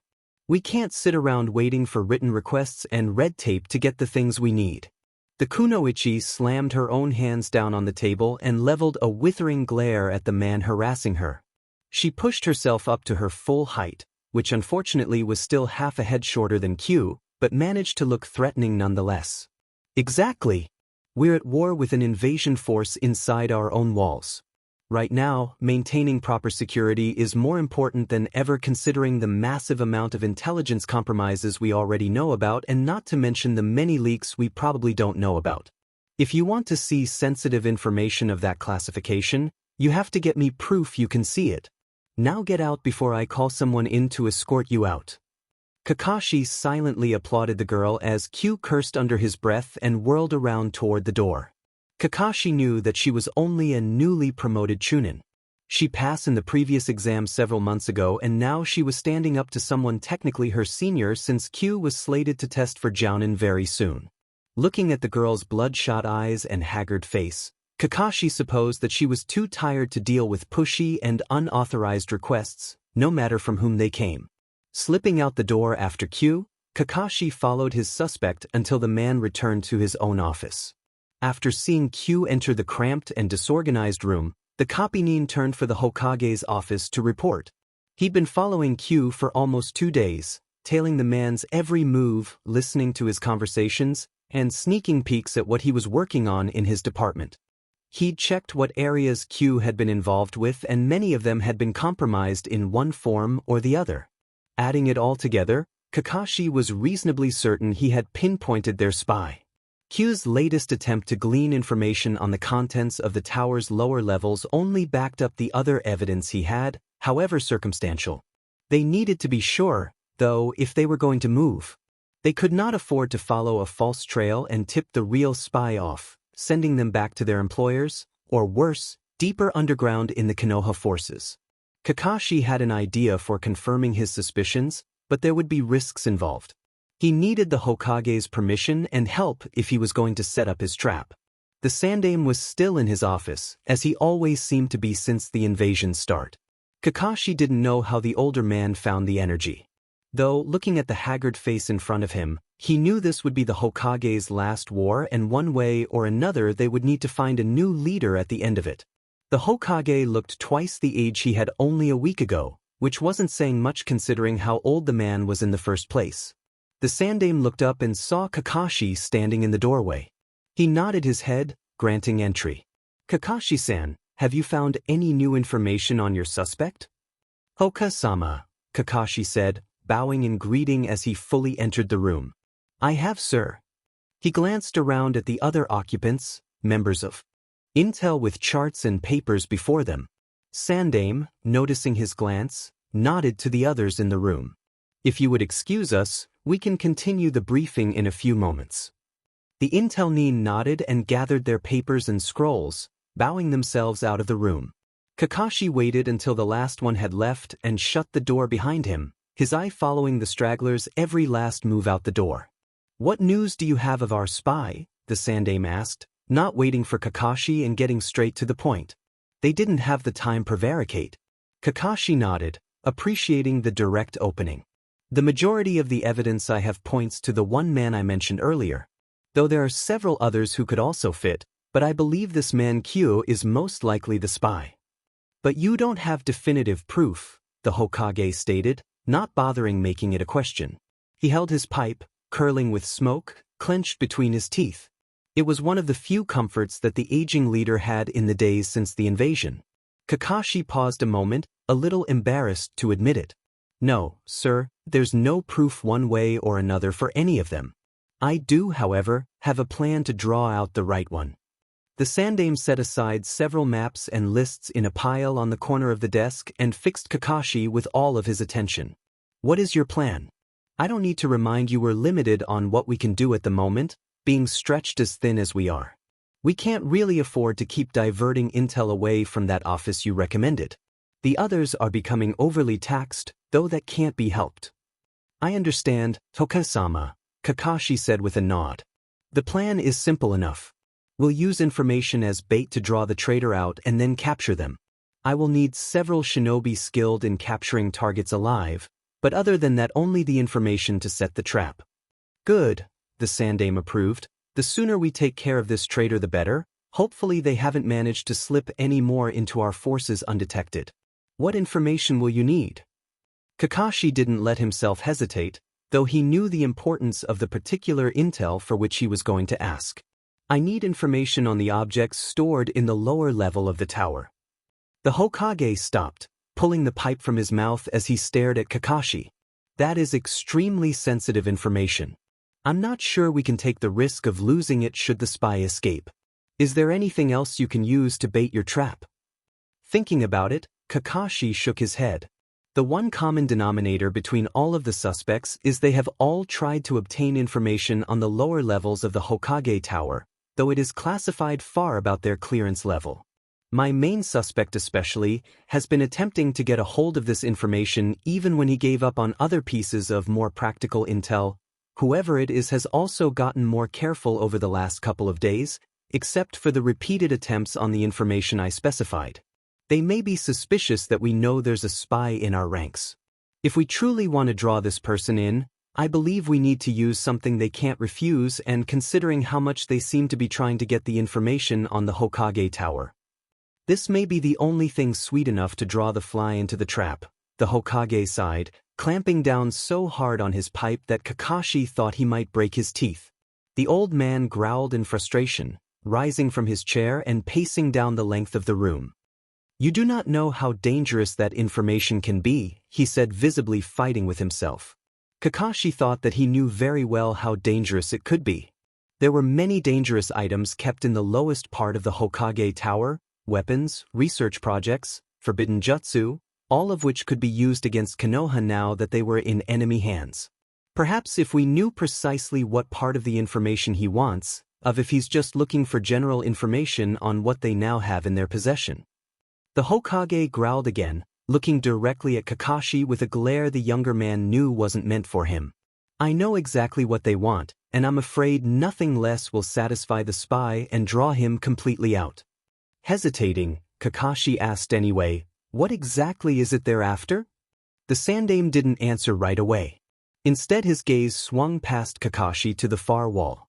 He stood, pipe clenched in his teeth, hands clasped behind his back for a long moment, lost in thought.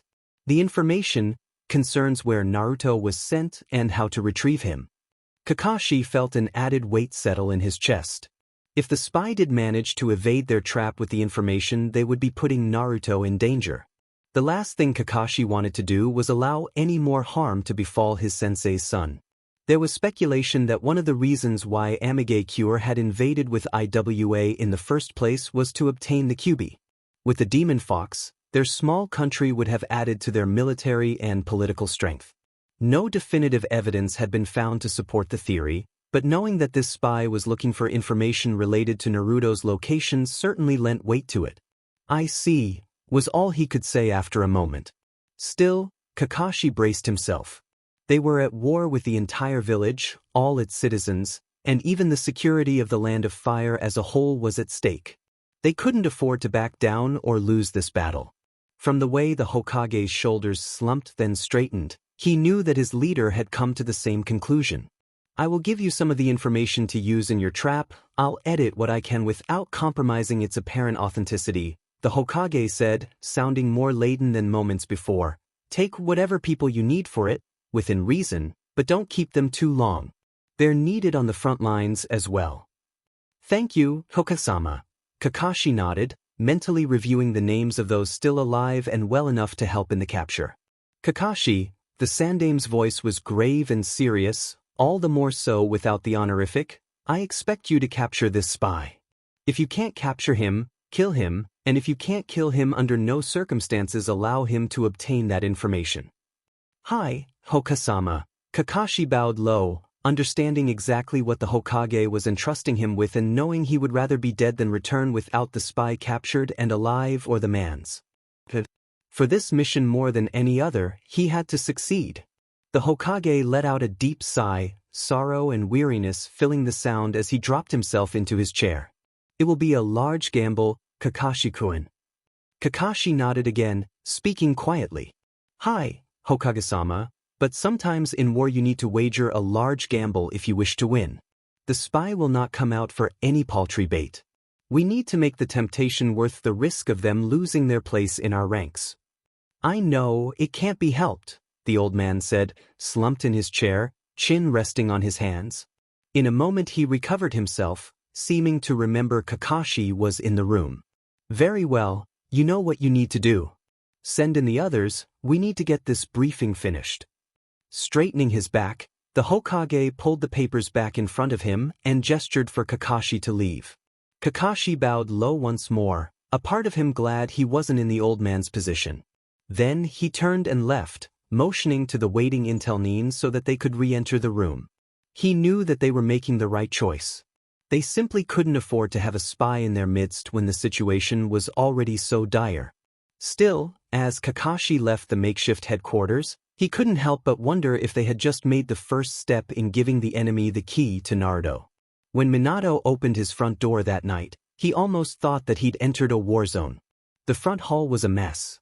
2 trails of painted footprints led across the floor with crumpled paper scattered everywhere. Off to the side, he could see another, larger paint splatter leading out of view.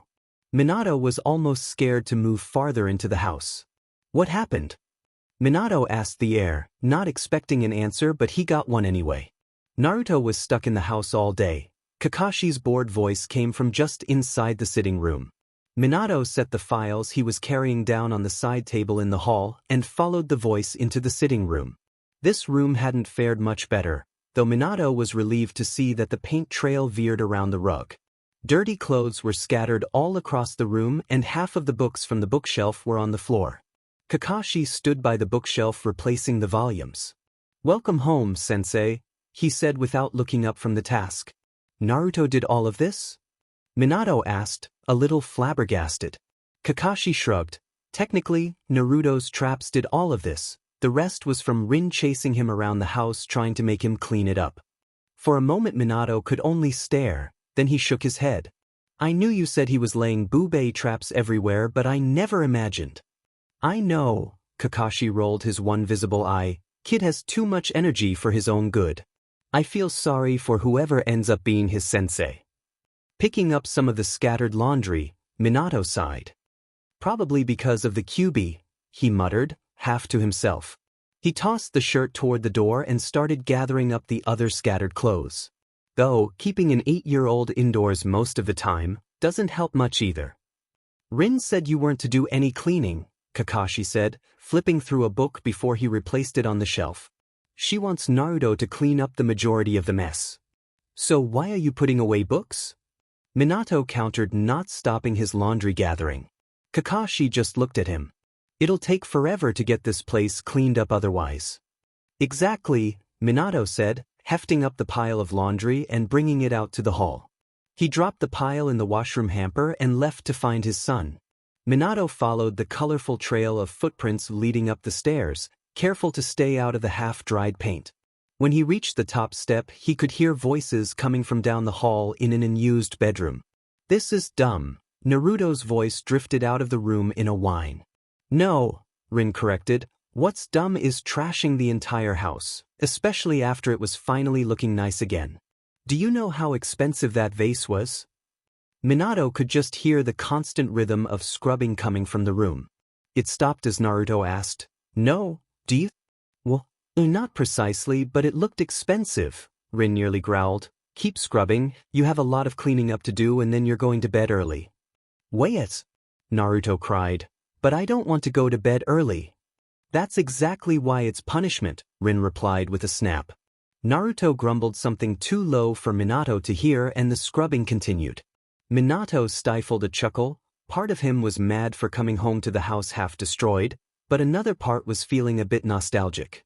Dealing with an over-energetic child was something he had looked forward to when Kushina was expecting. He knew from the amount of damage that he should be furious, but he couldn't drag out his anger to that level. Perhaps the whole situation was too bittersweet to get truly upset. As long as it only happened once, he reminded himself. Schooling his face to something more stern, Minato pushed open the door, giving him a view of the two occupants. Rin was covered in paint and glitter, splotches quickly drying over her hair, clothes, and skin. She sat on a desk, keeping her feet out of the way as Naruto, also covered in paint though absent the glitter, scrubbed away at the colorful mess on the floor. Rin looked up, eyes widening slightly when she saw it was Minato. Sensei, I didn't realize you'd come home. Minato made a dismissive gesture with his hand. It's fine, Rin-chan. We'll get the house cleaned up. Naruto's head shot up, hope filling his expression. It's fine? So I don't have to clean anymore? No, Minato corrected in a matter-of-fact tone.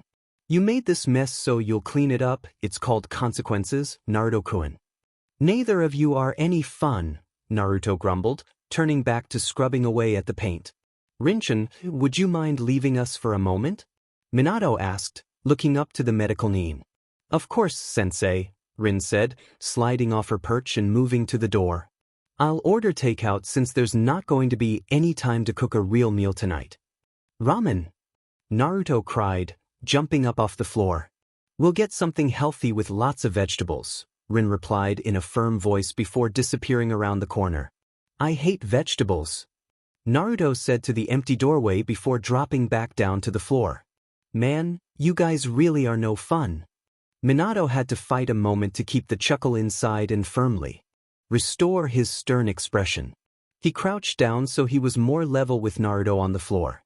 Fun or not, you can't pull pranks and make messes without expecting something like this to happen. Naruto only grumbled in response. None, look at me, Minato said, keeping his voice calm and patient. Naruto reluctantly looked up from his scrubbing. His face was fixed with a pout, complete with frown and furrowed brows. It was the same face Minato had seen on several young academy students when they didn't want to listen. Fighting back a surge of both amusement and exasperation, Minato ignored the face and tried to explain the situation rationally. Things are very busy right now with everything that's happened.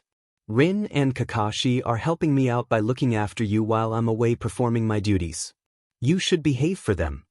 You're the Hokage, Naruto replied, sulking. They have to do what you say. Minato tilted his head from side to side, half agreeing with the statement. True to some extent, but a good leader has subordinates who do things for them because they want to, not because they have to. A large part of the sulk left Naruto's face as he thought about that, though he still wore the frown. But there's nothing to do here, he said, trying a different tactic. I'm not supposed to go to town and I'm not at school, not that I'm complaining about that. Naruto added quickly before finishing off with a shrug. There's just nothing to do. Minato nodded, settling himself down on the floor into a more comfortable position. I know it's strange right now, and when everything settles down you'll be going back to school and that will fill up your day. Until then, though, you need to bear it. We're shinobi, after all, that's what we do. Naruto didn't look convinced, but he nodded his head anyway. You can still go outside to the yard as long as there's someone with you, Minato said, trying to come up with suggestions, and I'm sure either Rin or Kakashi would be willing to help you practice what you've learned at the academy so far. That way you won't be so behind when you go back, but just promise me, no more pranks, alright? Naruto reluctantly nodded his head. Alright, when will you be able to spend time with me again? Naruto asked, looking sidelong at Minato. Minato couldn't deny the happy rush that washed through him knowing that Naruto wanted to spend time with him, even if he couldn't give the best answer to the question. When I get caught up with my work, he answered as honestly as he could. It'll only be a few more days, and things should quiet down at the office, I'm sure of it. At least he hoped that it would. Strange, Minato used to pray for busy office days. Now they were becoming obstacles to getting home and being with his son. The thought made Minato wonder how he was going to tell Naruto he was the boy's father. He had the entire day to ruminate on it and still didn't have an answer. Looking down at his hands, Minato figured it was as good as any time, but he struggled to bring up the topic. He opened his mouth only to close it again, grappling with the right words to broach the subject. In the meantime, Naruto only gave a half-hearted shrug at Minato's reassurances and returned to scrubbing the half-dried paint on the floor. He didn't even notice Minato struggling to find words, the Hokage's mouth opening and closing like a fish. In fact, Naruto's head never came up from his work until Rin's voice called from nearby. Sensei! Naruto-kun! Dinner! Naruto shot to his feet faster than Minato was able to register the call. Food! Naruto cried, dodging around Minato and out the door, brush and bucket abandoned where he left them in the middle of cleaning. Minato grumbled to himself, annoyed that he had missed a perfectly good chance. Still, there would be another opportunity to discuss the issue, he just had to be ready for it. He couldn't help laughing thinking about Naruto's enthusiasm for dinner. Apparently, the boy had forgotten about Rin's parting comment when she left for takeout. Sure enough, a minute later as Minato descended the stairs, Naruto's scandalized voice came out of the kitchen. Vegetables? Why? Naruto woke up screaming. He shot bolt upright in bed, eyes wide and unseeing, shaking with tremors and drenched in a cold sweat. He barely had a chance to remember where he was when Minato burst into the room, several kunai in hand, ready for anything. Naruto dimly noticed the Hokage checking the room before putting the kunai away and moving to the bed. What's wrong? Minato asked, sitting down and pulling Naruto into his lap. Naruto, still recovering from the nightmare, only whimpered. There were so many emotions swirling around inside that he couldn't make sense of them all. He was terrified from the dream, basically the same one he'd been having, and disoriented from the abrupt awakening. Confusion swept through him, making him dizzy. It only seemed to get worse as Minato held him close, rocking him back and forth as he did several nights ago. Part of Naruto was relieved that Minato was there and glad for the comfort, but as he looked up into the Hokage's face, another feeling from deep inside rose as well, vague but strong.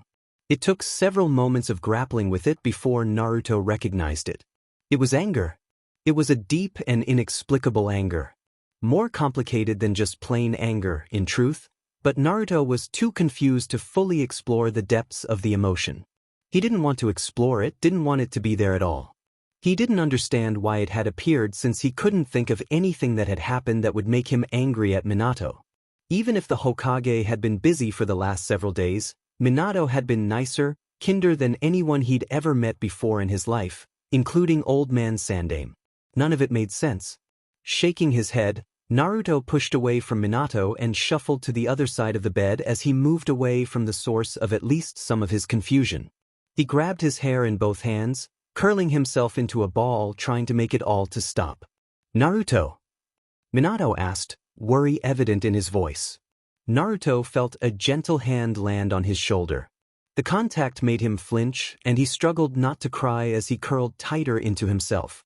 He wanted to fling himself into Minato's arms and let the man rock away the fear that clung to him from his dream, but he also wanted to attack the Hokage and act on the undefined anger bubbling up at hearing the man's voice. Instead, he just shook, his head trembling with each new breath he drew into his lungs. "Please, Naruto, I want to help," Minato said, sliding closer, the comforting hand still in place on Naruto's shoulder. "Just leave me alone." Naruto cried, unable to take it anymore. He wanted the whirlwind inside of him to stop, all the confusing and conflicting emotions to just go away and leave him in peace. "Please leave me alone," he begged again, the plea almost ending in a sob. His voice muffled by his arms. The hand remained on his arm, but Naruto didn't look at Minato. The air seemed thick and heavy around them, making Naruto feel worse. Maybe he had insulted Minato and now the man wouldn't want anything to do with him. "If you talk about it, I'm sure it will help," Minato said once more, pleading in his voice as his hand squeezed Naruto's arm. "Just tell me what's wrong." Naruto only shook his head, violent jarkus back and forth that rocked his whole body. He couldn't tell Minato about the dream. It would mean admitting how they treated him in the other village, admitting that there was something wrong with him that made people hate him. What if Minato and Rin and Kakashi and the old pervert decided that the villagers were right and wanted nothing to do with him? Naruto couldn't take that chance. Then there was the red mist. How could Naruto ever explain that to Minato? How could he explain how it hunted him in his dreams and even now felt like it was filling the room? He didn't even understand it. How could he make someone else understand or believe him? Adults never listened when he told them anything, never cared, never believed. Even if he did somehow explain, and for some reason they did believe him, would they still want him? It would land him in the same position as explaining about the other village and how everyone there hated him. Naruto shook his head again. He couldn't do that, wouldn't risk what he had gained in this new place. He could suffer through the nightmares at night. The daylight always made them go away, well, except for the red mist. That seemed to be clinging to him for longer PRDS of time. The constant half-thought in the back of his head was always there, also, but if he stayed busy and distracted himself from it then he would be fine. "I'm fine," Naruto repeated when Minato didn't leave. "Really, I'm fine." He tensed, waiting for the comforting warmth on his shoulder to leave. It was several long minutes before Minato heaved a heavy sigh. "All right," he said. Naruto could hear the reluctance and sadness in his voice. "If that's what you want, but if you need me I'm just down the hall." The hand withdrew even though Minato remained where he was sitting. Another few minutes, another sigh, and the pressure on the side of the bed let up as the Hokage moved to the door. Naruto didn't shift from his position, didn't look up as Minato stood in the doorway, but he listened and still tense at the heavy atmosphere that filled the room. "If you need anything at all," Minato reminded him one last time before his footsteps padded out of the room. Naruto could hear him mutter a few words, probably to Kakashi and Rin since they were the only other ones in the house. The door swung closed, stopping inches from the frame to let some of the hall light into the otherwise dark room.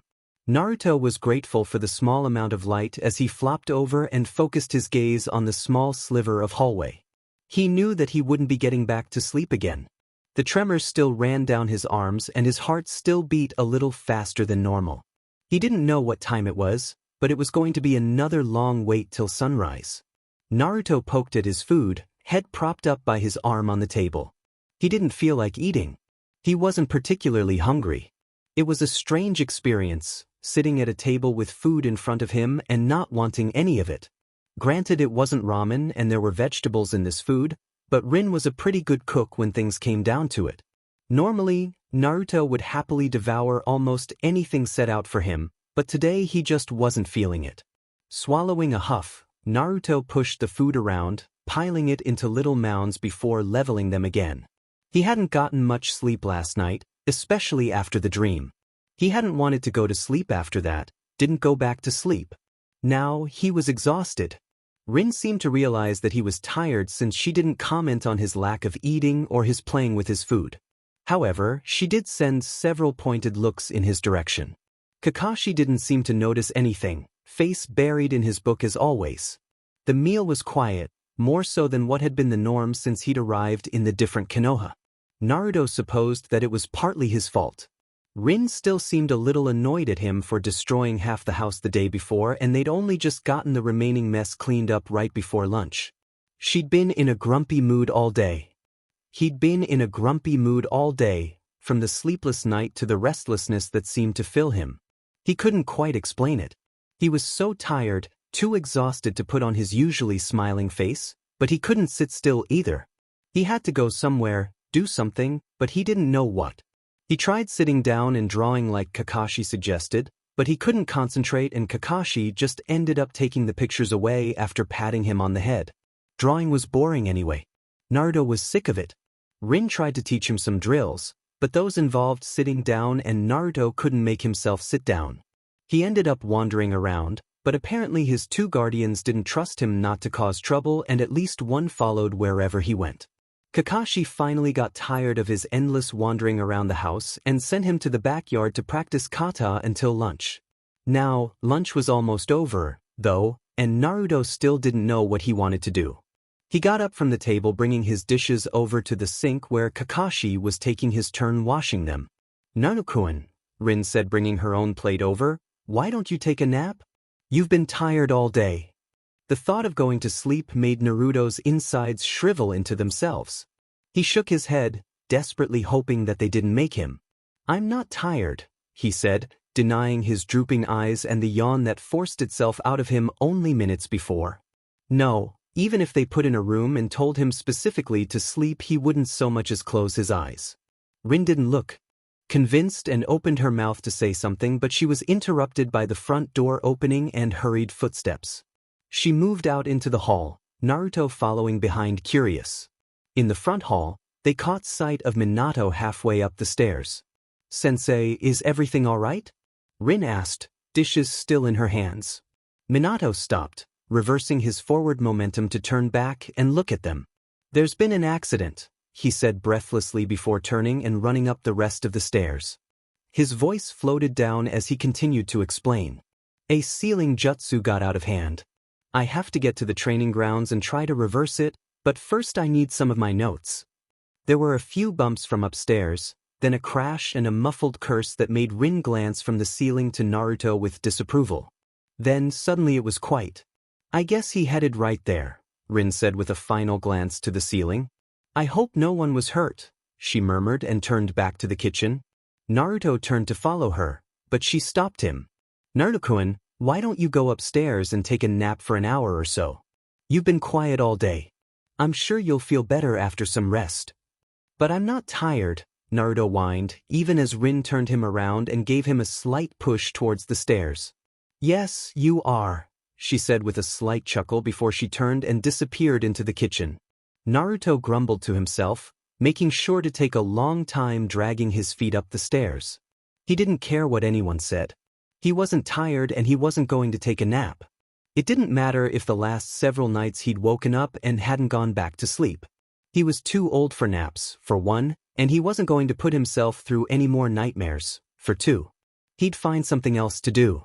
As he reached the top of the stairs, Naruto saw something he hadn't seen since first arriving to the house. The door to Minato's office was unlocked and open. Naruto froze, one foot on the second floor and the other still on the top stair. For a moment, he didn't do anything, just stared at the forbidden room. He glanced back down the stairs where he could hear the soft clatter of dishes and running water mingled in with muted conversation. No one would be coming to look for him for a while. They thought he was taking a nap. Turning back to the door, a wide Cheshire cat grin spread over Naruto's face. He knew exactly what he was going to do for the next hour. Minato didn't get home as early as he had wanted thanks to the interruption of the training accident. One of the Chunins trying to teach themselves a complicated sealing jutsu made an error, landing both themselves and a teammate in the hospital. It took the better part of an hour to sort out the mess the jutsu had made, and then the rest of the afternoon to figure out exactly what had gone wrong and treat the two injured. By the time Minato dragged his tired feet through the door, dinner was half over. Rin, Kakashi, and Naruto were already finishing their own meals and beginning to clean up, with Rin directing a reluctant Naruto to help with the dishes. Kakashi disappeared, perhaps to do a perimeter check, but more likely to read his book. Minato finished his own meal quickly and headed up to his office to return the notes that he had taken out earlier in the day, and hoping to get a few more things taken care of before spending some time with Naruto. Opening the door and stepping inside, Minato barely registered the fact that it was unlocked before he had to dodge out of the way as a series of objects flew toward his head. Already tired from a day of work and acting on training, he transported himself to the other end of the room and threw 2 kunai at the objects, skewering 2 large pillows to the wall. Feathers flew out of the eviscerated pillows and slowly drifted down to the floor, along with a series of streamers and crumpled paper that had also been rigged to fall. For a moment Minato stared, unsure what the trap was doing there in his supposedly secure office. It was clearly a prank, but neither Kakashi nor Rin would ever prank his office, and they were the only ones with access to the room that had been at the house. Thinking back to the last time he had left his office, he realized that he'd been in a rush to get to the training grounds and the site of the accident. Unused to having to lock the room in the first place, he'd forgotten to secure it. That left one other possibility: Naruto had set up the prank even after Minato had asked him not to rig any other traps. More importantly than that, Naruto had come into his office even though Minato had specifically told him not to enter the room. Minato felt his temper, already short from the hectic day and seeing 2 young ninjas be hospitalized because of a reckless idea, snap. He marched back to the door and flung it open to its widest. "Naruto! Up here now," Minato called. He heard the anger and frustration in his own voice even as he yelled down to the first floor and paced back into the room, counting to 10 in an attempt to calm himself a little before Naruto arrived. When that didn't work, he counted to 10 again. A noise alerted him to Naruto's presence and he spun around facing the door. Naruto looked unsurprised, though not as though he was feeling guilty in any way. Minato motioned for Naruto to enter the room and gestured to the 2 pillows pinned to the wall. "Care to explain those?" Minato asked, carefully controlling his tone from his initial shout, calling Naruto up to the office. "You found my trap." Naruto grinned. "And it looks like you beat it too. You must be really fast." The carefree attitude only angered Minato more, the irony of which wasn't lost to him. Only yesterday, Naruto had Bubei trapped the entire house and Minato hadn't even really scolded him for it. Today, Naruto set only 1 trap and Minato was furious. Perhaps it was dealing with the 2 injured Chunin, only 5 years older than Naruto, who had almost killed themselves by going against what they were told, in combination with Naruto directly going against the rules and entering the office. Perhaps it was a small amount of self-anger for forgetting to lock his office, which held more dangerous jutsu, substances, and weapons than he could count and that he would never trust within reach of an 8-year-old. Whatever it was, this time Minato wasn't willing to chuckle off the transgression as the mere prank of a bored child. He tried to rein in his anger, though, even through the flashes of what could have happened if his son had gotten into the wrong thing while in the office alone. "Do you remember what I said about my office when you first came here?" Minato asked, his voice tight and low. Naruto picked up on the anger and shrunk down into himself a little, the grin falling off his face as he searched back in his memory. "That I wasn't supposed to come in here?" "Exactly," Minato said. "And do you remember what I told you yesterday?" Naruto ducked down a little more, hands fiddling with each other as he answered in an even lower voice. "That I wasn't to lay any more traps in the house? Now care to explain to me why there's a trap waiting for me in my office?" Minato said, arms crossed over his shoulders. It was hard to stay mad at Naruto with him looking up through his blonde hair with those blue eyes, but every time Minato felt his temper wane he thought of what could have happened, bringing his son back to the hospital for some reason, and it surged again. Naruto didn't answer. He didn't look around at the mess of feathers and he didn't look up at Minato's face, opting instead to stare down at Minato's knees and bringing one hand up to the back of his neck. "It's just a prank," Naruto finally said, his voice sullen. "What's the big deal? Nobody got hurt, it wasn't even dangerous." "That's not the point," Minato snapped, before taking another deep breath. When he spoke next his voice was calmer, more measured. "I told you not to lay any more traps, but you did it anyway. I told you not to come into my office, but you came in at the first chance you saw. If I tell you to do or not do something you need to follow my directions. We don't have time to be constantly cleaning up and making sure that you're not causing some kind of trouble." Silence was the only thing that met Minato's statement. It hung heavy in the air as Naruto continued to scowl at Minato's knees. "Why did you do it?" Minato asked again, frustrated at Naruto for not answering and at himself for losing his temper. "I'm bored," Naruto cried, throwing up his hands, anger flaring suddenly. "What else am I supposed to do? You're gone all the time and you're only going to send me back anyway, so what's the big deal? If I'm so much of a bother to you, send me back now. I don't care."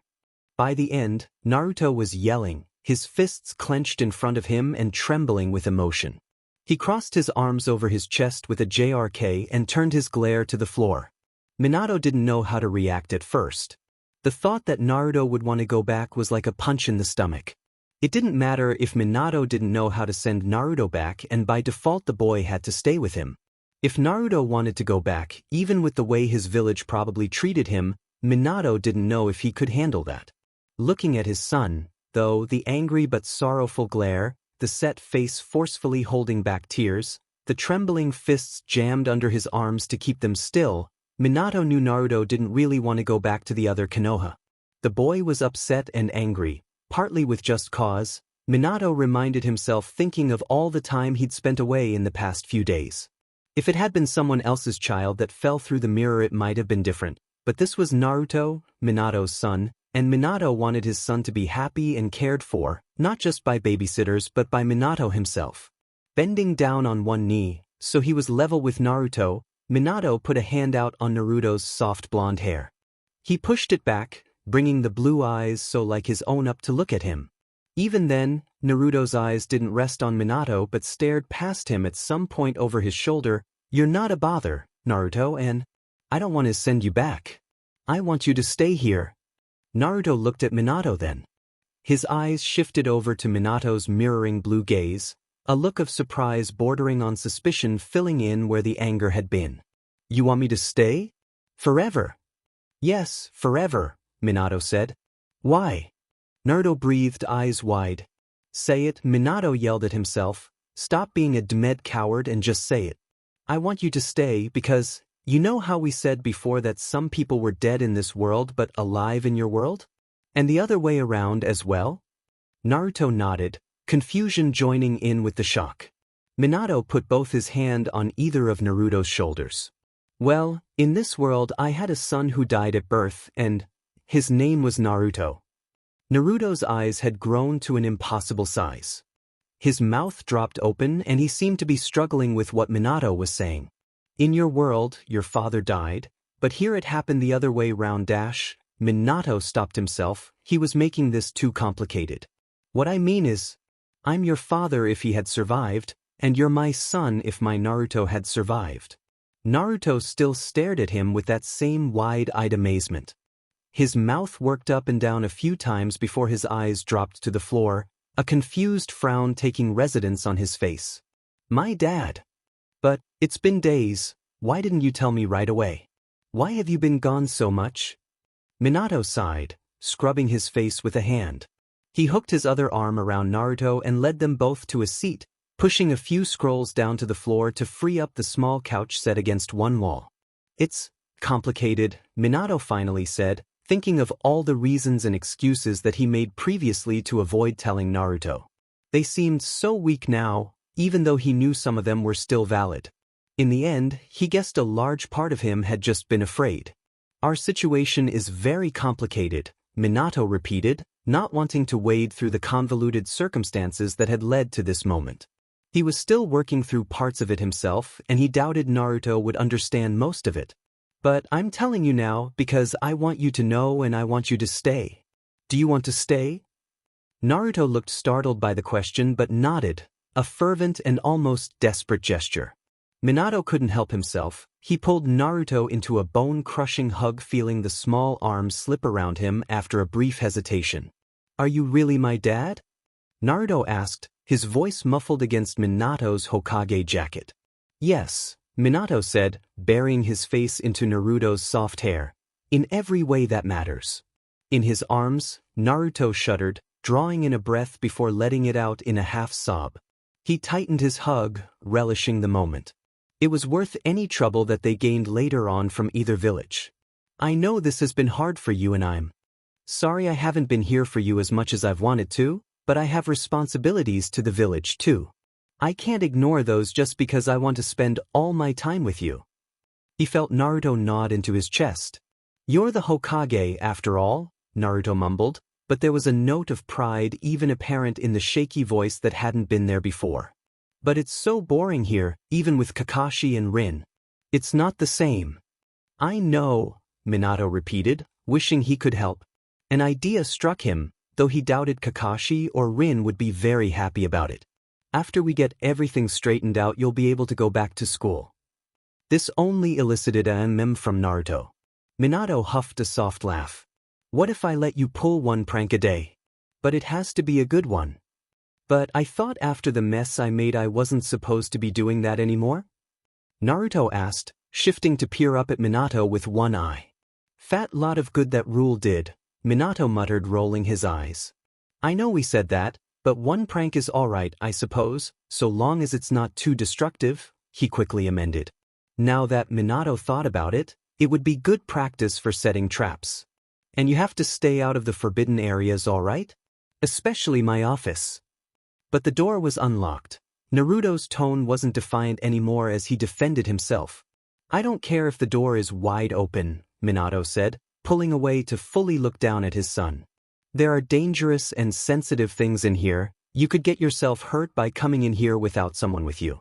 I don't want anything happening to you. Naruto stared at him with that same amazed expression. It reminded Minato of Kushina so much, and it hurt knowing it was there because of the life Naruto had led, just like Kushina. In many ways, Minato reflected, in getting his son back, he was getting a piece of his wife back as well. He couldn't help but smile at that thought, receiving a wide, happy smile in return. So, only one prank a day? Minato asked. He wanted Naruto to agree instead of just taking for granted that the boy would listen to him. Nothing too destructive and no going into out-of-bounds areas. Naruto looked at him with speculation, thinking it over. You have to come home for lunch and dinner every day. Minato was glad that they were alone in the room. He was negotiating with an 8-year-old, a Hokage negotiating with his 8-year-old son to behave while he was away at work. It was embarrassing and made him want to either laugh at the absurdity or growl in frustration. He wasn't sure which. Alright, I'll be home for lunch and dinner unless there's an emergency. Then, I have to take care of whatever it is no matter when or how long it takes. Naruto chewed his bottomed lip for a moment as Minato said this. But if it's just paperwork, you have to come home. Minato huffed a laugh, wearily nodding in concession. If it's just paperwork, I'll come home, and when I do you can tell me about the prank you pulled. Minato had a slide of genius at that moment. Well, genius or insanity. Try and catch Kakashi in one of your traps. He'll be a good challenge, so you'll have to plan and set it carefully. Hopefully, Naruto would spend a large part of his time trying to devise ways of catching Kakashi in a trap, and the planning phase would help give him something to do. That or Minato had only countered a fire jutsu with a wind. The clock chimed the hour, making Minato look up at the time. It was getting late and they both needed to go to bed. Naruto especially looked tired with growing dark shadows under his eyes. He glanced around the mess of his office. Part of him wanted Naruto to clean up the mess for punishment, but it would be safer to just do it himself, and he didn't want to encourage Naruto coming into the office anymore. The mess could wait the night. Come on, Minato said, standing up and pulling Naruto to his feet as well. It's bedtime. Naruto groaned as Minato ushered him out the door, closing it firmly behind the both of them this time. You are in no position to complain about anything. I'm still debating what your punishment will be, Minato said, continuing to steer his son down the hallway. I hate bedtime, Naruto grumbled, and Minato could hear the underlying statement there, unsaid but clear. What the boy really hated was the nightmares, and Minato silently agreed. Minato woke up to blood-curdling screams. It took him a split second to orientate himself and disentangle his consciousness from memory and dreams. No, he was not on the battlefield of some shinobi war. He was in his house, and those screams belonged to Naruto. Naruto's nightmares had been getting worse. Minato wasn't sure what caused them. Besides that one time in his office, Naruto refused to talk about them. He didn't even let Minato comfort him anymore after that one time several nights ago. However frustrating it had been, Minato had tried to respect Naruto's wishes, but hearing those awful screams even louder than the screams the previous night was the final straw. They had to deal with these nightmares, one way or another. Concentrating on the seal marker he had placed in Naruto's room earlier in the day, Minato flashed himself into Naruto's room, determined to stay until he found the cause for the nightmares. He didn't need to wait long. As soon as he landed in the bedroom, he could feel the concentrated malice and power, like a physical pressure bearing down on him. It was same power that he'd felt 8 years before on that horrible night. Looking wildly around, Minato found the source, a dense cloud of red chakra, the Kyuubi's chakra, circling around Naruto. For a moment, Minato was frozen in horror as he stared at his son, thrashing within the cloud of malevolent chakra.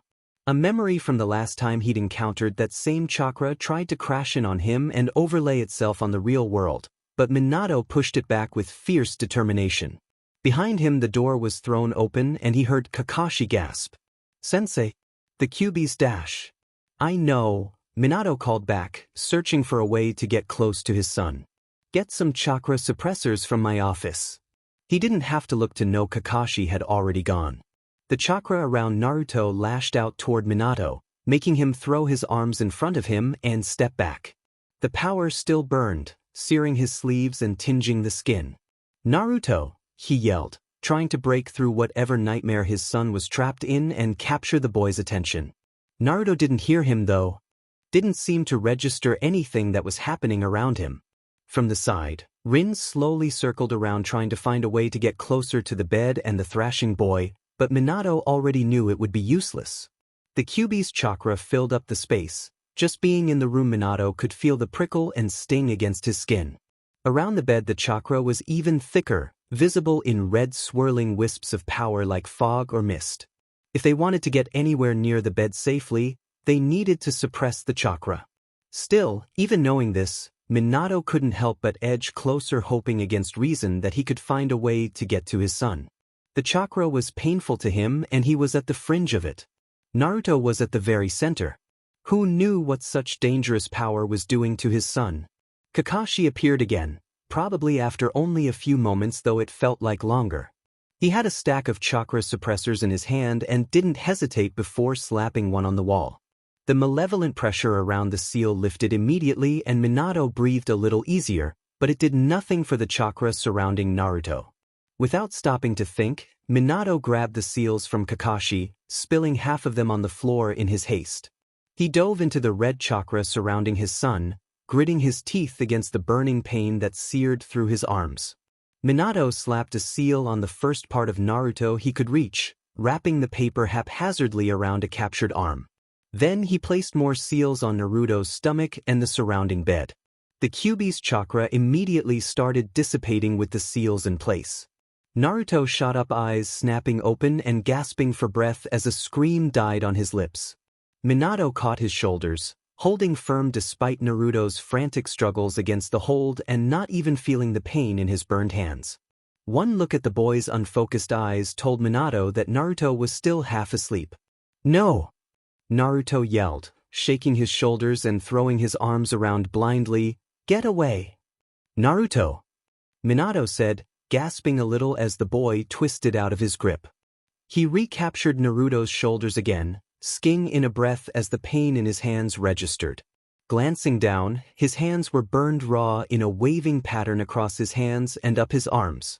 Minato pushed back the mounting pain, though, and focused on his son. "Naruto! Wake up, you're dreaming!" Wadash! Naruto stopped struggling, looking around with wide blinking eyes. His chest heaved and soft whimpers came out with each breath. He looked up at Minato and something seemed to break in his eyes. He dissolved into tears, throwing himself at Minato's chest. It was everywhere. Naruto wailed, stuttering with each heaving sob. And it tried to run, but C couldn't dash. Shoo! Minato hushed, rocking his son back and forth in a tight hug. He turned worried eyes on Kakashi and Rin as Naruto's sobs turned any words the boy managed into jumbled garbles. Rin was pale, one hand distractedly treating a burn she had on her forearm. Kakashi watched Naruto with analytical eyes, worried but already trying to unravel what just happened. Minato looked at the other two and nodded toward the doors, silently asking they leave. Sensei, your arms. Rin hesitated, looking with concern at Minato's burns. No doubt she knew from her own burn that it wasn't an ordinary wound. Minato could feel the pain creeping up from the wounds like they were tainted with poison in addition to the burns. He was glad for his high pain tolerance born from many serious injuries and the lingering trace of adrenaline still in his system. They would hold him over till Naruto was looked after. Kakashi grasped her arm, pulling her toward the door. We can go get Tsunade-sama. She can help Sensei and check Naruto. Rin nodded her agreement and left the room, leaving the door open as they went. Minato turned from the empty doorway and refocused his attention on the bundle in his arms. Naruto didn't seem to notice the others depart. He was too busy sobbing into Minato's chest. Minato's heart ached, but he was glad Naruto was finally letting out whatever had been bothering him. The shadows under Naruto's eyes had only gotten darker over the last couple days and the nightmares had gotten worse. For good reason it seemed, Minato reflected, thinking back on the wreath of Kyuubi chakra that surrounded Naruto. Something had to give, and it looked like it was Naruto's determination to hold it all in, like the previous nights when Minato or the others had woken or checked on him after bad dreams. They sat together on the bed, Naruto wrapped in Minato's arms and Minato rocking him till the crying subsided and the boy grew heavy with drowsiness. Naruto wouldn't let himself fall asleep though. Minato could tell he was keeping himself on just the waking side of consciousness. You need to tell me about your dreams, Minato said in a low, sympathetic voice. I know they're frightening, but you need to trust me. Unlike the previous nights when Minato had made the same request, Naruto hesitated. He looked up at Minato, the internal struggle visible in his eyes. It's all right, everyone has nightmares. It's nothing to be ashamed of. Minato was grasping at straws now, trying to find something to draw Naruto out of his shell. Naruto didn't speak, but he didn't pull away either. The P-Argent silence was broken when Rin appeared at the door. She looked at them for a moment, hesitating before speaking. Tsunade-sama is here. Minato glanced up, tearing his eyes away from Naruto. He nodded, lifting Naruto and setting him on the floor before standing up after him. With a gentle hand, Minato steered Naruto out into the hall. Come on, this will be quick.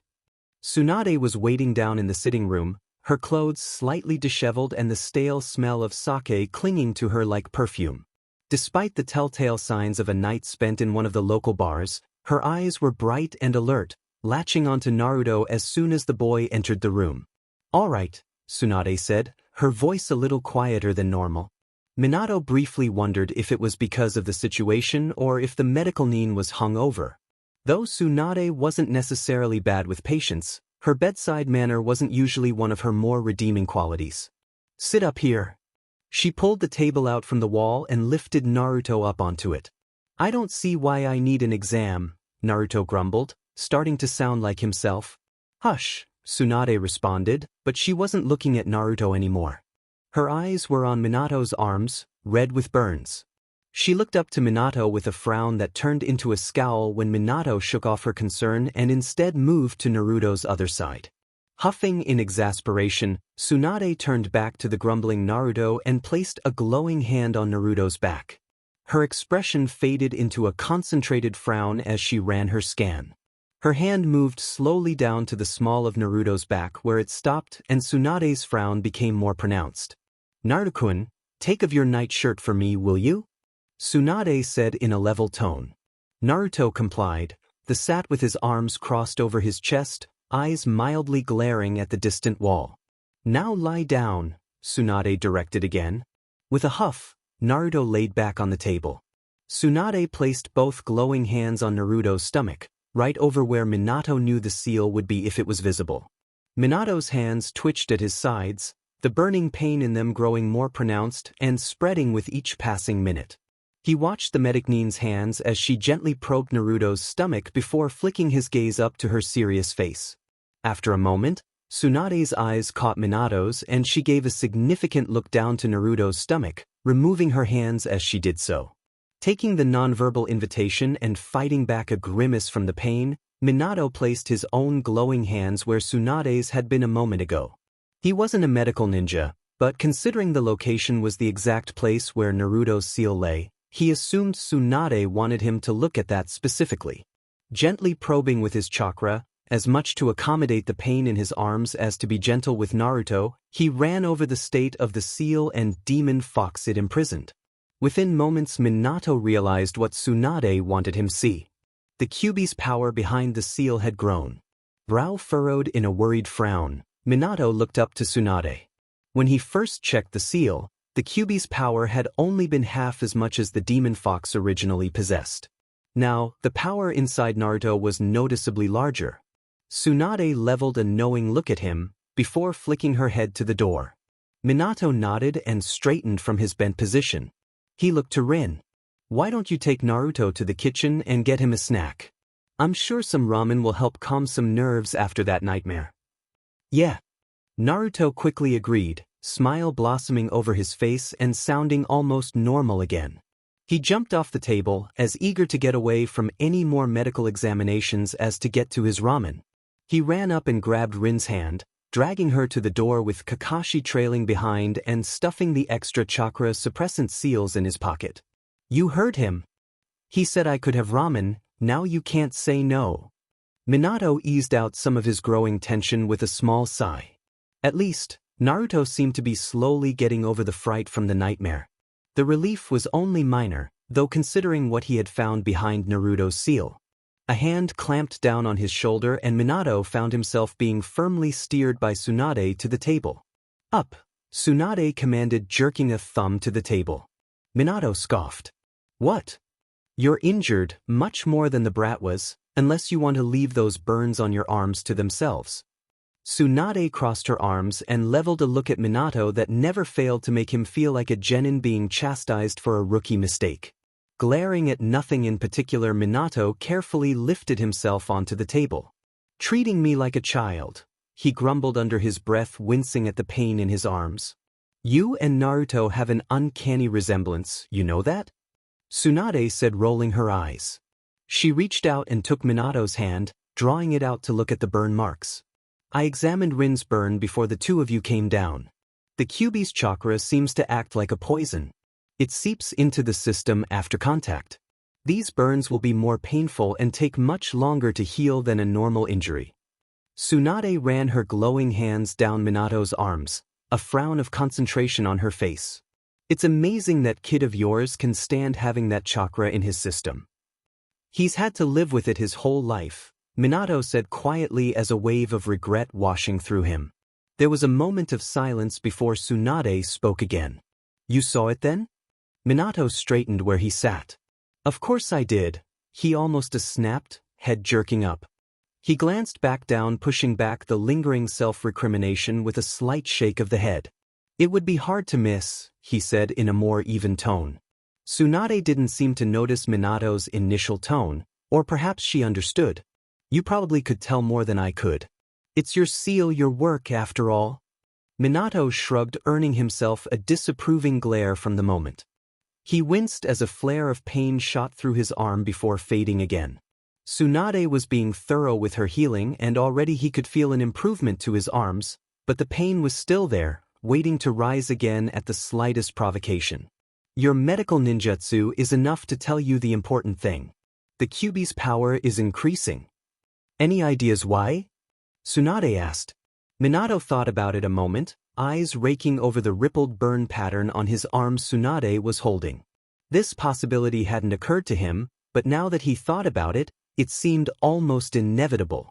The Kyuubi here was never sealed into a Jinchuriki, Minato said slowly, checking his theory over silently for flaws. Kushina dragged it down with her when she died. But you can't kill a tailed beast, Tsunade said. Shaking his head, Minato agreed. No, but they will dissipate for a time, disappear until they reconstitute in this world. The Kyuubi's chakra is still out there, it's just not concentrated into the solid form of the demon fox. Now there's a sizable concentration of the Kyuubi's chakra for it to gravitate toward. Naruto, Tsunade finished for him. Her tone was exasperated but with underlying worry. Won't the seal protect him? Minato only half heard her, but he was already considering that problem and answered in a thoughtful tone a moment later. The seal is designed to allow chakra to seep out in case he needs to use it. It may be possible for the chakra to seep back in as well. The Kyuubi's chakra is so corrosive, and the seal was only meant to hold in half the Kyuubi's power. If this continues, then Naruto will have far more than the full power of the Kyuubi inside him. Minato brought up one hand to fitfully rub at his forehead. He stopped when Tsunade halted the motion, wincing at the painful sting running through his hand. He could only spare half his attention for it and the admonition from Tsunade to not touch anything. She reached down into her bag and pulled out a jar of salve and roll of bandages, but he barely registered the movement. He was too caught up in the new problem confronting him and his son. The Kyuubi's chakra had no substance, it wasn't even visible unless in high quantities. Walls wouldn't protect Naruto. The only thing they could do was place seals around the house to block out the demon chakra, but that was hardly a permanent solution. Naruto wouldn't be able to leave the protective walls of the building, a virtual prisoner. Still, until they could find another way to solve the problem it would have to do. There wasn't any obvious physical problems that I could find, Tsunade said after a long pause as Minato was weighing everything in his mind. She had finished applying SLV to the burns and was almost done wrapping bandages down each arm. Besides the fatigue and still being underweight, he's fine physically. Naruto's been having nightmares, increasingly bad nightmares, Minato said almost to himself. He looked down at his right hand, now completely bandaged and feeling much better even with the phantom pain lingering just below the surface. Well, it seems fairly obvious what's causing them, Tsunade said, wrapping a layer of bandages over Minato's fingers. The Kyuubi's chakra is filled with negative emotion. It's just as likely that he would have non-physical side effects as well after being bombarded by such a large amount of the stuff. Minato nodded absently, furrowed gaze sliding to the doorway as he thought about Naruto's behavior the past couple of days. The quick temper and restlessness, it could all have a plausible, normal explanation, but he knew there was something more to it. Minato felt a stab of regret for spending so much time in the office. If he hadn't, he would have more first-hand observations instead of having to rely on Rin and Kakashi. When Tsunade finished with the last bandage, Minato slid himself off the table without permission. He still had to be gentle with his hands, but they were much better. "I'm not finished with you yet," Tsunade grumbled as Minato moved to the door. Minato paused in the doorway, looking toward the kitchen where he could hear soft voices drifting out from lightened room into the dark hall. "I'm going to talk to my son," he said before stepping out of the room, and this time Naruto was going to tell him everything. Naruto grinned into the half-eaten bowl of ramen, his second for the night. Rin seemed a little more open to indulging him tonight and he wasn't going to waste that opportunity. The dream was already almost completely faded away, dissolved in the bright kitchen with a warm bowl of ramen before him and two friendly people on either side of him. Naruto would be happy to spend the rest of the night in the kitchen even if he didn't get a wink more of sleep. He certainly didn't want to go back to a dark bedroom alone and be revisited by the night terror. His eating slowed a moment as Naruto briefly remembered the dream. It had been the worst yet, almost physically painful. He pushed the thought back before it could take hold again and cast about for anything else on which to refocus. Minato pulling him from the dream came to mind, and from there he went to the conversation earlier in the evening. Naruto stopped eating entirely as he stared into the bowl. The ripples in the soup slowly stilled as he held his chopsticks suspended over it, trying to sort out the confused mess of emotions inside of him. "Hey, Rin-sen," Naruto started, still staring into his bowl with a furrowed expression. "Yes, Naruto-kun?" Rin said. Naruto could hear worry in her voice. the same touch of worry that had convinced her to give him seconds for ramen. Is something wrong? Is Minato really my dad? Naruto asked. Minato had said he was, and Naruto believed him. He really did, but a part of him still needed some kind of confirmation. Rin and Kakashi both paused, Rin halfway through sipping her tea and Kakashi in the midst of turning a page. They glanced at each other over Naruto's head before Rin finished her sip and set her cup down and Kakashi leaned back from his book. Of course he is, Rin said, sounding a little at a loss from the question. He told you himself last night, didn't he? Naruto ducked his head, a little embarrassed by Rin's incredulous tone. I know, it's just hard to believe. Kakashi filled in after a moment of silence. Too good to be true, maybe? Naruto nodded, staring at Kakashi in surprise. That was exactly how he felt. He'd gone for so long without parents and family in a place where everyone seemed to hate him. Now, he found himself in a place where people didn't hate him. More importantly, he was with his hero, the yondaime, savior of the village who suddenly turned out to be his father. It was like a dream. It was much too good to be true. Waiting for the other shoe to drop? Kakashi asked, once again knowing exactly what was going through Naruto's head. That other shoe was exactly what Naruto was waiting for, even if he hadn't realized it at first. He knew he would be able to handle it, whatever it was, as long as he knew what to expect. It was the waiting to find out, the uncertainty that was killing him. Don't worry, Naruto-kun, Kakashi said, turning back to his book as he leaned his chair back on two legs. Minato's not going anywhere and you're not going anywhere. You're 8, complications aren't something you should be concerning yourself with. If there is another shoe, Minato will take care of it when it drops. That's what parents do. Footsteps made the three sitting around the table to turn as Minato appeared in the doorway. The blonde man smiled at the group as he came in the room. Feeling better? He asked, looking at Naruto. Naruto barely heard the question. He was staring at Minato's bandaged hands, a sick feeling growing in his stomach that he couldn't explain.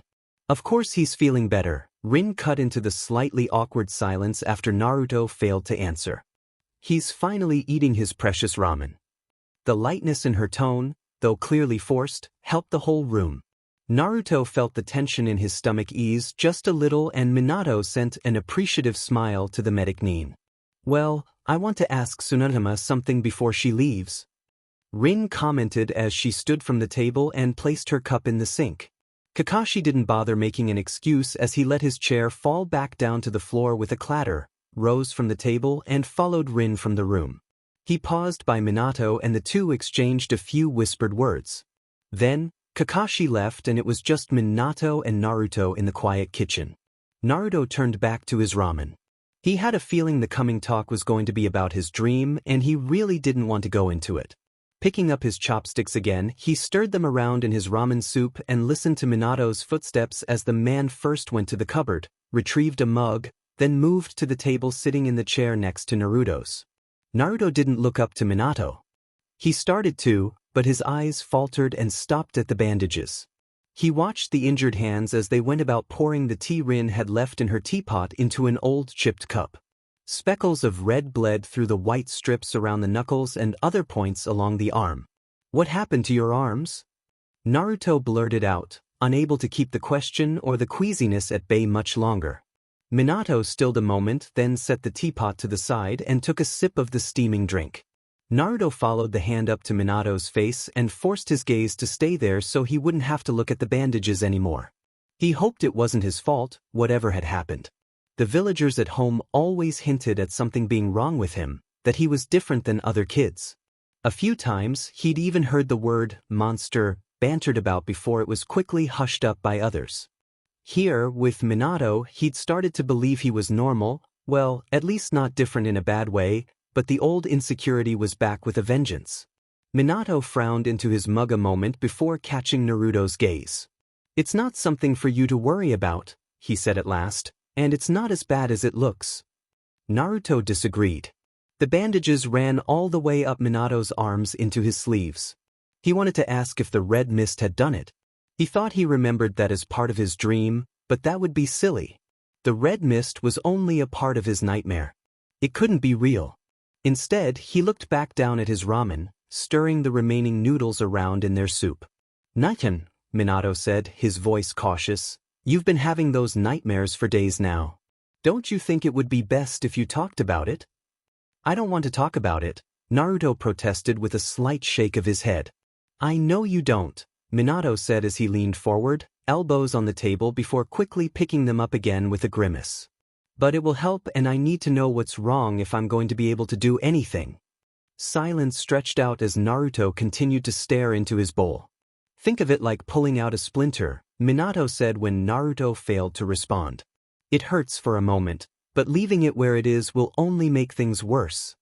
There was a pleading quality to Minato's voice. "Please." How could Naruto say no to that? No one had really asked anything of him before. Well, maybe Iruka-sensei. Most people just ignored him or chased him away. Minato hadn't done any of that. Minato was his hero, his dad.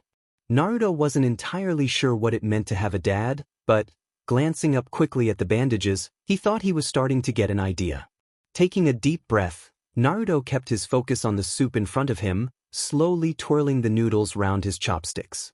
"They started out like the night I left the village, but the ANBU guys never came and I ended up running away from the bad shinobi and villagers that blamed me for the invasion, and there's this red mist too. It follows me everywhere, like it's hunting me, and it hurts every time it touches me, and it's filled with so much hate and anger. Now when I have the dream, I'm just running through the burning city with the battle going on everywhere and the red mist is everywhere and I can't get away and no one comes to help." Naruto was close to tears again, choking on a lump that formed in his throat. Every night the dream had gotten worse. He dreaded going to sleep. The thought of being plunged into that fiery version of Konoha made his insides shrink. As much as he hated going to sleep, he equally hated the thought of Minato or anyone else finding out how he was treated. He didn't want their pity, or worse, have them agree with the villagers. Suddenly, Naruto regretted all the pranks he pulled, worried that would give his newfound friends and father a reason to push him away into an empty and lonely apartment again. Hands took hold of Naruto's shoulders and he was turned to the side, facing Minato. "I'm sorry you had to go through that, Naruto. I know it was hard for you there, being alone, but you're not alone anymore. You have to believe me on that." Naruto looked up, half dreading seeing the unwanted pity in Minato's eyes, but it was only understanding and sadness and maybe just a touch of anger. Minato hesitated, visibly drawing in a conscious breath and hands tightening on Naruto's shoulders a fraction before asking another question. "Back in your old village, did anyone ever harm you like that before?" That was on question Naruto really didn't want to answer. He didn't see how he could get out of it though, after tell Minato about his dream. He set his gaze on Minato's shirt and forced himself to answer. "The villagers didn't like me, but they never chased me like they did in my dream. No, he never had a mob come after him, but he'd been pushed and shoved, had things thrown at him to make him go away, been ignored, avoided, glared at, and called names. Sometimes groups of kids ganged up on him and one night someone had kicked in his door yelling curses, but they'd suddenly disappeared almost immediately afterwards. He couldn't go back to that life even after a few days of living with people who liked him. The loneliness would kill him. You still like me, right?" Naruto asked after a breath, desperately needing the reassurance, even though they didn't back home. One of Minato's hands came up to cradle Naruto's cheek as the man slipped off his chair to crouch in front of his son. "Naruto, I love you and nothing anyone else says or thinks is going to change that." Minato leaned forward, peering into Naruto's stunned face. "I can do something to get rid of the nightmares, but you have to do your part too, alright?" Minato said, "Just trust me. You're not going to be left alone here, alright? No one's going to treat you like that and there's always going to be someone to take care of you for as long as you need them." Tears spilled over, making Naruto scrub at them, but they were tears of relief rather than the ones that threatened a moment ago. Someone really wanted him here, Naruto realized, his eyes catching the bandaged arms again as the truth hit him. Minato wasn't just saying those things. He really meant what he'd said in the office earlier that night and just a minute ago. Naruto couldn't help himself as he threw himself off the chair and into Minato's chest. The relief, the happiness that swept through him demanded action. Minato oofed as he was knocked off balance and landed on his backside on the kitchen floor, But he didn't hesitate, wrapping Naruto in a tight hug. A wide grin spread across Naruto's face. He really had a father, a family. It was like a second chance. Kakashi crouched in his hiding place. His eyes burned with fatigue and his muscles were strained and cramping, but he wasn't able or willing to relax yet. They had placed a scroll with key information the spy, Q, was looking for in one of the makeshift information storerooms. They had circulated, discreetly, that it was there but only temporarily until a more secure location could be found. They were hoping the short window of opportunity would encourage the spy to act quickly. Besides Kakashi, there was Shikaku, Inoichi, and Choza positioned in the immediate vicinity. Kakashi chose them specifically because he knew their high caliber as shinobi and their special talents in apprehending an individual. The Ino Shikacho group would not be able to help in the operation for long. No. Inoichi should have been resting after an injury he sustained the day before, and Choza and Shikaku were needed elsewhere for the war effort. It was another reason why they needed to act quickly and encourage the spy to take the bait sooner rather than later. Kakashi was almost getting restless when Q appeared, large stack of files and folders in hand. The Copynin watched as the spy wound his way through the maze of file cabinets and shelves the Intel division had crammed into the small room. Only one other Intelnin was in the room besides Q and the hidden Kakashi. Q slowly put away the files into the respective drawers and shelves. Kakashi noted the spy's surreptitious glance across the room at the other Intelnin currently leafing through some files. Minutes passed as Q took his time putting away his files. The other Intelnin found whatever they were looking for and left, shoulders stooped and head bent low over the information. Q paused, flicking through his last file as the other shinobi shuffled out of the room. He waited another few minutes after they left before sliding his file in place, walking over and checking the doorway. Apparently satisfied, Q moved back fully into the room. This time though, his movements were quick and decisive. Kakashi tensed at Q's change in demeanor. The trap was almost sprung. Kakashi forced himself to relax and wait as he watched Q dismantle the protective seals over the planted information. They had been careful to make the protection on the scroll challenging but not too difficult for Q to overcome. Still, it seemed to take ridiculously long for the spy to break through. They had agreed at the outset of the operation that they would wait until the spy had taken the bait and tried to leave with the information. All involved agreed that they didn't want to afford Q any chance to deny what he had done. It would give them greater leverage when it came time for the interrogation. So despite the strong impulse screaming at him to strike now, Kakashi drew up every ounce of training he had received, forced himself to remain still and wait. Q finally finished winding his way through the layered defensive jutsus and nervously glanced over his shoulder at the door. He stared at the doorway for a moment, head ped in a listening pose, before he turned back to the lockbox containing the information. After the jutsu protecting the scroll, the lock was no trouble. In general, ninjas didn't use ordinary locks to protect vital or important items. Sealing and locking jutsu were much more effective. Since the invasion, however, security had been so compromised they were using every means of security available. Easing the lockbox open, Q reached in and pulled out the heavy scroll. Kakashi had to again remind himself to wait. He could almost hear his old sensei's voice advising patience. He watched the spy hurriedly unroll the scroll. Q pulled out a second blank scroll and laid it out on top of the first. Running through a series of hand signs, Q muttered under his breath.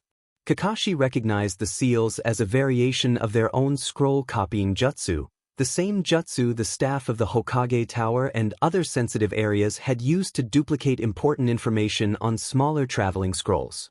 The variation Q was using, however, was different. There were several extra hand signs thrown in that Kakashi couldn't decipher the meaning. If he had been at his top game, the Copynin would almost certainly determine what the extra signs in that order would do to the jutsu, but as it was he was exhausted, worn down from fatigue and the constant stress since the invasion began. So, Kakashi filed the signs away to work out later. There was a flash of light and words bled from the bottom scroll to the top, creating a photocopy of the original. After quickly checking his work, Q re-rolled the original scroll and placed it back in the lockbox. Kakashi let the spy secure the lock and security seals. He even let Q turn and take a few steps toward the door, allowing the spy to feel a moment of triumph thinking he had completed his mission successfully. In that moment, when Q thought he could drop his guard, Kakashi gave the signal to close the trap. Shikaku and Inoichi appeared, blocking the exit. Through the door, Kakashi could see Choza in his position down the hall. Finally, Kakashi stepped out from his hiding place deep in the shadows. Q froze, wide eyes swinging from the two shinobi in front of him to Kakashi behind him. "What at you?" Q sputtered, astonished and angered at the confrontation. "I'm going to have to ask you for that scroll," Kakashi said in a bored drawl, "and to come with us quietly and without a fuss." He would be lying if he said he wasn't enjoying the moment and the wild look in Q's. The amount of damage this one person had caused had wiped out any sympathy Kakashi might have felt. A part of him actually hoped Q tried to get away. Q cursed under his breath, head whipping back to the door and the shinobi blocking him. "Don't try it," Shikaku said, voice low and commanding, hands ready to cast a jutsu. There was a moment when no one moved. Then, the silent room burst into action as Q dodged to the right, setting off a spurt of flame from his mouth. Inoichi and Shikaku easily dodged, only to realize the true target had been the priceless information and intel that lined and filled the room. Documents burst into flame around the room. Using the distraction of the flames, Q dodged out of the room and into the hall. Kakashi cursed and quickly doused the fire in a water jutsu. He should have waited till Q was out in the hallway before springing the trap. Water flooded through the room, dousing the flames and documents alike and leaving behind a soggy mess for some low-ranking intelnine to clean. Then, he followed a step behind the others out of the room. Coming out the door, Kakashi stopped. Q was a third of the way down the hall, froze in his tracks and entangled in the tendrils of Shikaku's shadow. The shadow's sharp ends had even pierced through the legs at several points to anchor the spy to the floor. Usually the head of the Nara clan wasn't so brutal right off the bat, but Kakashi supposed he was as disgusted and angry with the traitor as Kakashi was. It didn't matter though, they had the traitor and they had him alive. This was the exact reason he had chosen the Narashikacho shinobi to help with the capture. Roughing him up a little before taking him to interrogation would probably help. At the very least, it would make the four men feel a little better considering what had happened to their home.